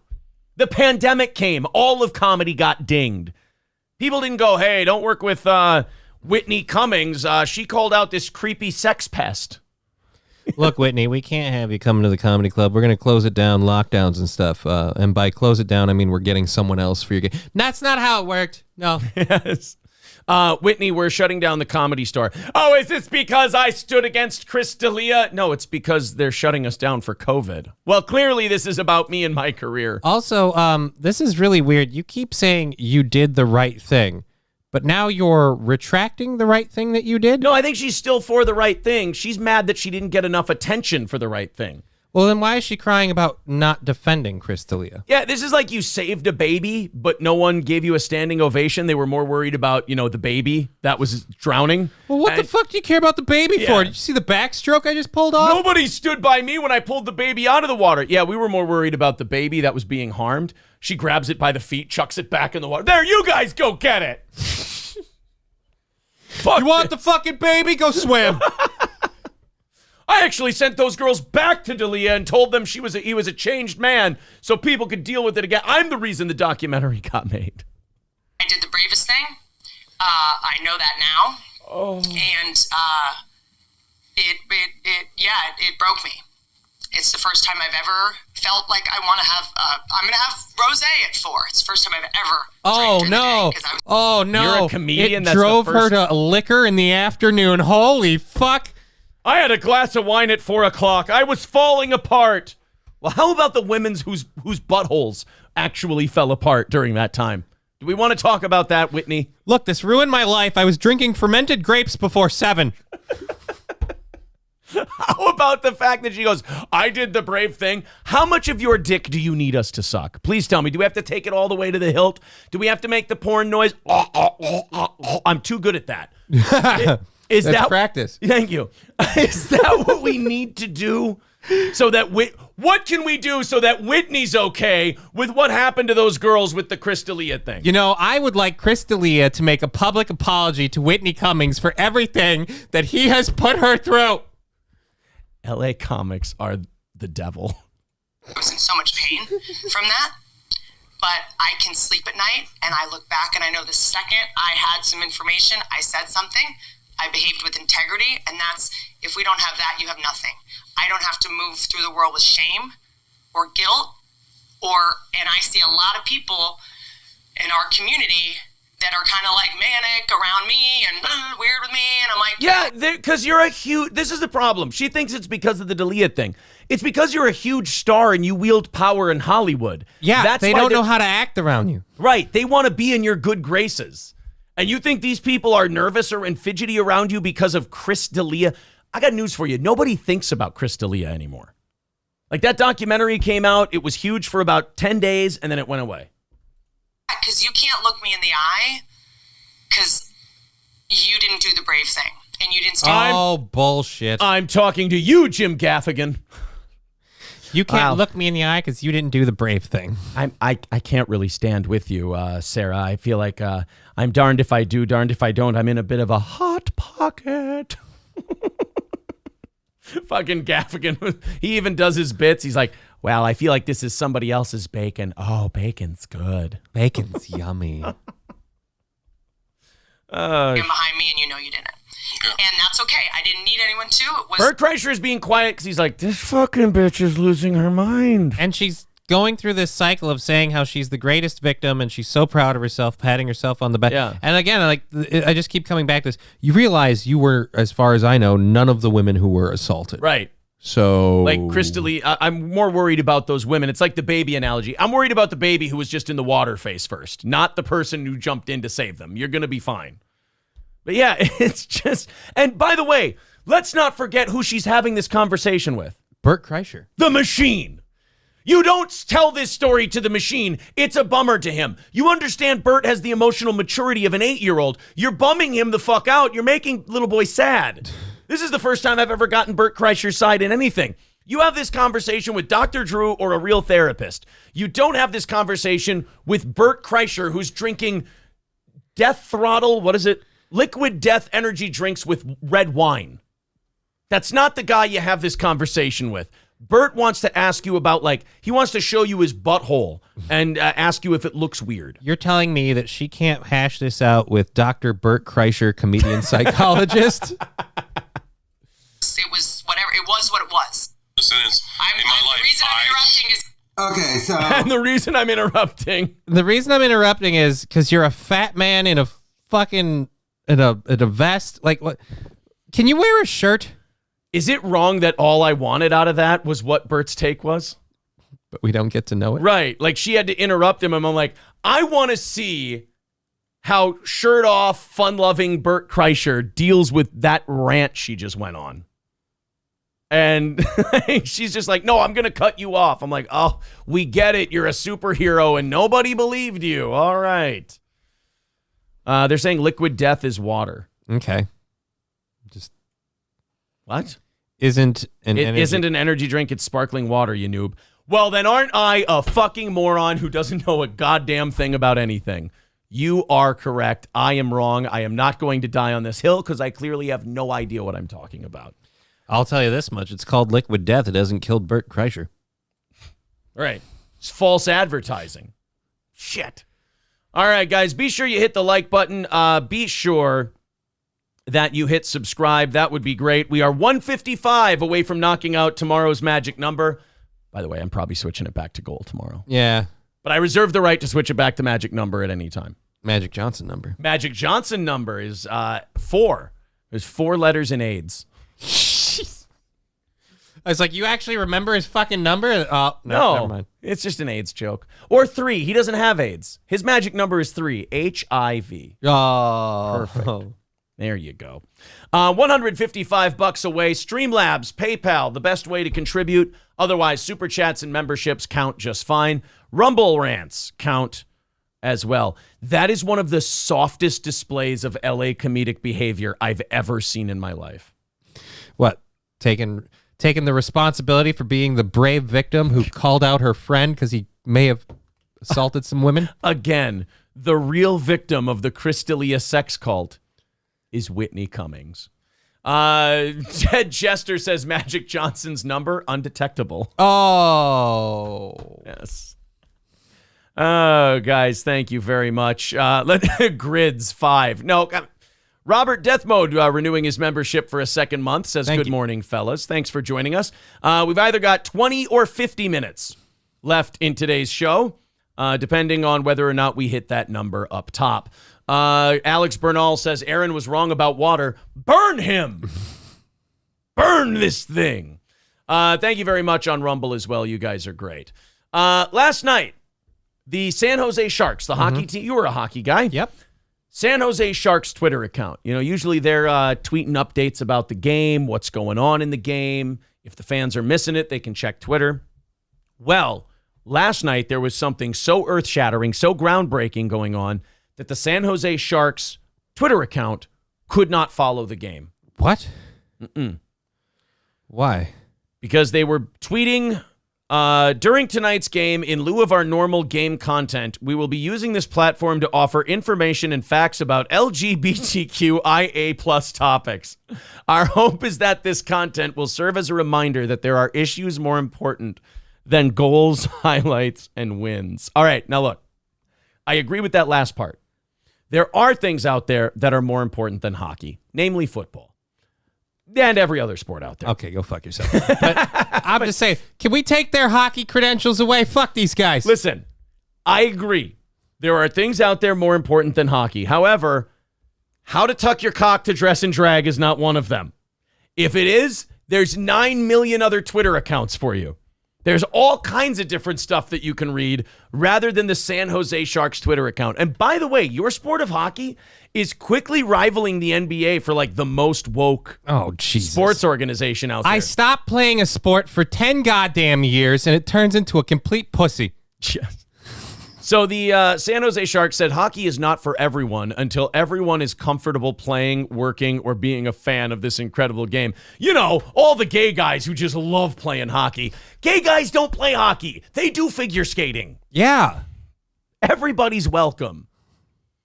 They already had their spot, all right? They didn't need that. Jesus.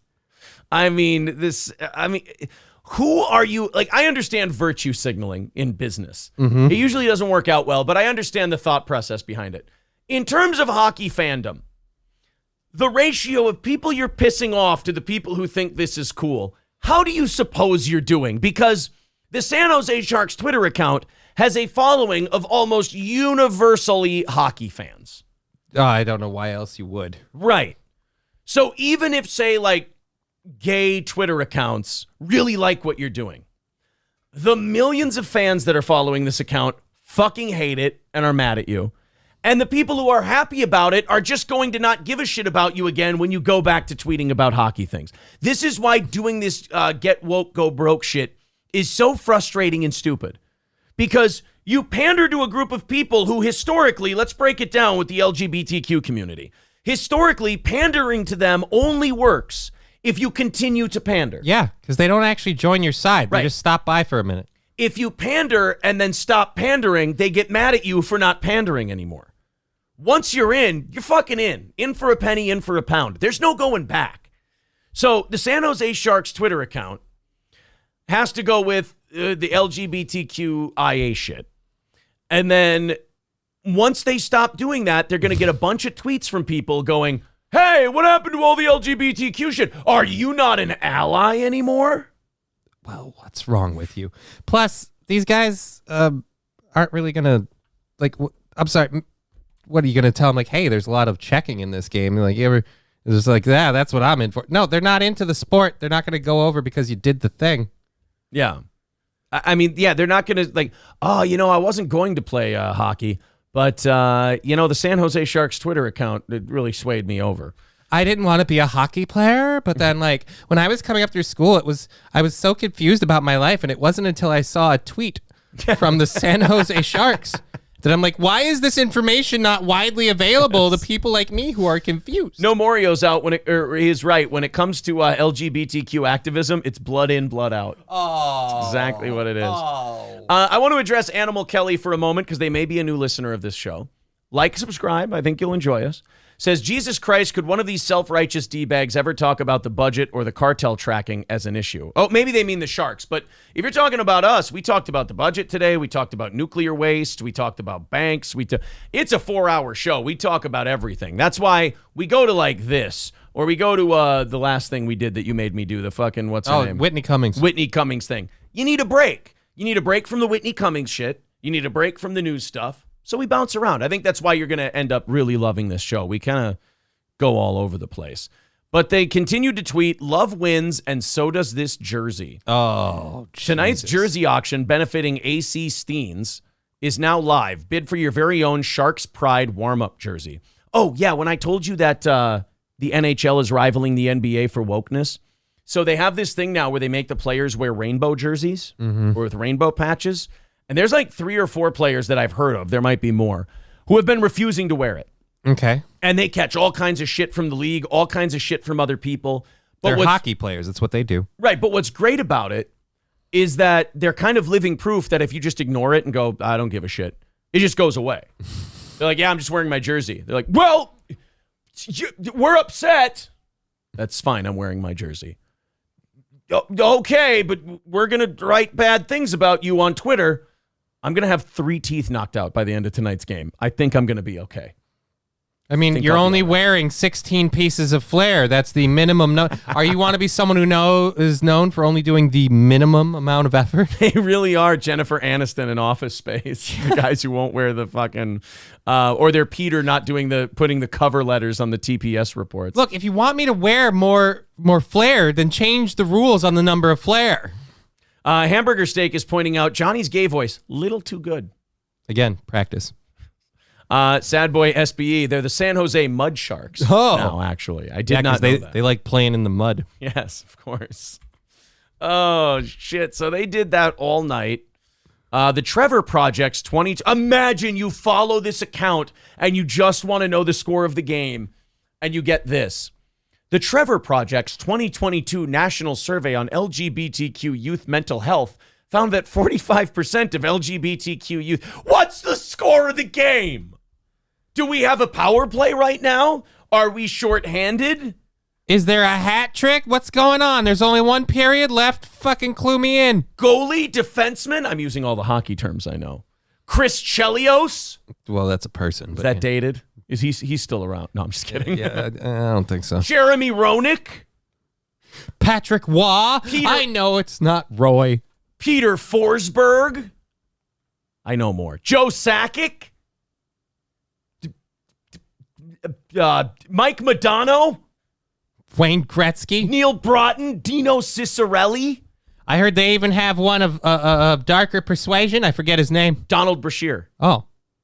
Holy fuck, where did I pull that one out of? I have no idea if that's true. That was the guy that Marty McSorley whacked with his stick. Remember that? Hold on. His name was Donald Brashear, I believe. Holy shit, you're right. There he is, Donald Brashear. Holy fuck, you're right. Wow. See, they just store that shit in I your brain. never forget a... I never forget a black hockey player. Here, Marty McSorley.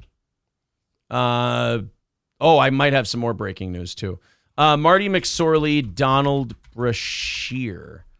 Yeah. I think this got McSorley either suspended for the rest of the year or kicked out of the league. I can't remember. Well, McSorley is out there as well. Ooh, he got taken down. He was not happy about it. And caught him in the I helmet. missed it. Well, for a reason. Well, McSorley is out there as well. Oh, there it was. Okay, you got to look bottom, not bottom left, but like right around here. Okay. So there's Brashear. McSorley is out there as well. Oh! Brashear and caught him in the helmet. Why? Wow. Donald Brashear is down and maybe out. I did not see. Yeah, but what did the black guy do? No. I remember that being more vicious when I was a kid. I remember it being like still a pretty baseball vicious. bat. I mean, for a reason. Well, McSorley is out there as well. Oh, that's a solid connection on there. Brashear and. Jeez, yeah, you're not even trying to hide it. Ooh. Yeah, he got suspended, I think, for the rest of the year. I don't think it ended his career, but yeah, I remember that. That was like the big story in sports. That's like when Ron Artest went up into the stands and fought a bunch of fans. Like shit like that was... See, the tape job on this stick means not fucking welcome. Wasn't there one guy who like cut a guy's throat with his skate? Not on purpose, but like a goalie got neck slashed. Ooh. And was bleeding out all over the ice. He lived. But that's got to be rough. You have a guard for that specifically. Not back then. I think this was like during the Jason Mask days. Oh God, like the fucking shit my dad played with. Yeah, there was a collision at the net, and a guy's skate just cut a dude's neck, and he bled all over the ice. See, like my dad played hockey with a guy who actually did try to use his skates as a weapon, but I don't know if he was wearing them at the time. Oh, he took it off. Like he didn't have them. Like he had them with him, but I guess he was French Canadian. I was told he was a little off. Yeah, He was a little different. That's for sure. All right, guys, we got about 2 minutes until we start rattling the cans and doing our e-begging best to knock out that 155. If you want to soften it up for us in the next couple of minutes, please do. Let's knock that out and do an extra half hour of overtime. We did start today at like 225, so it was a pretty easy goal to get to. MSO has officially called it. He says we're not hitting the goal today. Or the magic number. It's the magic number today. It'll be the goal again tomorrow. I'm just fucking around a little bit. Guy Sartell says you stole that story from Happy Gilmore. No, that's part of Happy Gilmore. I could name the person if you want. You want me to call my dad, him tell the story? I'm totally willing to back this up. Yuichi says Clint Malarchuk. That's the goalie. Oh. Got his neck cut. I don't even think we could show that on YouTube. Unless it's on YouTube already. Then, in fact, we could. MSO says no magic number today. All right. Why don't we go ahead and do this thing? Rather than do a story for 2 minutes. Yeah. Why don't we just go ahead and fire this up and see if we can knock it out? By the way, Steven Crowder made his return today. 37,000 people on YouTube, but I thought he was on Rumble. I thought he was Rumble exclusive. Yeah, what happened to, you guys can't take money from big tech and then say you're against big tech? If you're working with YouTube, He's back live on YouTube? That doesn't seem right. Again, aren't you fighting big? I thought again, that's why I was giving him a little bit of fucking room, because I'm like, all right, you know what? I thought you were fighting like hell. Yeah, and I thought that's why you were going to Rumble, because that's where it's at, because now you're not beholden to big tech and all their bullshit. That's strange. I thought everybody else was Big Con because they worked with YouTube. And he's got 37,000 people watching him, which is pretty nice. And I'm sure he's got a shitload more on Rumble too, so good for him. But I'm a little confused. Yeah, you were supposed to be... You're supposed to be fighting the system. Fighting the system and just doing Rumble and putting your clips on YouTube. All right, well, fuck me to death. All right, guys, let's fire up our music. That the people who hate this show love this part. Oh, really? I mean, they may hate us, and they may think our show is dog shit, but they love this music, and they love my train whistle. They think this is the greatest thing. Guys, it's time for the 5-minute train to see if we knock out today's magic number and do a half hour of overtime. If you feel like throwing us a couple bucks, let's do it. All aboard. Here we go. Let's fire it up. Darth Mode says Grift Club. Oh, a Crowder. I thought you meant us. No, we're not grifters. We're e-beggars. There's a big difference. All right, guys, the clock has started. 5 minutes to go. And we are $155 away from the magic number and a half hour of overtime. There's the Streamlabs link in the chat. There's the PayPal link in the chat. Rumble, here you go as well. Rumble rants count as well. Rumble lets you do links in the chat now. Oh, nice. That's fucking great, guys. All right, there you go. If you're on Rumble, there's the link. If you're on YouTube, there's the link. 155 away. Riz Digga says it'd be different if you actually did something, told a story, something during this bit. We do. We read the chat. We check on you guys. We see what's up. We kind of have to keep up with it to see where things are at. Exactly, buddy. Come on. You need to learn how this show works a little better, Riz. You can't shit on something or criticize it when you don't even know what's going on. Mark, thank you very much for the $20. Appreciate that. 135 away from nailing it today. Streamlabs, PayPal, Super Chats, membership. MSO is very confident that today's the day that he knocks this thing out. Stevie J says, I'm irrationally angry at this music. Damn you. Or how dare you, sorry. Give me tips with $10. Thank you very much. We take 7 of that. 130 away from nailing today's magic number. Again, Streamlabs, PayPal, Super Chats, memberships. We are getting closer. Looking to get inside of 50 first and then looking to nail it after that. Ned's Rusty Taint says, I'm back, bitches, over on Rumble. Fantastic. Well, welcome back. Guys, there you go. Now that you can put links on Rumble, I got to remember to include those guys. Sad Boy says, wear the small shirt for fun. I don't know where it is right now. We can start that tradition tonight. I promise. All right, we got 3.5 minutes left to go in the can-rattling e-begging segment for today. Need Trump with a $10 super chat. Thank you. Kyle W. with $5 says, any word on the collection plate? Oh, shit, we forgot this weekend. We'll order that today. All right, 120. We have to collect money for the collection plate first. 120 away from nailing it today. There's the Streamlabs. There's the PayPal. Super chats and memberships. Animal Kelly with $100 says, I didn't mean you guys as self-righteous D-bags. I meant that hockey team and other keyboard warriors. You guys rock. Well, thank you. We take 70 of that. That's going to put us down to $50 away, guys. Thank you very much. $50 away from knocking this thing out, which means we're going to do the overtime for you. Mm-hmm. We're going to give you the 30 minutes. Yes, sir. We're just now going to see if we can knock out that last 50. Jay Hasty says, what about the collection chalice? Yeah, I may have fucked up the word chalice on an evening show. My fault. It's not like that's going to follow me around everywhere. Alex Nerio with $9.99. Thank you, sir. 45 away from getting there today. MSO says, damn, MSO's a little worried about whether we're going to knock it out or not. Remember, MSO, it is a push if we get to 10 o'clock. And we don't have it out. And we're just inside of 50. So you can still get a push today. We've got about a minute and a half left. No, 2 minutes left. I'm sorry. 2 minutes to go in this can-rattling, e-begging segment to knock out that last $45. Colt C says, conspiracy theory, MSO is April.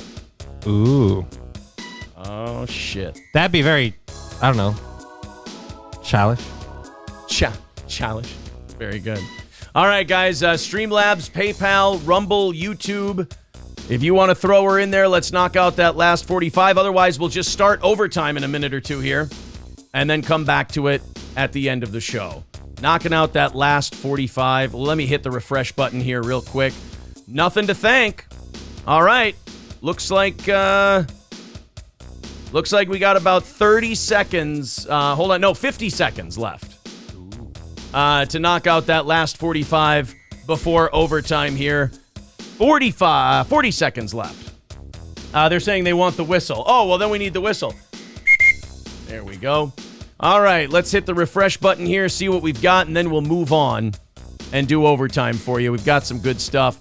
David with $25. Thank you very much, David. That puts us at 20. Just a solid 20 spot away from knocking this thing out today. Thank you very much. Thank you. All right, let's wrap her up. Let's kill the music, and let's just get to overtime. I think you guys have 20 in you for the rest of it here. MSO, we got 5 seconds here. I think we're going to call this one a push. 3, 2, 1. It's a push. There you go, buddy. MSO gets himself a draw today. Very, very good. Everybody wins. MSO, us, and then we'll knock out that other $20 before the show's over. Red Fox Mad says, speak as Jesse Ventura. There you go. See, I'm a whore. I'll do anything. Like, everybody's criticism of the money angle of this show is 100% right. I mean, I don't run from it. We do anything we can to make the money to keep the show on the air. Filthy whores, the whole lot of us. Dirty, dirty rat fucks is what all of us are. I've always thought this way about the 5-minute ask. Would you rather listen to that or an hour and a half of commercials throughout the show?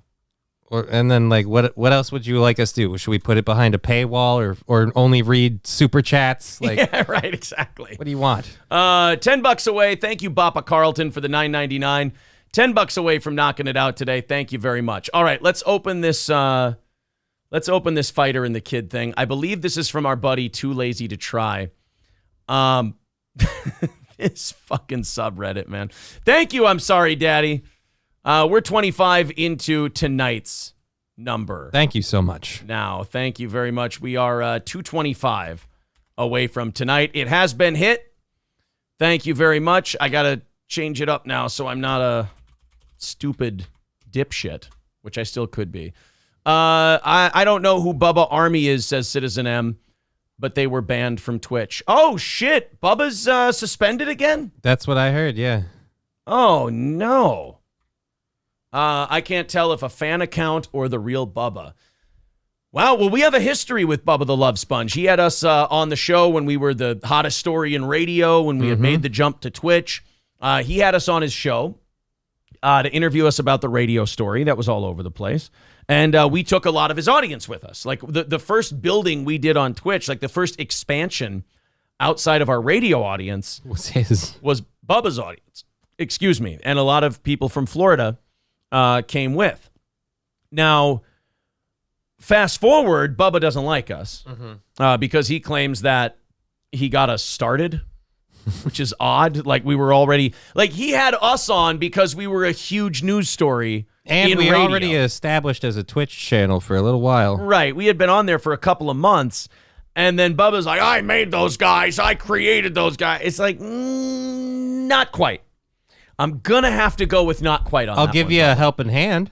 Yeah, so now, meanwhile, he doesn't like us now, which is fine. I have no ill will against Bubba the Love Sponge. I don't give a shit about a Bubba the Love Sponge, but he's been hit on Twitch a few times now. He's got to be worried about one of those, I don't know if you know about these, but permanent suspensions. Oh, when do those happen? They happen when you have no idea what the fuck you did wrong. Really? They don't send you a in-depth like community form? guidelines. That's all I know. I thought about something this weekend. I had an epiphany on what the Twitch ban could have been for. Mm-hmm. We were posting clips of the Twitch show on YouTube. And I thought with the partner program, you just couldn't stream to another platform. Maybe you weren't allowed to even put clips of your Twitch show upload to your YouTube channel, because we weren't using our YouTube channel for anything. We had like 200 subscribers. Yeah. We were just putting some shit on there to build up a backup plan. And for anyone that wants to catch our shit on the download. Right. So I don't know if that could have been it, because you were on with me at the time. We weren't doing anything to get ourselves banned. Nope. It's very strange. So that happens, and then we come to YouTube, and now we're at like 9,300 subs. We grew by 9,000 subs in less than a year, and we're like, oh no, what could we have been at? If we had just gone there first. If we had just gone there first. Yeah, but then we would never have been established because we didn't have Bubba. That's true. Bubba never could have made us. You're right. You're right. One of the shitty things about Twitch is that like there's not much for video on demand, so you can't really grow. Mm-hmm. And there's no algorithm, so that kind of sucks. But at any rate, that's not what we're here to talk about for overtime today. You can put clips up as long as it's 24 hours, just not live at the same time. Okay. So, by the way, guys, hit the like button, hit the thumbs up. Where is that number? Let's make sure it's close to 400 by the time we leave today. Ned's Rusty Taint says, Bubba has had enough, though. Rumble from now on. Okay. His first day on Rumble today, he had 1,600 viewers, and he has no issues with you guys. He's working, Aaron. Oh, okay. Well, that's nice to know. Let Bubba know we have no problem with him, too. Not only that, we had like what? We did really well when we came to Rumble for a week, too. We were at like 1,200. It got gross for a while there. Smartass says, I'm sure the constant dog whistle racism comedy had nothing to do with your permanent dismissal from Twitch. How dare you say that our racism is a dog whistle? It is pretty much a train whistle, isn't it? I think so. I mean, it's pretty. This is our racism is not like low and light so nobody can hear it. I mean, the racial humor on this program, I feel like, is pretty overt. I don't know. I'm fine with it. Oh, you know what? They're telling me that what Bubba did to get himself banned from Twitch, he shot the jukebox. Oh. But not today. It was last night. But he has a reason as to why he did it. Mm-hmm. Someone played a sad song, and it made him cry. So Bubba went to his truck and got a 45, and Bubba shot the jukebox last night. That's why Bubba's banned from Twitch. Thank you, Nomorio. Breaking news. I thought they just asked him to prop me up by the jukebox before I die. Well, actually, some say that on the air and off the air, he's two different people. Okay. That Bubba the Love Sponge is kind of a normal, straight-laced dude off the air, but then on the air, he goes from Barney Jekyll into Bubba Hyde. He has a Wednesday night canasta game. He does? Thursday's attorney at the bowling lanes. Friday afternoon, he mans the wheel and makes his rounds in the bookmobile. I'm sorry. Is that what you wanted from me? Fine. There. No, it's not even what I wanted from me. I'm ashamed of myself. All right. The Fighter and the Kids subreddit is apparently imploding, according to Too Lazy to Try yesterday. This is not necessarily personal to me, but it's another Aaron was right kind of thing. Mm-hmm. The Fighter and the Kids subreddit I was right about, where I was like, dude, don't worship these people. Don't be proud that you're one of the cooks at P.F. Chang's. It's fucking gay. It's so unbearable. It's so awful. Don't be that person, because I guarantee you, if you ever get a look at these people, you're going to feel shitty that you ever associated with them. Why would you say that? This next video is going to prove my point. The other thing I was right about, and we might talk about this tonight a little bit. Remember Mark Harley, the big gay lion, got fired from The Fighter and the Kid? Mm-hmm. And after he got fired, he started spilling all the beans about Brendan Schaub. Yeah, because apparently he wasn't cool with all this stuff Brendan did while he worked there. He did a show running cover for Brendan called Haters Will Say. And then as soon as he got fired, Brendan's a piece of shit. He did this, he did that. And he wanted this fucking subreddit to like him. Again, the only thing gayer than thinking you're cool for being a cook at P.F. Chang's on that subreddit is trying to get the admiration and affection of a subreddit. First, why won't the homeless cats love me? I need the homeless cats to like me. So there's that. Being a homeless cat is not as lame as being a big gay lion. Well, first of all, wanting a subreddit to like you is lame anyway. But number two, it's futile because they always turn and hate everything anyway. You should want to be hated by a subreddit because it saves you the drama of being hated by them later. Well, plus that's what they're there for.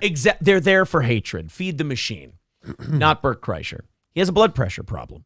So apparently the Fighter and the Kids subreddit, there was some guy who's like one of the main dudes on there. Okay. And he went on a stream with Mark Harley.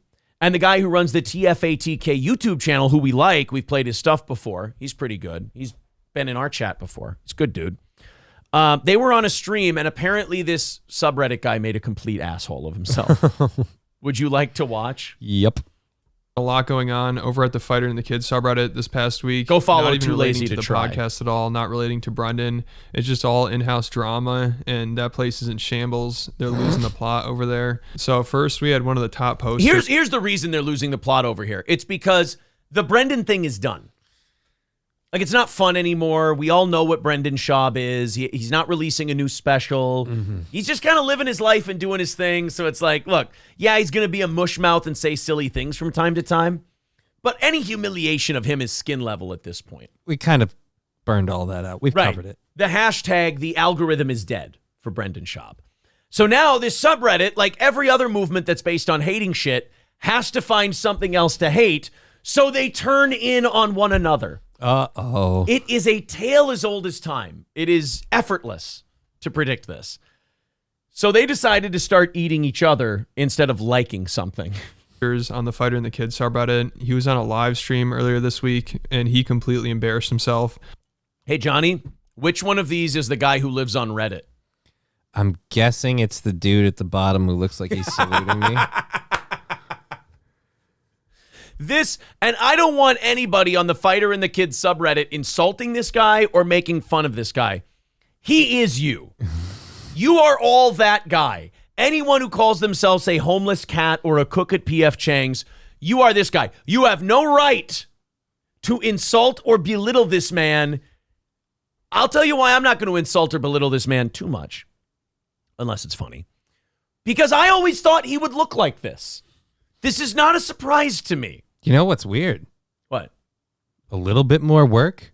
A little bit more work in this region? No. Pull that look off. No, fuck you. I mean, he's got some thick chops on the side. You just got to grow it in here, a little white there, bang. You son of a bitch. And by the way, this guy here, fan of our program. Yeah, Luck of the Bind. That's Luck of the Bind. He likes to bust our balls from time to time, but he's a fan of the show.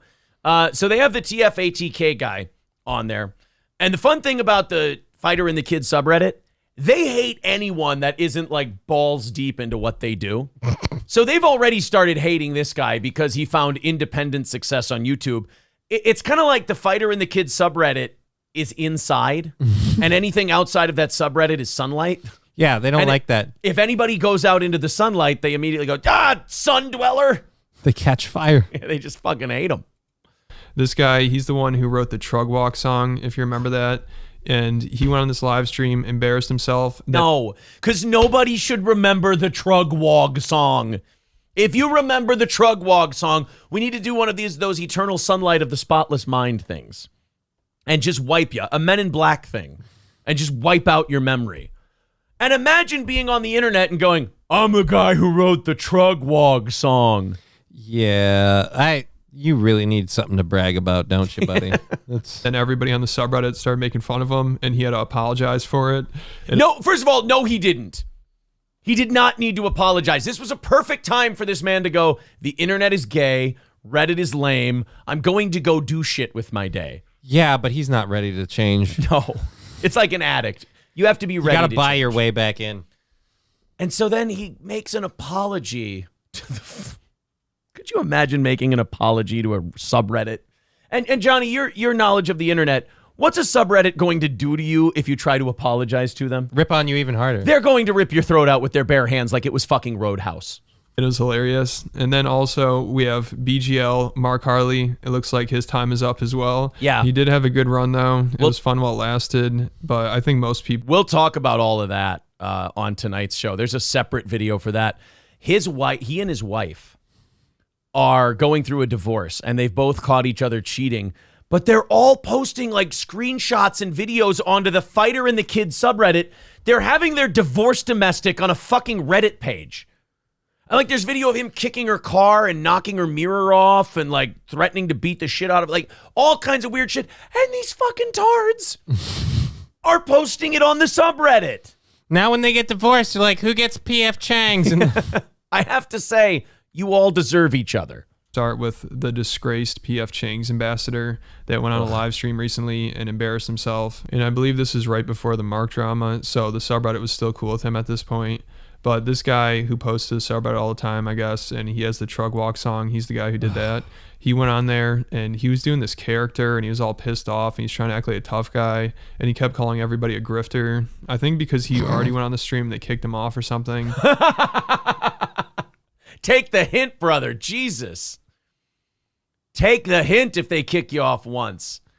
But yeah, I mean, I hope if this causes one person on that subreddit to reflect and go, you know what? This is bullshit. I'm leaving. Then this has all been a positive. If one person has saved their life from wasting any more time on being a homeless cat, you do know that you can laugh at Brendan Schaub and make fun of him. And then have a life. And then have a life outside of it. Like, we don't need you to be a martyr. You don't need to be a guy who says, I need to sacrifice, like a monk. I need to sacrifice my life to Brendan Schaub. No, you can just watch. You know who you can watch? Too Lazy to Try. Or you can watch TFATK. That's where I get all my Brendan stuff from, is those guys. I don't watch the fucking show. Yeah, what do you think I am, gay? And I guess he felt insulted because he's an OG member of the Fight in the Kid subreddit. And also this is on the Fight in By the way, all of this is what I imagine the entire subreddit looks like. And you're never going to convince me otherwise. See, I always picture it looks like Mark Harley. And not that much muscle definition. No, not this that guy's much got muscle the body for it. But the shirtless, long hair kind of look, just, yeah. See, I'm going with White Carlton. The Kid YouTube channel, like the guy that reads He does comments look from like the Carl. subreddit. And I don't think the subreddit likes him. Obviously, this guy doesn't like him. He kept calling him a grifter. Yeah, TFATK on YouTube, the subreddit doesn't like him because he goes outside the subreddit and makes fun of Brendan Schaub. That's what you should do. And I hope the TFATK YouTube guy has a wonderful life, and when he's not making YouTube videos, he's shopping, he's going to the gym, he's getting groceries, he's cooking, he's doing whatever. He's got a girlfriend, a wife.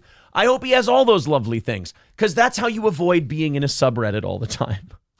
So he was flipping out, and it was just really awkward. You don't even know. You a grifter. You a grifter. Mark, BGL, you know more. BGL, I salute you, bro. You a real one. I came on here and he knew who I was. Y'all, we don't like, I can't stand him. I helped build the ground y'all walk on. I'm a PF Chang legend. Oh, yuck. Imagine that's a thing for you. Get on my level, Luck of the Blind. I got 24 karat gold chain with my likeness on it.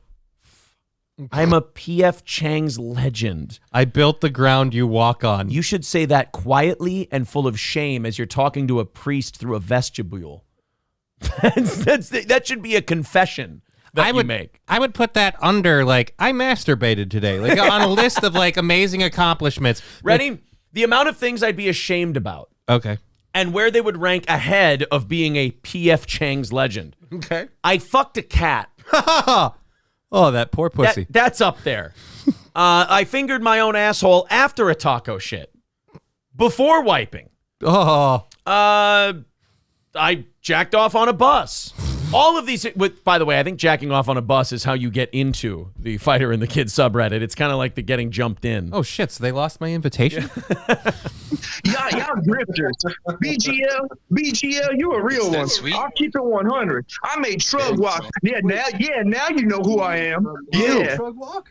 Yeah, I made the Trug Walk song. Now you know who I am. This should all be followed by just a noose and a creaky chair.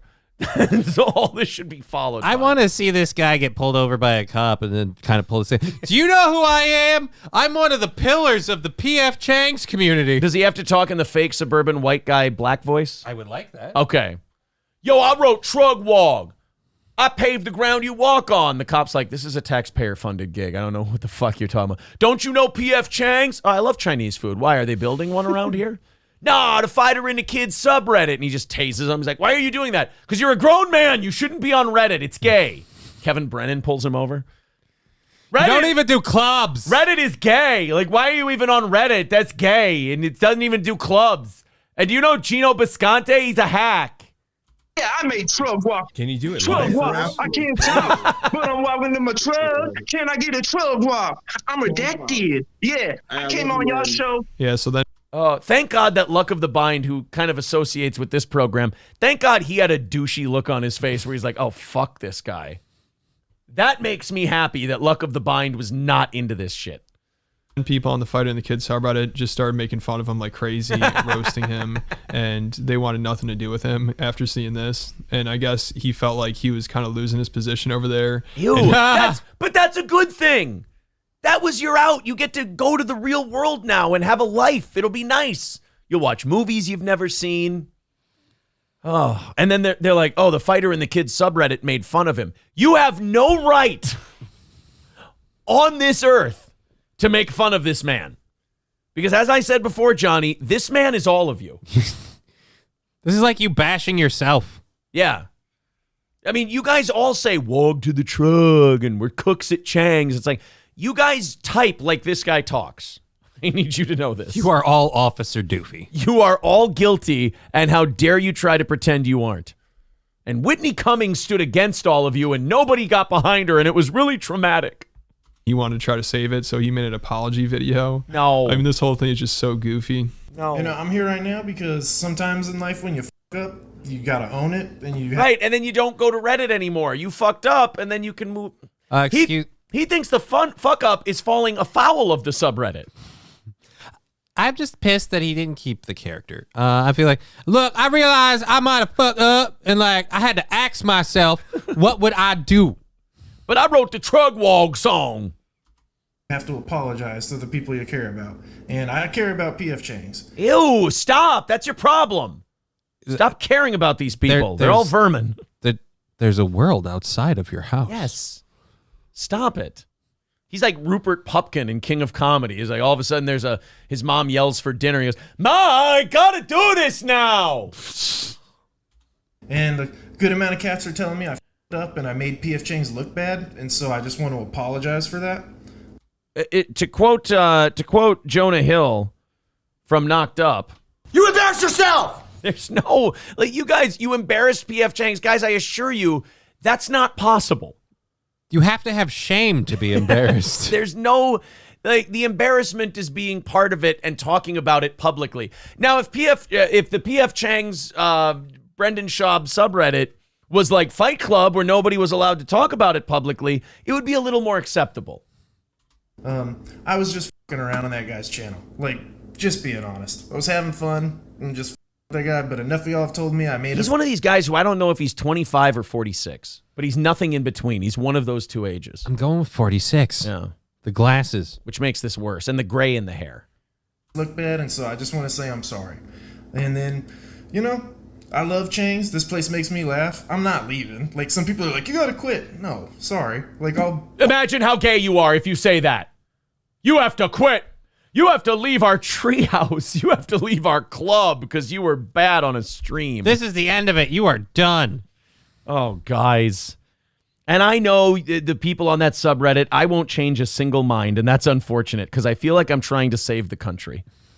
But it's just... But it just seems like you're beating your head against the wall. Yeah, guys, you need to know this about yourself. I'm accurate. I'm right. I'm being true. You guys are embarrassing yourselves. You can either accept it now, and we can all be friends, or you can keep going down this path and you're all him. I'll be here. But this place makes me laugh. I understand if my redacted is the butt of the jokes for a little while after this. Hey, it happens, you know? So there you go. Okay. That to me is the representative of the fighter in the kids subreddit. It's perfect. That's the guy. That's the guy. Yeah. I wouldn't want to be part of that group. No, nobody should. Nobody should. The Department of Justice just launched an investigation into TikTok's owner for allegedly spying on American citizens, including journalists. What? I know. Where did you get that idea? But remember, they told us that with TikTok, the American company was separate from the Chinese from the Chinese company. How are they using TikTok to spy on Americans, including journalists, using it? This is the least surprising. This kind of shit makes me scared. This actually does scare me. That the government is coming out to us and going, hey, guys, China might be spying on us using TikTok. We're like, what? How dumb are you? You're just coming to this? We thought you guys have been on this for years. We assumed we were all dumb for thinking, oh, there's a chance we're safe. Yes. And turns out you're way more dumb because you believed it. You guys are just coming here. We thought you were bullshitting us before. You actually believed it? Oh, no. The DOJ just announced that they're looking into the owner of TikTok because there's a possibility that they may have, you won't believe this, writes Not the Bee, spied on American citizens, including journalists. The Justice Department is investigating the surveillance of American citizens, including several journalists who cover the tech industry, by the Chinese company that owns TikTok. The investigation, which began late last year, appears to be tied to the admission in December by the company ByteDance that its employees had inappropriately obtained the data of American TikTok users, including that of 2 reporters and a few of their associates. Yeah, I'm sure that they accidentally got their hands on it. It's just, whoops, you found it. Again, the fact that this is surprising to anyone should be the surprise. That the government's going, hey, wait a tick. Is that Chinese company that a bunch of American teens and journalists are on possibly being used to gather information on us?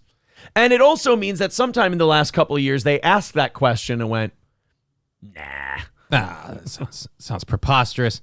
This is why I don't want Grandpa in charge of the government. He can't operate a remote or his cell phone, so he doesn't understand Tic-Tac. His breath stinks like shit. I've been using Tic-Tac since I was a boy. Exactly. Guy Sartell says, don't worry, China's denying it. Oh. They wouldn't lie to us. There it we was go. a raccoon dog. Exactly. China just starts blaming everything on raccoon dogs. COVID, TikTok.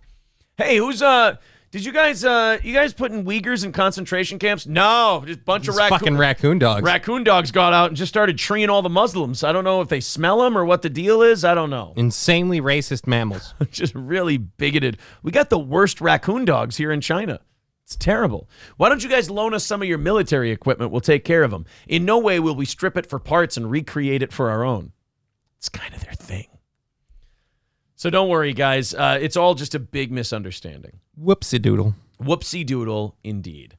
Did you see that wrestler's mom go completely shithouse when her son lost a wrestling match? No. Purdue was playing Iowa, or playing. I don't know if that's what you do in wrestling. Groping Iowa. Yes, they were all butt fingering each other, and this kid got pinned, or this kid lost on points, whatever, and his mom was so upset that she decided to show everyone on national television where her son's aggressiveness comes from. On the wrestling mat. Score. Watch the replay. This is so important right here. Goes with the chest lock. Freestyle savvy. Yeah, right? it is. Freestyle savvy. Catches him right there. Head off the mat. All right. When you've got the head off the mat. Oh, he pinned him. Ramos does right there. Watch him step over and get to the other side now. Totally committed to it. Moves off the chest wrap and gets that. So I don't know anything about what's happening. Oh, he's trying to pin him. Oh, he's choking him out too. Half position. He's got that right hit down. That thing is tight right there. There's nothing that Spencer Lee could have done to escape this position. He's fainting. He just had to try to fight off his... Can you choke guys out in wrestling? I don't think you can. I feel like they should interrupt beforehand. Yeah. But it definitely looks like he's trying. Pinned as the clock winded down, knowing that he was going to give up 4 near fall. Watch him cast over to the other side right here to finish it off, though, champ. Wow. Watch him come over. I don't get what's happening here. Back into that there we go. Okay, so Unbelievable. Got him. So he pinned him. So that's the Purdue wrestler. Okay. The other team's guy's mom was not happy about the pinfall. I'm in disbelief. I am too. I'm in disbelief. A stunned crowd here in the BOK Center. Perhaps even he might not have dreamed that this would have happened. And he is into the NCAA Finals to take on Pat Glory. Spencer Lee's mom, Kathy, an alternate for the U.S. Olympic Judo team. And her glasses did not survive that match. Watch this. And that's unfortunate. That's unfortunate to see. Oh, my God. She just ripped them in half and crumpled them up like paper. She did not. That poor kid's going to get the shit beat out of him. That's a woman who realized that obviously all the masculinity that her son had came from her father, his father. It's like, fuck, you're going to be a pussy like him. Yeah, she was like an Olympian swimmer. And that's unfortunate. And she's just, fuck you. This is what happens here, Jim. There's so much at stake here. Oh, the parents are just as engaged. No, see, that's part of the problem, though. You shouldn't be just as engaged. You're watching. No, this shouldn't be something that you get so worked up about that you're shattering your glasses and collapsing into another person's arms. Yes, you should be beating the crap out of your kid because he failed you. God. You have a college-age kid who's made it to D1 wrestling. I feel like he's done pretty well. Big Ten, no less, which is like the premier wrestling conference out there. Yeah, Vince McMahon was in the audience scouting. He was scouting for new talent. Destroyed her own glasses. And what a weird way to show that you're pissed off.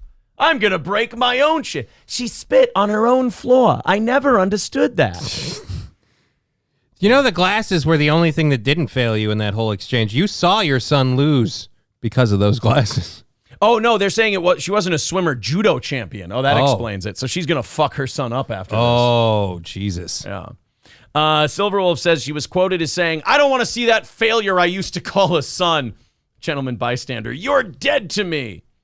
MN Cocaine says, Aaron, you have some dirt on your chin again. Oh, here. You know what? Did that get it? Let's log off for today, and I'll take care of this. How's that sound? Rumble, thank you very much. Great day over on Rumble. Awesome day over on YouTube. Guys, make sure you hit the like button before you leave today. Hit the thumbs up on your way out. Subscribe to our channel. Thank you for helping us get into tonight's, I'm going to call it magic number still, and then tonight I'll start calling it goal again. Thank you for helping us into that. We appreciate it. We will talk to you again tonight at 7 o'clock Central. Johnny, when are you going live? I'm going live at 2 p.m. All right, 2 on p.m. all of the platforms. Name them all. Give out the name. Rumble, YouTube, Twitch, and just look for @JustKiddingLLC. @JustKiddingLLC. That's @JustKiddingLLC on all platforms. There we go. Thanks again, Johnny. You're welcome. Welcome back. Enjoy your new green screen. Maybe you can get it set up by the time the broadcast is on. Oh, God, no. You have no idea how slow I am. I don't know. I'm going to see if I can get it set up this week. I probably have to wait till like Wednesday. This would be something I do while I'm listening to your show. Perfect. So like, in the morning. All right, guys, we will talk to you again tonight at 7 o'clock.